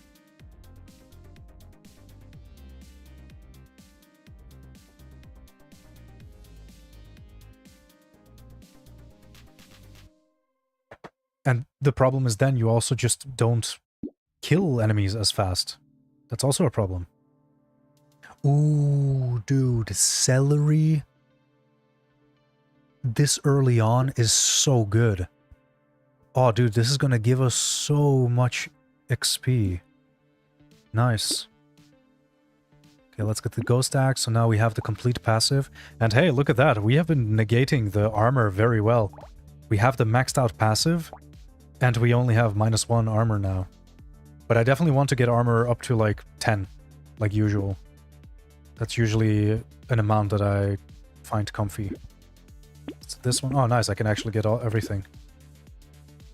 And here, I think medical turret is nice. Because, I mean, any healing is nice healing. And 1 melee plus 3 crits also seems worth it. You know what I kind of miss? I kind of miss luck-based builds. I feel like, you know, luck is definitely something that you should build into, because you mostly start feeling it like at the end of a round, when you really start getting good drops. But it's, like, early on it's very hard to build into. Simply because, I mean, like, you're so focused on survival and dealing enough damage. But, like, I kind of forgot... Who was the luck-based potato? Was it the king? I think so, right? Wasn't it the one that starts with like 100% luck?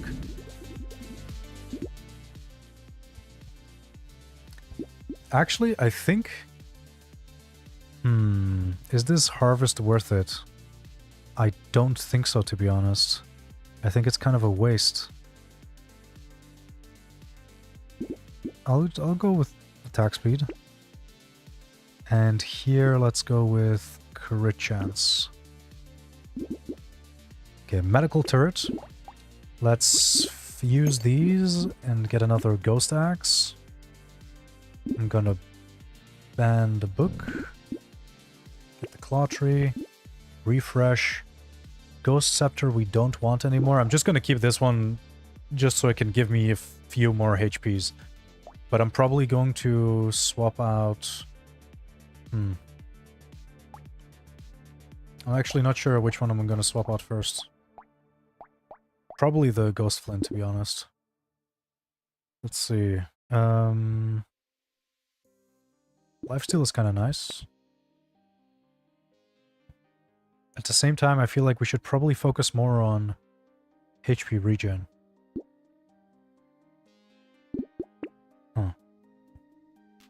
Let's refresh one time.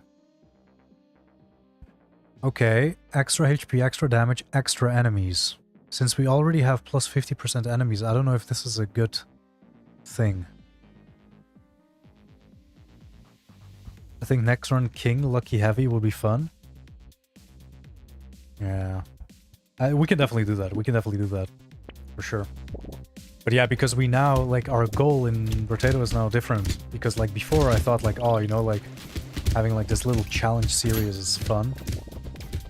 But now that they released Nightmare and they basically fucked up my entire plan, now I need to shift, you know? Now it's not a road to D5 anymore, it's a road to Nightmare. But that's also fun. I can definitely see the fun in that as well.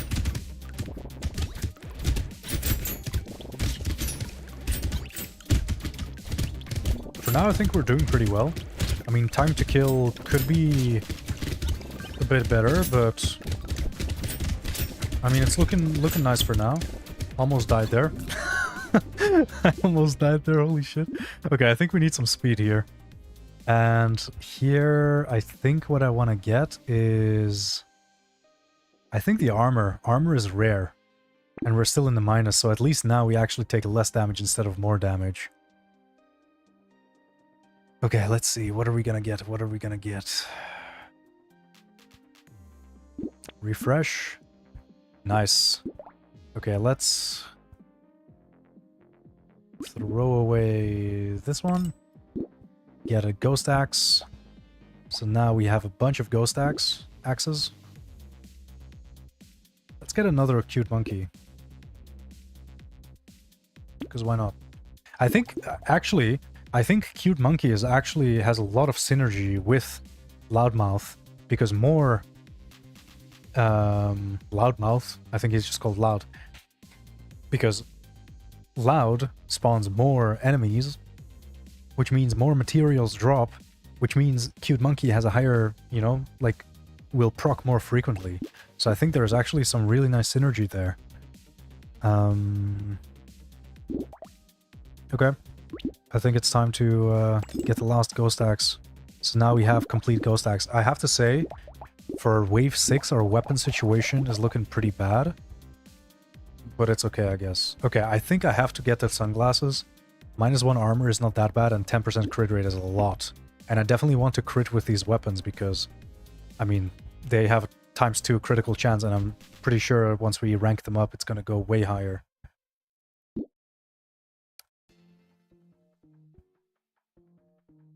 Okay, I don't think this is important to us because, like, I mean, the axes are already giving us so much damage percent. Okay, nice. Another ghost axe, another cute monkey. I'm gonna ban the engineering. I'm gonna ban the lumberjack just because I don't need it.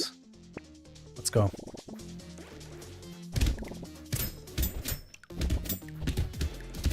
So, cute monkey is definitely gonna be our main source of survival. But to at least be comfortable while trying to survive, I think we do need a ton of HP. So I think from now on I'm gonna be more conservative with minus HP nodes, and instead...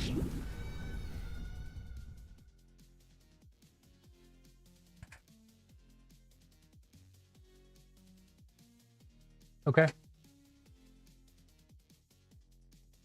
I didn't expect it to just block me into the wall and just one-shot me. Well. Okay, let's do, what was it? King? There you go. Dude, what is going on in this passive? Plus 50 luck. Plus 25% damage for every tier 4. Plus attack speed, plus HP.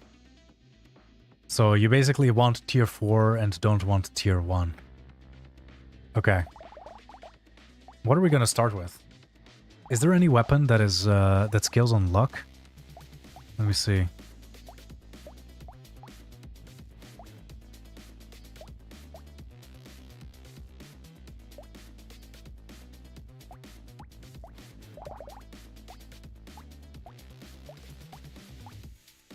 Is there really nothing that scales?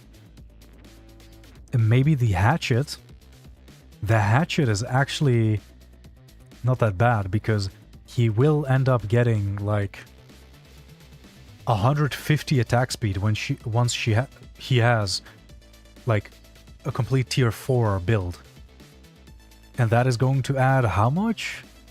20% of 150 is 30? That sounds like a lot. That sounds like a lot for... My winning weapon is SMG? I mean, SMG works literally everywhere, right? The thing is, though, there's anti-synergy here because SMG wants to have flat. Like, just wants like this, you know, this like ranged bonus. It doesn't really care about damage, but at the same time, attack speed is huge on it. I guess let's just do a fun run. Let's just do a fun run and just go like super OP. I do think that hatchet could be a great weapon for the king, not gonna lie. And it's honestly like if we're talking about kings and like medieval stuff, a hatchet sounds, you know, like a pretty good match. Okay. Oh yeah, we are not allowed to get tier 1 stuff. So I guess recycle. Okay.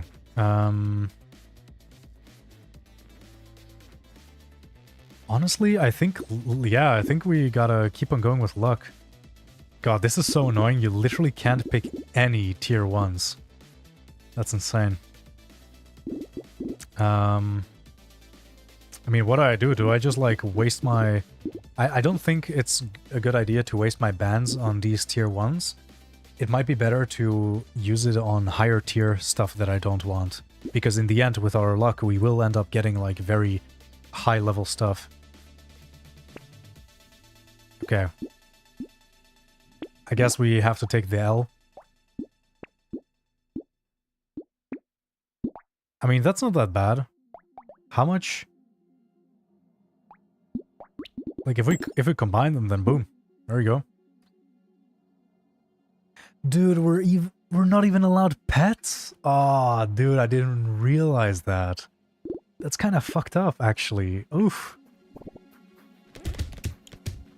But that's the thing, though. Like, I feel like King scales so hard to the point where pets don't even matter.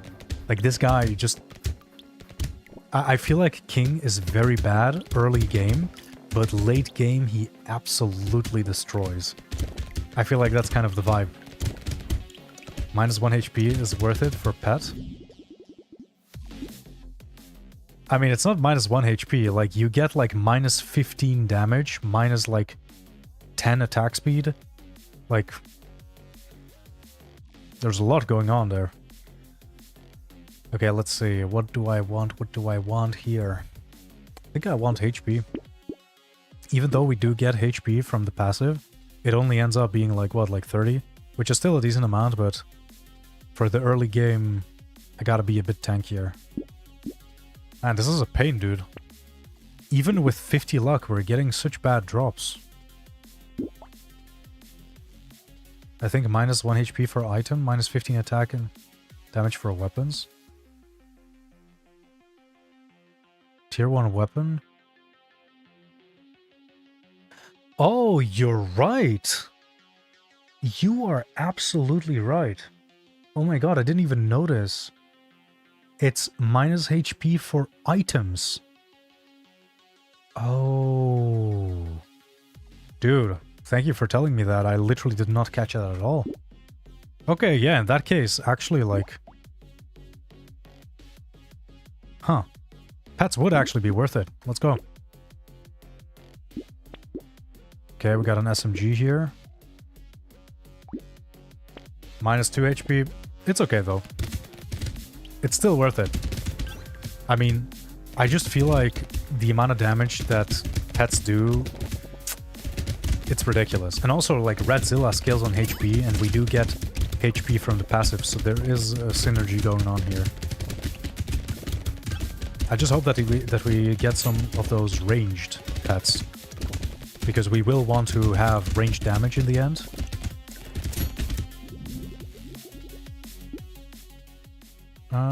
Yeah, this is pretty good. I'll take it. Lifesteal works very well with SMGs. Okay, let's see. What are we going to do here? Range damage 100%. And...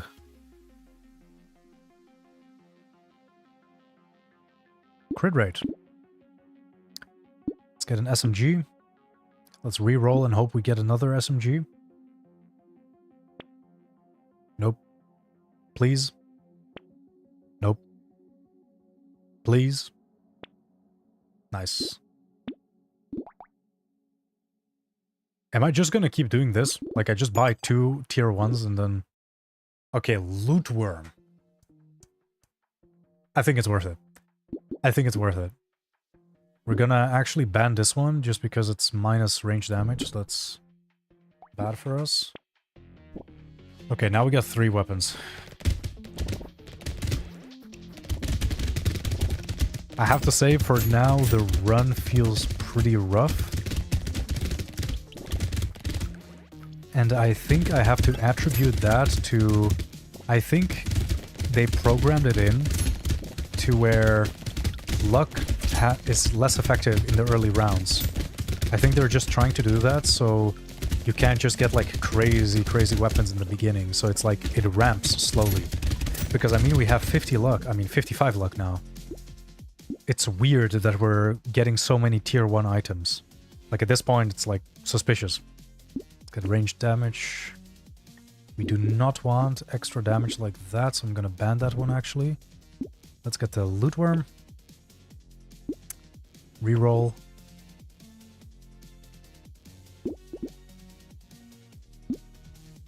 I'm actually gonna lock it.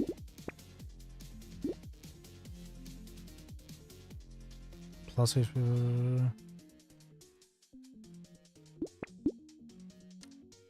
Come on. Dude. No! I'm not gonna take it. Like, the debuff is too big. Minus 15% attack speed? For an attack speed based weapon? Fuck it. Let's just try it. I wanna see. How bad is it? Oh, this is not bad at all. Never mind. This weapon shoots so fast that minus 15% attack speed literally means nothing.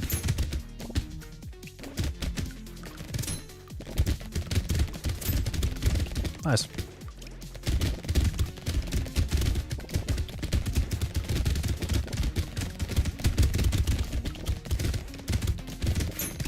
There we go.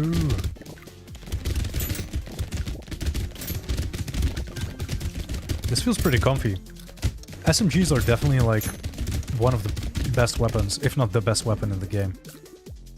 It's just so consistent with everything. Okay, I think this is our chance to get a good chunk of HP so we can get more pets.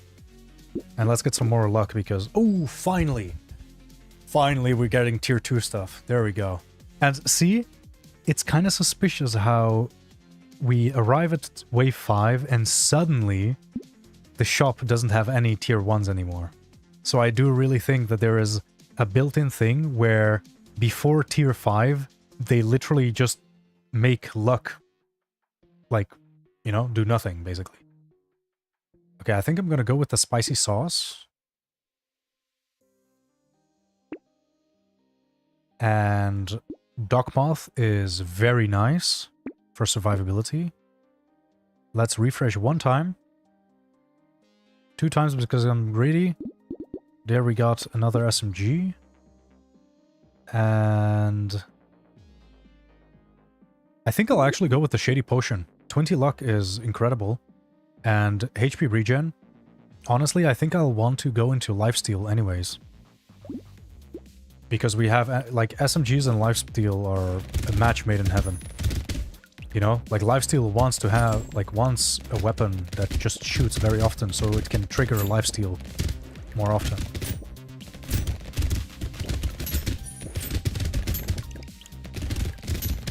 Oh, fuck. I feel like I'm really blind to the projectiles. Like, the projectile will literally just be there, but my brain just, like, turns it off. I just, like, don't see them, and I just run into them, like an idiot. Okay, I can definitely feel that our time to kill is dropping. We definitely have to get that second SMG going. Pets can also trigger lifesteal if you find more rats. Really? By the way, what's up, Day? Welcome back. Has been a while. I think... Should I... I mean, how important is range, really? When we're already getting range from the passive of the SMG. I'm leaning towards dodge here. So I'm gonna pick dodge. Let me combine these. Let's get the lucky potion. Let's get another Dogmoth because, like, I mean, why not? One more refresh. 30 luck. But -1 ranged. -1 ranged is not that bad. We don't use melee anyways. And I think I'm gonna lock it. Because 30 luck is quite a lot. It's quite a lot. Okay, there we go. Now we're at least not debuffed anymore. The thing is, like, the damage debuff literally did nothing to our damage because in the end, like, damage percent doesn't do much for SMGs. But the attack speed, I can definitely see the attack speed difference.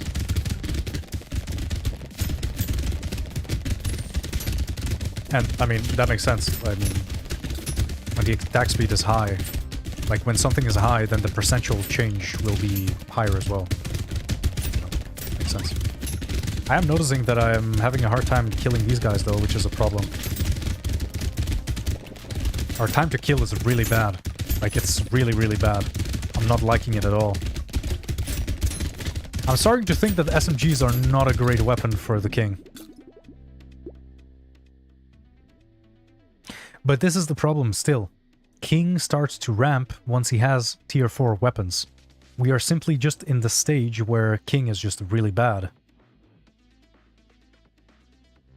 Oh, there you go! Something luck-based. 25% chance to deal 22 damage to a random enemy when an enemy dies. Okay. And we got 2 range damage. Nice. Okay, let's get that lucky charm. And let's reroll and hope for an SMG. Nope. SMG. Nope.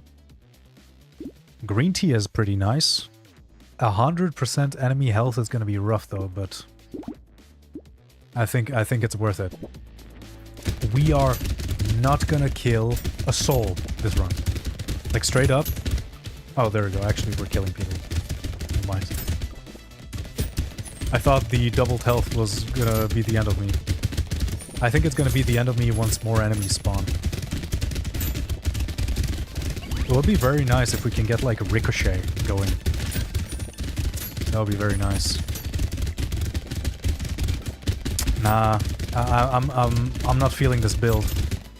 I feel like if you also just think about how our shops have been, I've been refreshing the shop, and 80% of the time it's literal trash. Like, look at this. I'm literally not killing anyone. I'm just running away, not making any money. I don't know, this run is pretty bad. At least this crown, you know, fits a king. Landmine. We can't even take that. Okay, let's get more ranged. That's a... Oh, finally, dude, finally. But I can't even buy it. God damn it. I'm actually going to unlock the Duckmoth. Because I don't think it's doing us a lot of favors. Honestly. Okay, there we go. SMG. Nice. Okay, I'm gonna leave it at that. Yeah, it was the celery. I hope this run is gonna be better. Okay, time to kill is better. Time to kill is way better now. For sure. But these are still only the small enemies. Once the elites spawn, it's gonna be different.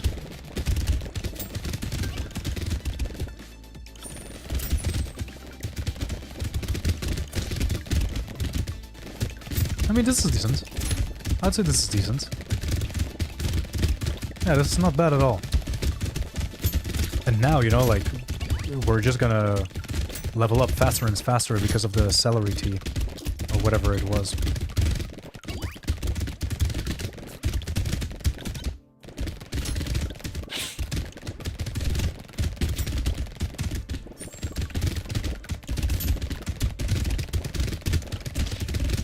Pretty good. Okay, damn, I got a bit too overconfident there. Okay, recycle that. I do not want to lose armor. I'm already way too... Okay. Hey, more range damage. And here, lifesteal, for sure. Okay, there we go. SMG, our first rank 3 weapon. That's nice.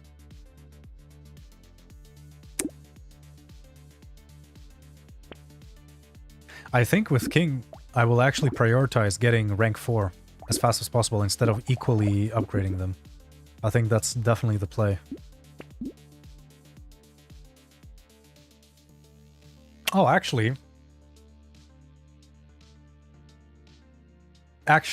this is what I'm gonna do.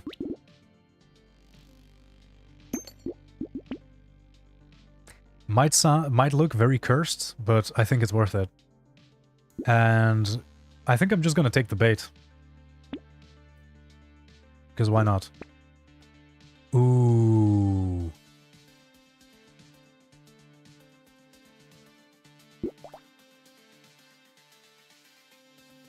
Would it be worth it Would it be worth it to combine an SMG to tier 4 and then to just take the Thief Dagger just to proc his passive? Would that actually be worth it? I'm kind of feeling like an experiment. Let's try it. I actually want to see. And then, you know, once we get an SMG going, we'll remove it again. It's expensive? Yeah, I know, but... Oh my god, what the fuck was that?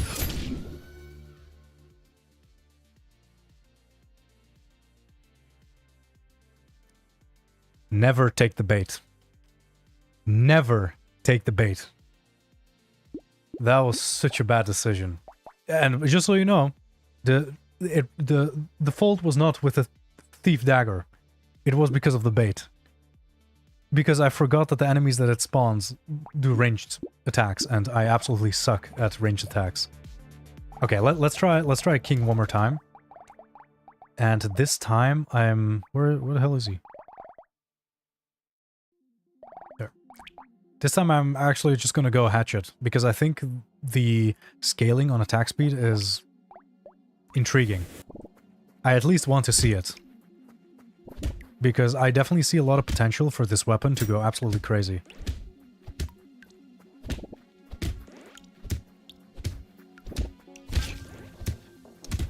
I could definitely also go Stone, because I mean... You know, Stone has the highest base damage. I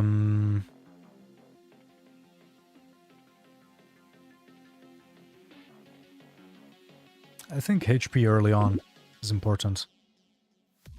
Okay, let's get a Hatchet, a Radzilla, refresh one time, lock the Hatchet, and reroll one more time. And reroll one more time. And one more time.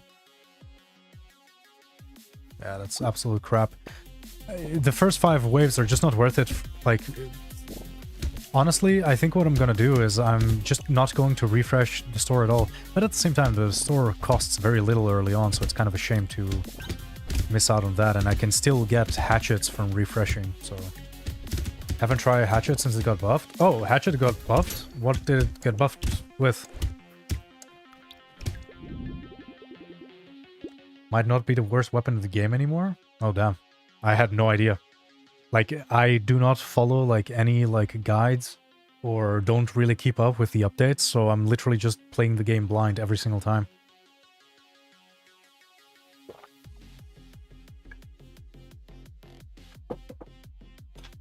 Go. Our leader of water is gone. What do we want to go with? I think I want more HP. Okay, let's get that hatchet.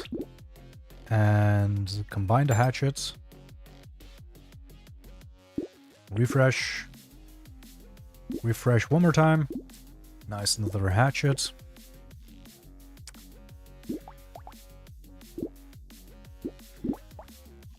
Oh, dude.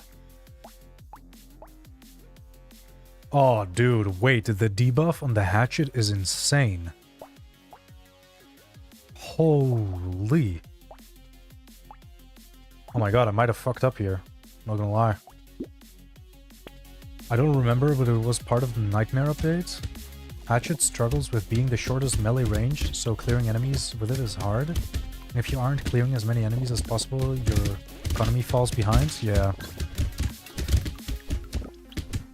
I can definitely see that. But I mean, you know, now it, like, I mean, I don't know if it always scaled with it, but it scales with attack speed now. And once you're at tier 4 with the king, you get a lot of attack speed. So I see a pretty big win there. Okay, I think we have enough HP by now. I think I should focus on damage now. Let's see.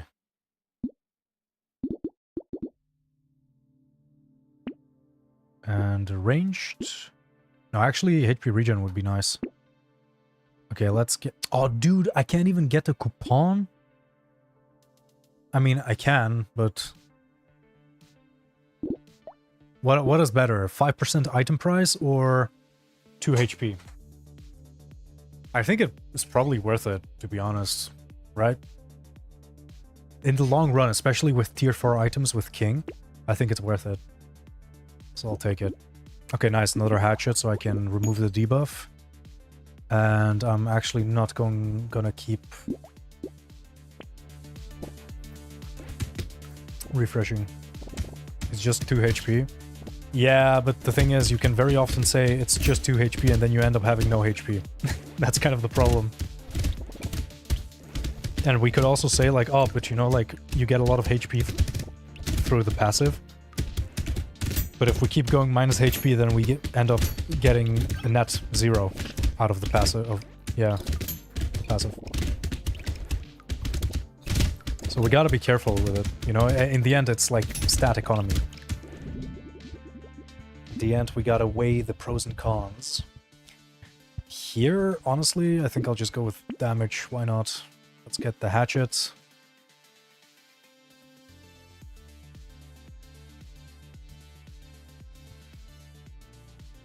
Huh.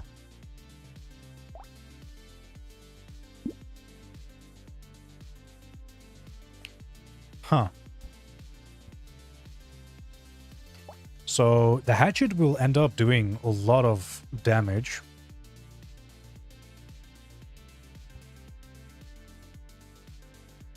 So I think I actually do want to build into crit, so I think this 4% crit rate is a shame to roll into. The other values aren't that intriguing. There we go, our favorite, celery tea. Let's do it again. Let's make the exact same mistake. Because why not? Okay, I won't refresh anymore. They reduced hatchet cost, increased its base damage and its speed scaling, then nerfed its base attack speed slightly. Oh. It's kind of a shame. I mean, it sounds pretty balanced, to be honest.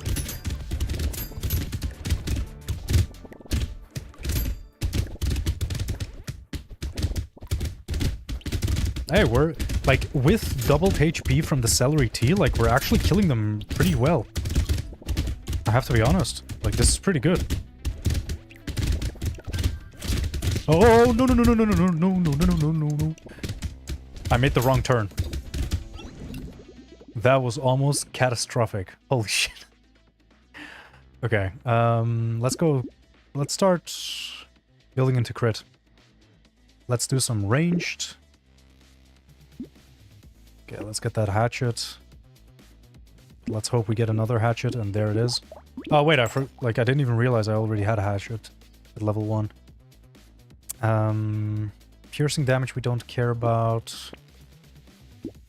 Nuclear launcher.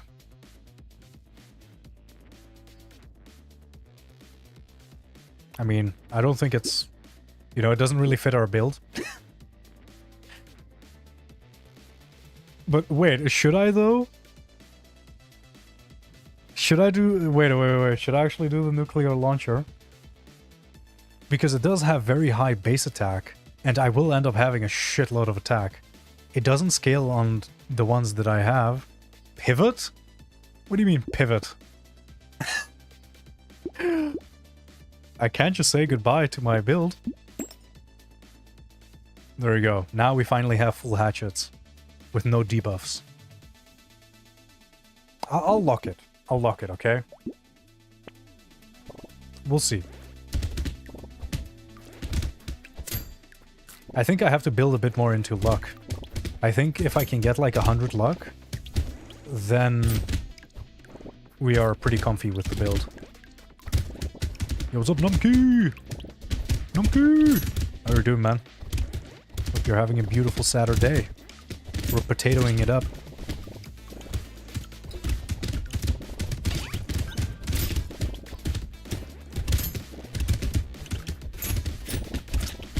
Okay, I have to stop running into enemies. I'm too used to having like very good survivability on my builds, so I can literally just run into enemies and be fine. But in cases like this, it's literal... Oh, this one is nice. It's literally... Wait, actually... I wonder, is this the only passive that is a pure buff?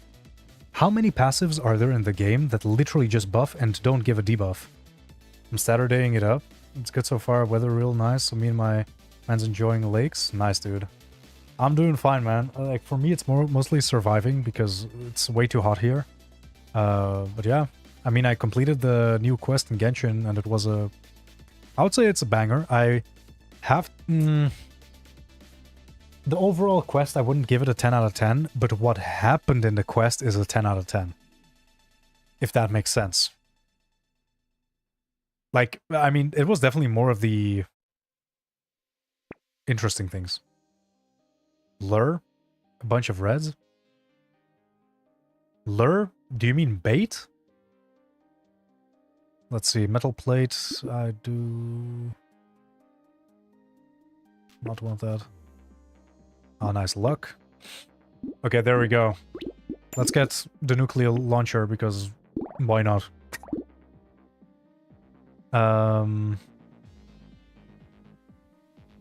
Actually, Pocket Factory, because why not? It's literally free damage. Do you see duckies? Nice. Get some duckies. Oh, dude, what the hell? The nuclear launcher is crazy. What the hell? It's just one-tapping them. Let's watch it on this guy. Okay, wait a minute. This guy is surviving way too many of these hits. It's still good, though. It's still good. But I don't think we can pivot. I mean, what the hell are we gonna pivot to? Like rocket launchers, but like it's complete RNG if we get more rocket launchers. That's the problem. The thing is, though, like I didn't spec into flat damage yet.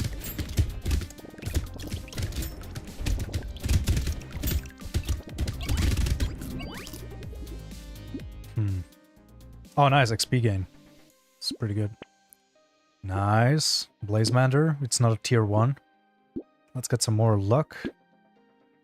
Let's get the Pocket Factory. Let's get... I'm not sure if I want to lose out on knockback that much. But 20 range, 10 attack speed is pretty nice though, so I'll take it. Particle Accelerator? Dude, what the hell is up with these random-ass weapons that I'm getting? What the hell? +5 engineering, weapon and pet damage is additionally scales on 20% engineering. But I lose range damage, which is going to be bad for this guy.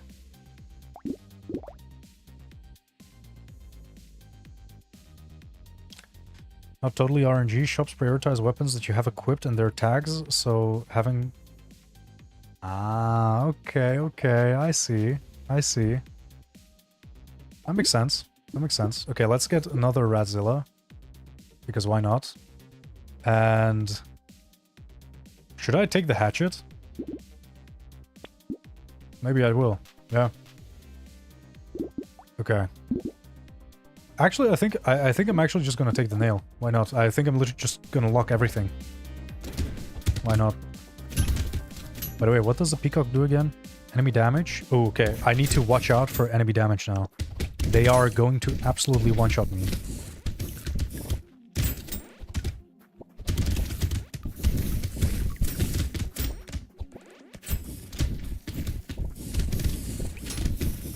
Like, I'm really gonna focus up, like... Oh.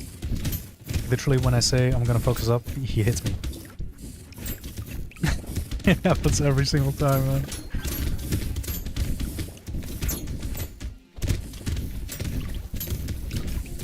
I'm gonna kinda, like, play it safe, to be honest. I think I'm just gonna, like, skirt around them. Not gonna lie, the sound the Blazemander makes is kind of annoying. The constant, like... Okay, there we go. We survived. That's the most important part. Let's actually increase the range even more. Why not? And here... I don't think I'll need even more damage. Let me get some speed. Okay. I'll take the HP. I'll take the HP. Okay. What am I buying? So what I'm thinking is I upgrade this one. get the hatchet, just take the L, get Rat Azilla, and get the nail. There you go. I think that's decent. I think that's not bad.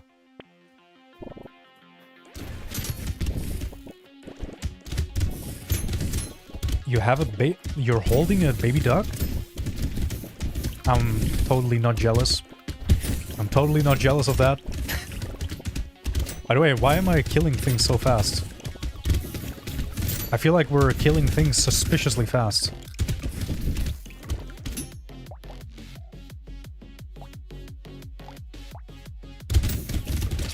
Is it just a nuke? Like, is it just because the enemies are bunching up and the nuke is just one-tapping everything? I think that's it.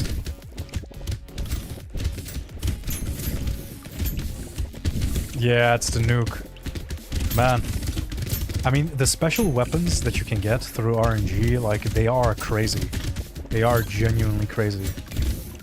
Actually build-defining. Because, like, you can be going for a completely different build and then you could just, like, switch builds just because you got one of those weapons. Okay, there we go. Plus luck, minus elemental damage.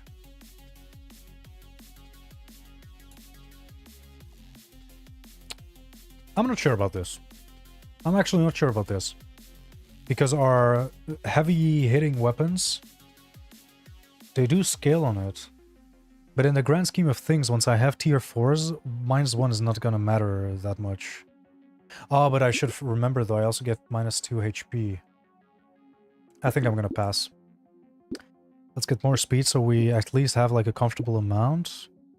And let's get some survivability. I feel like we're lacking on survivability.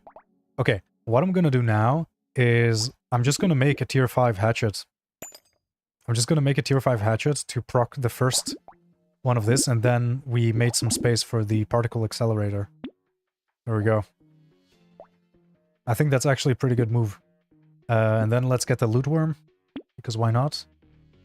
Blazemancer. Refresh. A hatchet, always welcome. And that's it, I think. Okay, hey, I genuinely think our build is actually coming along now. I did not know the particle accelerator attacks like that. That's actually kind of badass. So it just pierces through all enemies in a straight line.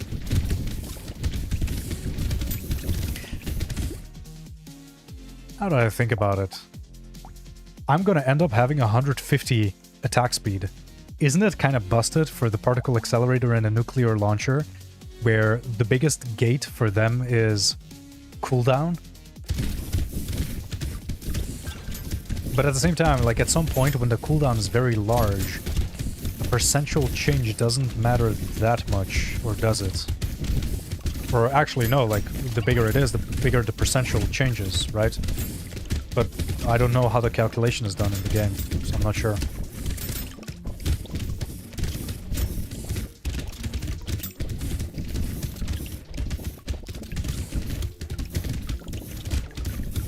Let's see. Imagine a nuclear launcher with piercing bullet. I mean, what would that actually mean for the launcher or the accelerator? Oh, you mean the nuclear launcher with pierce? Oh, Jesus. Imagine a ricochet with the nuclear launcher. Oh, cursed. Okay, let's see. Speed, range, nah. Okay. Here... While I am very intrigued by the crit rate, I think I want to go with the luck. Or would I regret that? No, I think I'm gonna go luck. And now here... Okay, we have enough range. I don't think I need more range. So I'm actually going to refresh.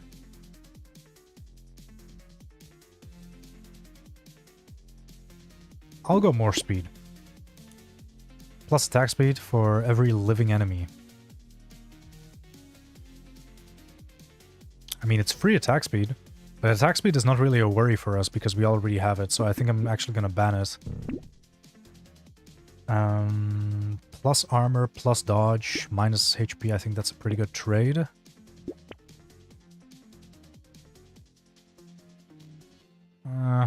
Hmm. Don't like anything here. Enemies take 10% more damage for 3 seconds when first hit by elemental damage. Now listen to this. This ice cube actually has crazy synergy with the salamander, because the salamander puts enemies on fire.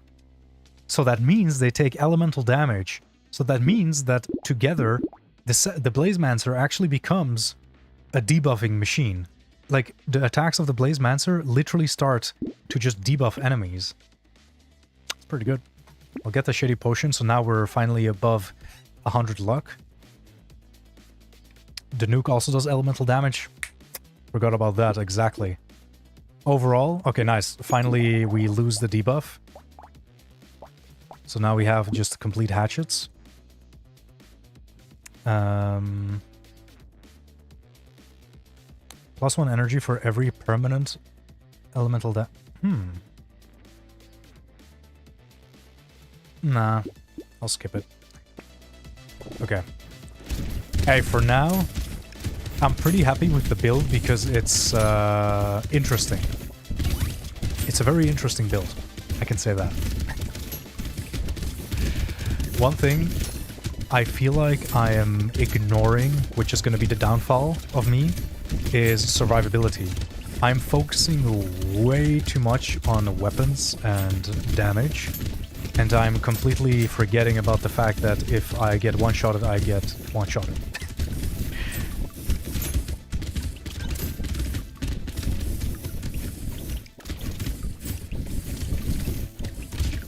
I should probably start focusing more on the bullets, because I feel like way too many times my runs literally just end by not focusing enough on the bullets that are flying towards me or all over the place. There you go. Nice. We're making a lot of money though, that's for sure. Piercing damage. Can't go above base. Hell yeah. I think I'm gonna take the HP here. Because we are... Well, let me think about this. Yeah, let's take the hatchet. Ghost outfit. Dodge is capped at 70% plus 10 dodge. Minus speed, but we already have a good amount of speed. Minus 3 armor, but we do have positive armor. Should we do it? At the same time, okay, if I really, like, look at this, what is really the difference between 60 dodge and 70 dodge? I mean, there is a clear difference, like, you know, it's more effective, but how much, like, is it really worth it? 3 armor is quite a lot. It really is a lot. 3 armor is worth more than 10 dodge. And the question is even, are we going to actually hit the dodge cap? So I'm actually leaning towards skipping this, or maybe picking this up at the end if I actually get close to the dodge cap. Okay, let's get this crit rate. So now we have 14 crit rate, that's decent at least. Ooh, there we go. Nice, our second tier 4 weapon. See, this is literally what I'm talking about. Look how much damage the hatchet is suddenly doing. Look at how much damage it's doing. It's really because of the attack speed scaling, 100%. Like, the hatchet is almost doing as much damage as the, you know? I mean, it's literally doing as much damage as the nuclear launcher, almost. Of course, like, nuclear launcher, of course, still wins because of its blast radius.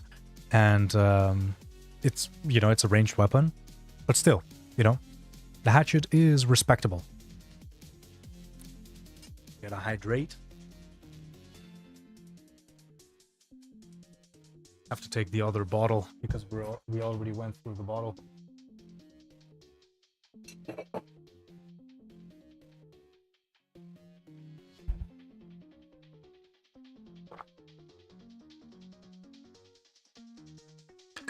There you go.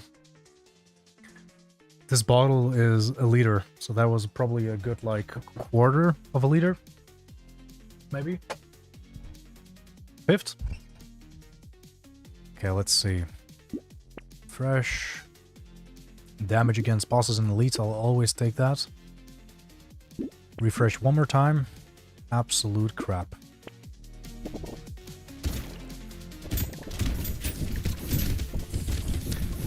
I mean, okay, I can definitely, I can definitely notice that basically all of the kills are done by the particle gun. And the other one. I mean, I literally didn't go at all into melee damage, but at the same time, just because of the attack buff that I'm getting through the king passive, I genuinely don't think it's worth it to go into the, you know, what is there actually a name for these buffs? Like melee buff, range buff, elemental buff, like, oh yeah, flat stats. Yeah, flat attack buffs. I don't think it's worth it to go for flat attack buffs when the king passive buffs damage percent by so much.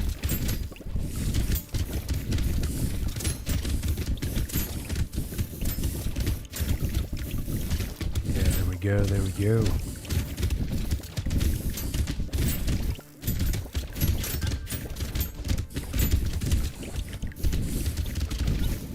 Time to kill? Pretty good. Pretty good. Okay. Question. Is it worth it to go more into luck once you have reached 100%? Like, how much are we actually getting out of luck past 100%? I think I'm going to reroll anyways because there's way more... Like, there's other stats that I need.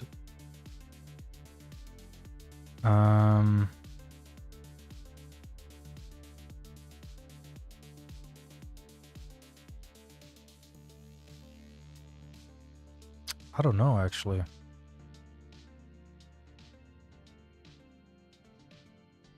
More than 100 luck works. Let's wait into the mechanics. Really? Like, is it really good? I'm not sure if to go with lifesteal.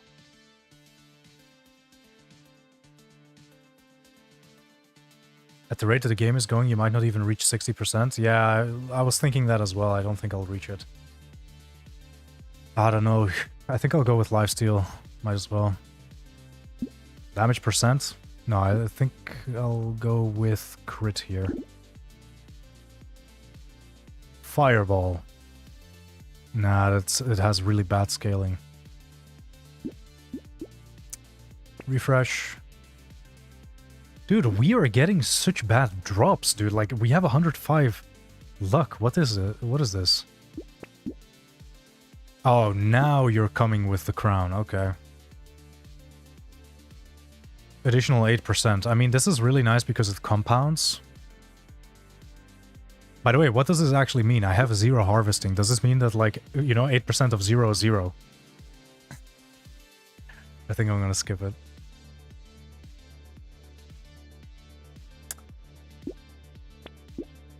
Mammoth. Plus 20 melee. Plus 5 HP regen. Plus knockback. Minus damage. Minus speed.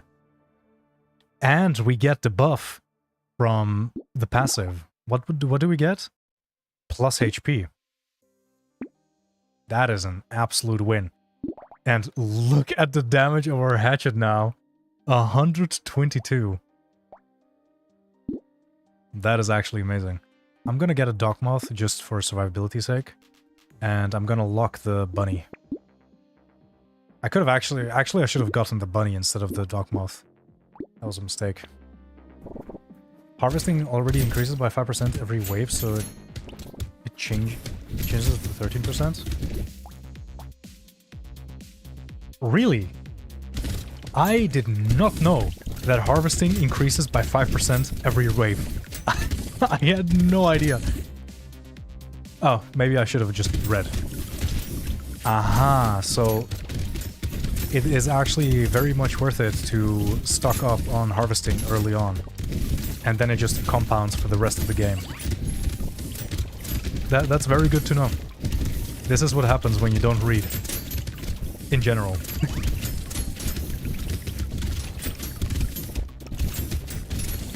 Okay, let's see.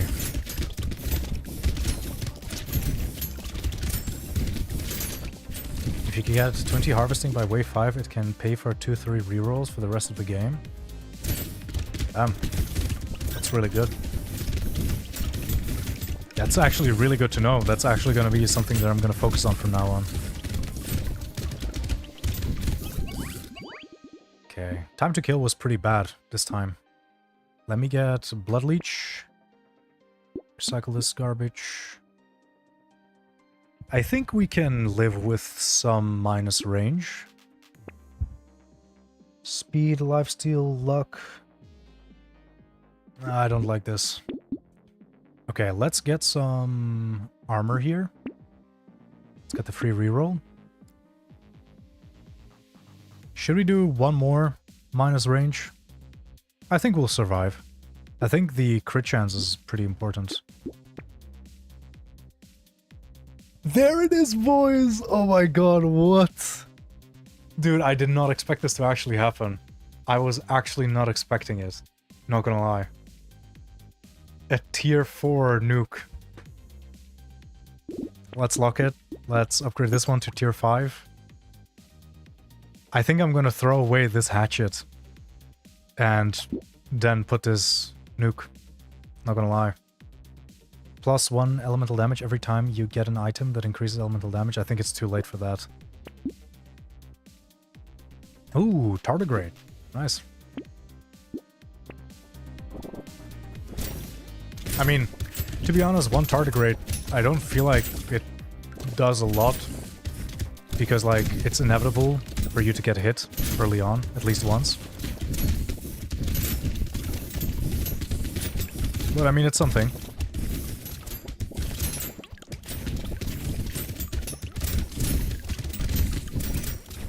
The thing about tardigrade, I feel like it's way more useful when you do endless runs.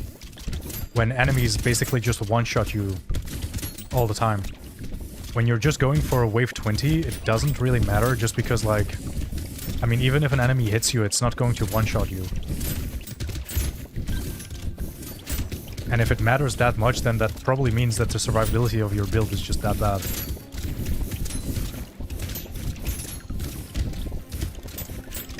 By the way, I ran into the enemy there because I realized I was playing way too conservatively.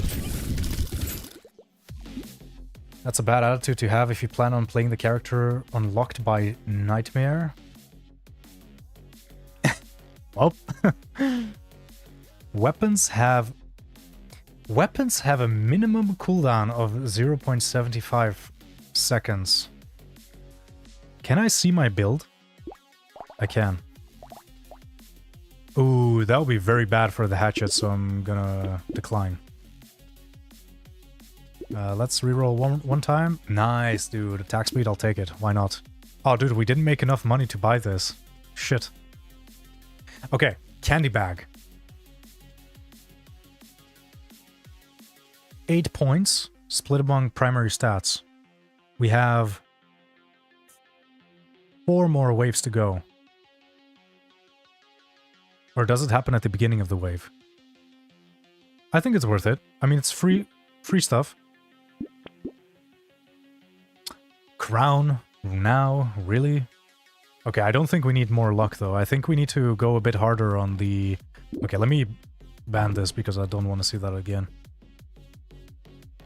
This is useless now. Octopus. Plus HP, plus regen. I think this is literally what I need. I literally talked about needing survivability, and we proc the passive one more time. We do lose some crit rate, which is a shame, but...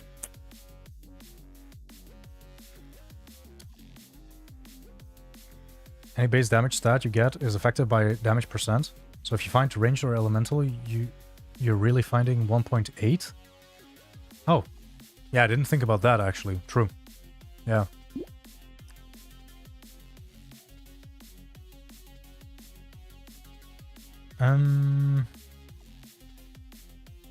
I think I'm gonna save some money because I want to buy the launcher next wave. Okay, this wave I should not play conservatively because I need to make money. Like, because I'm doing D5, like, my brain is just auto-locked into playing very conservatively. But honestly, like, now that I have 14 HP regen, 9 lifesteal, and I have the Dock Moth, so it can increase by, you know, I mean, it can double. I think I'm in a safe spot. I think overall my build is pretty solid now. Like, I have a little bit of everything. But I am definitely relying heavily on the King passive.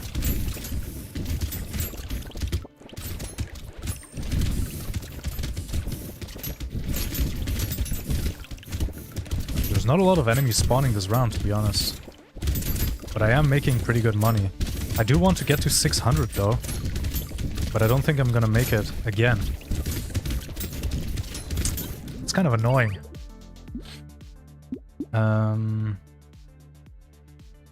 I don't think I want to take this again. What's up, Kiritani? How are you doing, man? I don't think I want to take this again because, like, I'm really losing a lot of range here at this point. Let's see.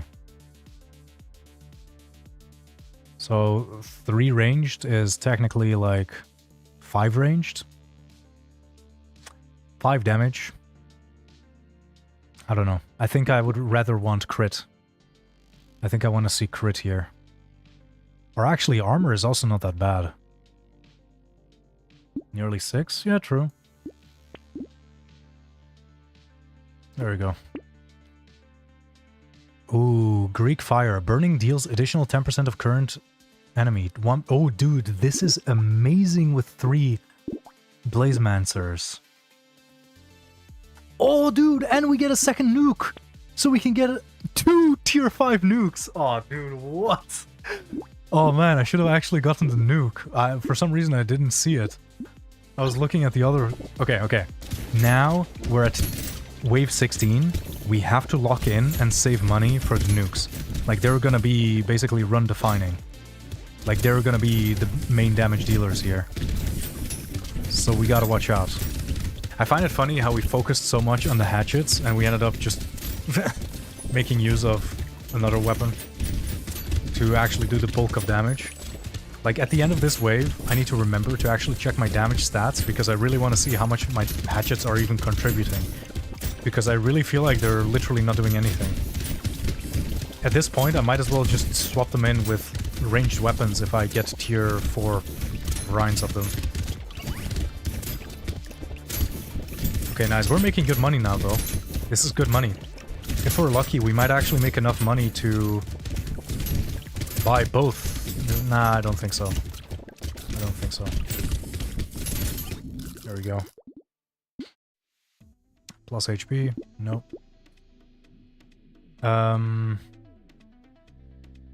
Reroll. Nice. Crit. 34 crit. That's actually really nice. Okay. Let's... For overall damage, I'm actually gonna discard this one and buy this one instead of fusing this one. 33% chance to gain 1 material when killing an enemy with a crit hit.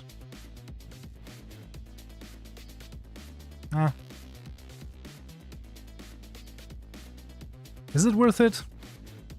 I'm not sure, actually.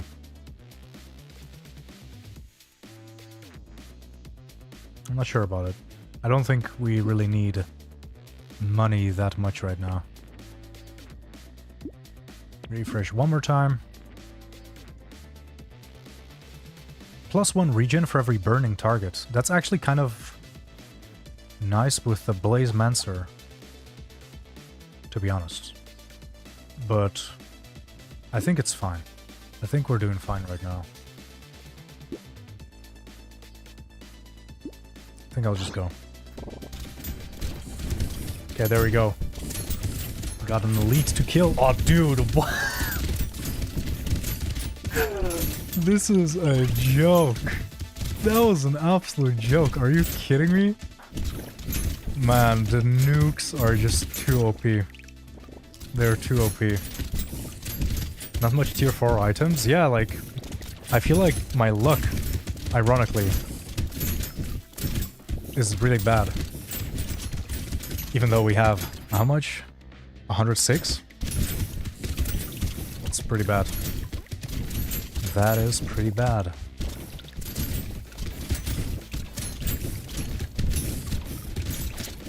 I've also noticed that there's not a lot of waves with, like, hordes of enemies. Like, I literally just want the enemies to swarm me. Because I feel like with the nuke, like, I will annihilate them. HP regen is doubled when you have less than 50 HP. Hey, let's go. And, you know, it procs my passive. Let me charge my phone.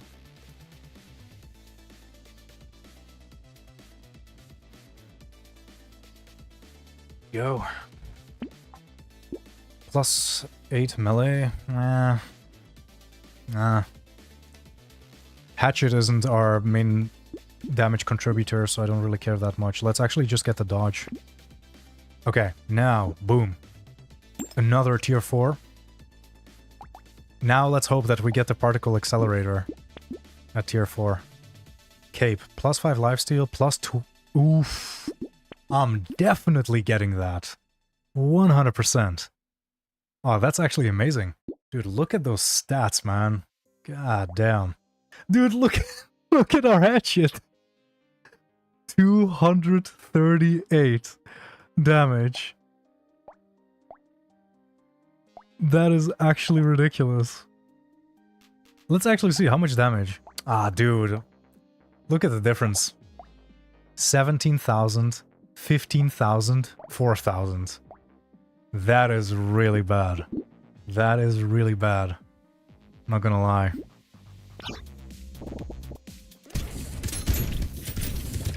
But at the same time, I think the hatchets still contributed to the early game. Even though we did get the nuke very early on.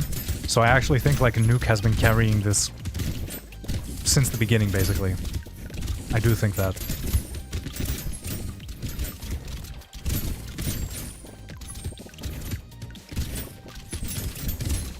Man, why is there so little enemies? Like, dude, if the map was completely filled with enemies, I would be completely fine. I would genuinely be fine. Is there a reason why there's so little enemies? Genuinely, like, I'm wondering. There's nothing in his passive. Like, is this just like RNG how many enemies spawn, or what? Because this is very little. You're killing them too fast? Killing most of them as they spawn? Oh. Okay. Okay, that's fair. That's fair. I got too greedy. Okay, let's get that crit. Nice. 43%. 2 tier 4s. Oh, dude, both of them are amazing. But I can't buy both at the same time, though. I do still have the next round. For now, I think this one has more value. I mean, this one is barely a negative. Because the passive, we get... Oh, no, wait, it's an item. It's an item. So we get just plus 5 HP. True. I forgot about that. I mean, still, it doesn't really do much to us. So I do think I'm gonna lock it. Should I? I mean, we're mostly getting stuff out of the ranged for the nuke and this guy. Oh, actually, never mind. This one doesn't even scale on ranged. Actually, I'm gonna skip it.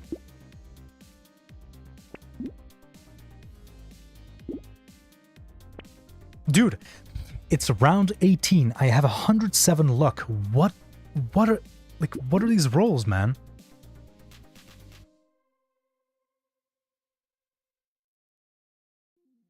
Oh, nice. Actually, we didn't really pay attention to this.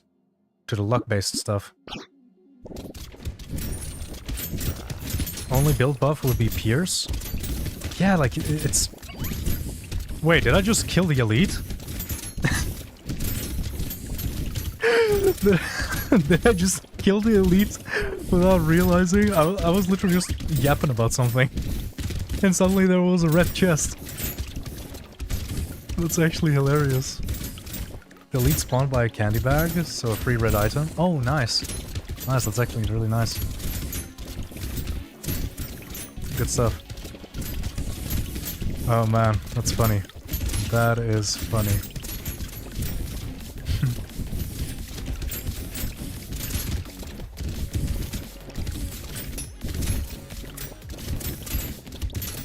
Oh man, I can't wait for dinner. This is super random, but like I'm really hungry right now. Wait.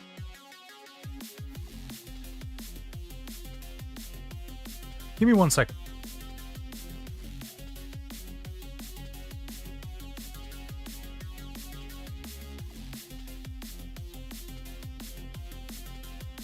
I'm just looking at the time because Mara is going to be out of work soon. And I want to call her. Oh. This is actually kind of funny because we're at the literal last round. So this is literally not going to proc anymore. So this is literally just going to give us plus 5 HP from the king passive. That's kind of funny. Plus 40 attack speed while standing still. I'm actually going to take that to do something funny. Let's actually do that. Plus 10 damage, sure.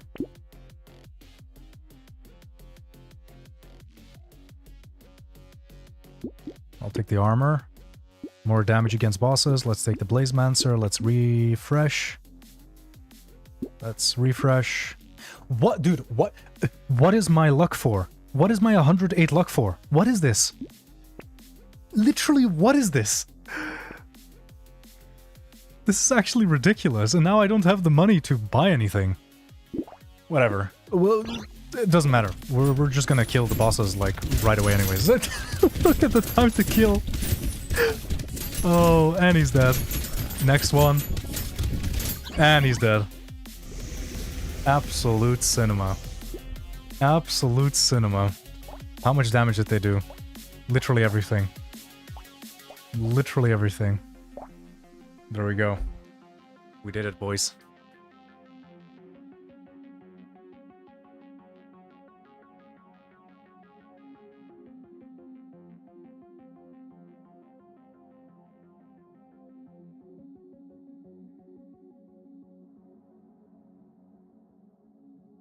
Alright, fellas.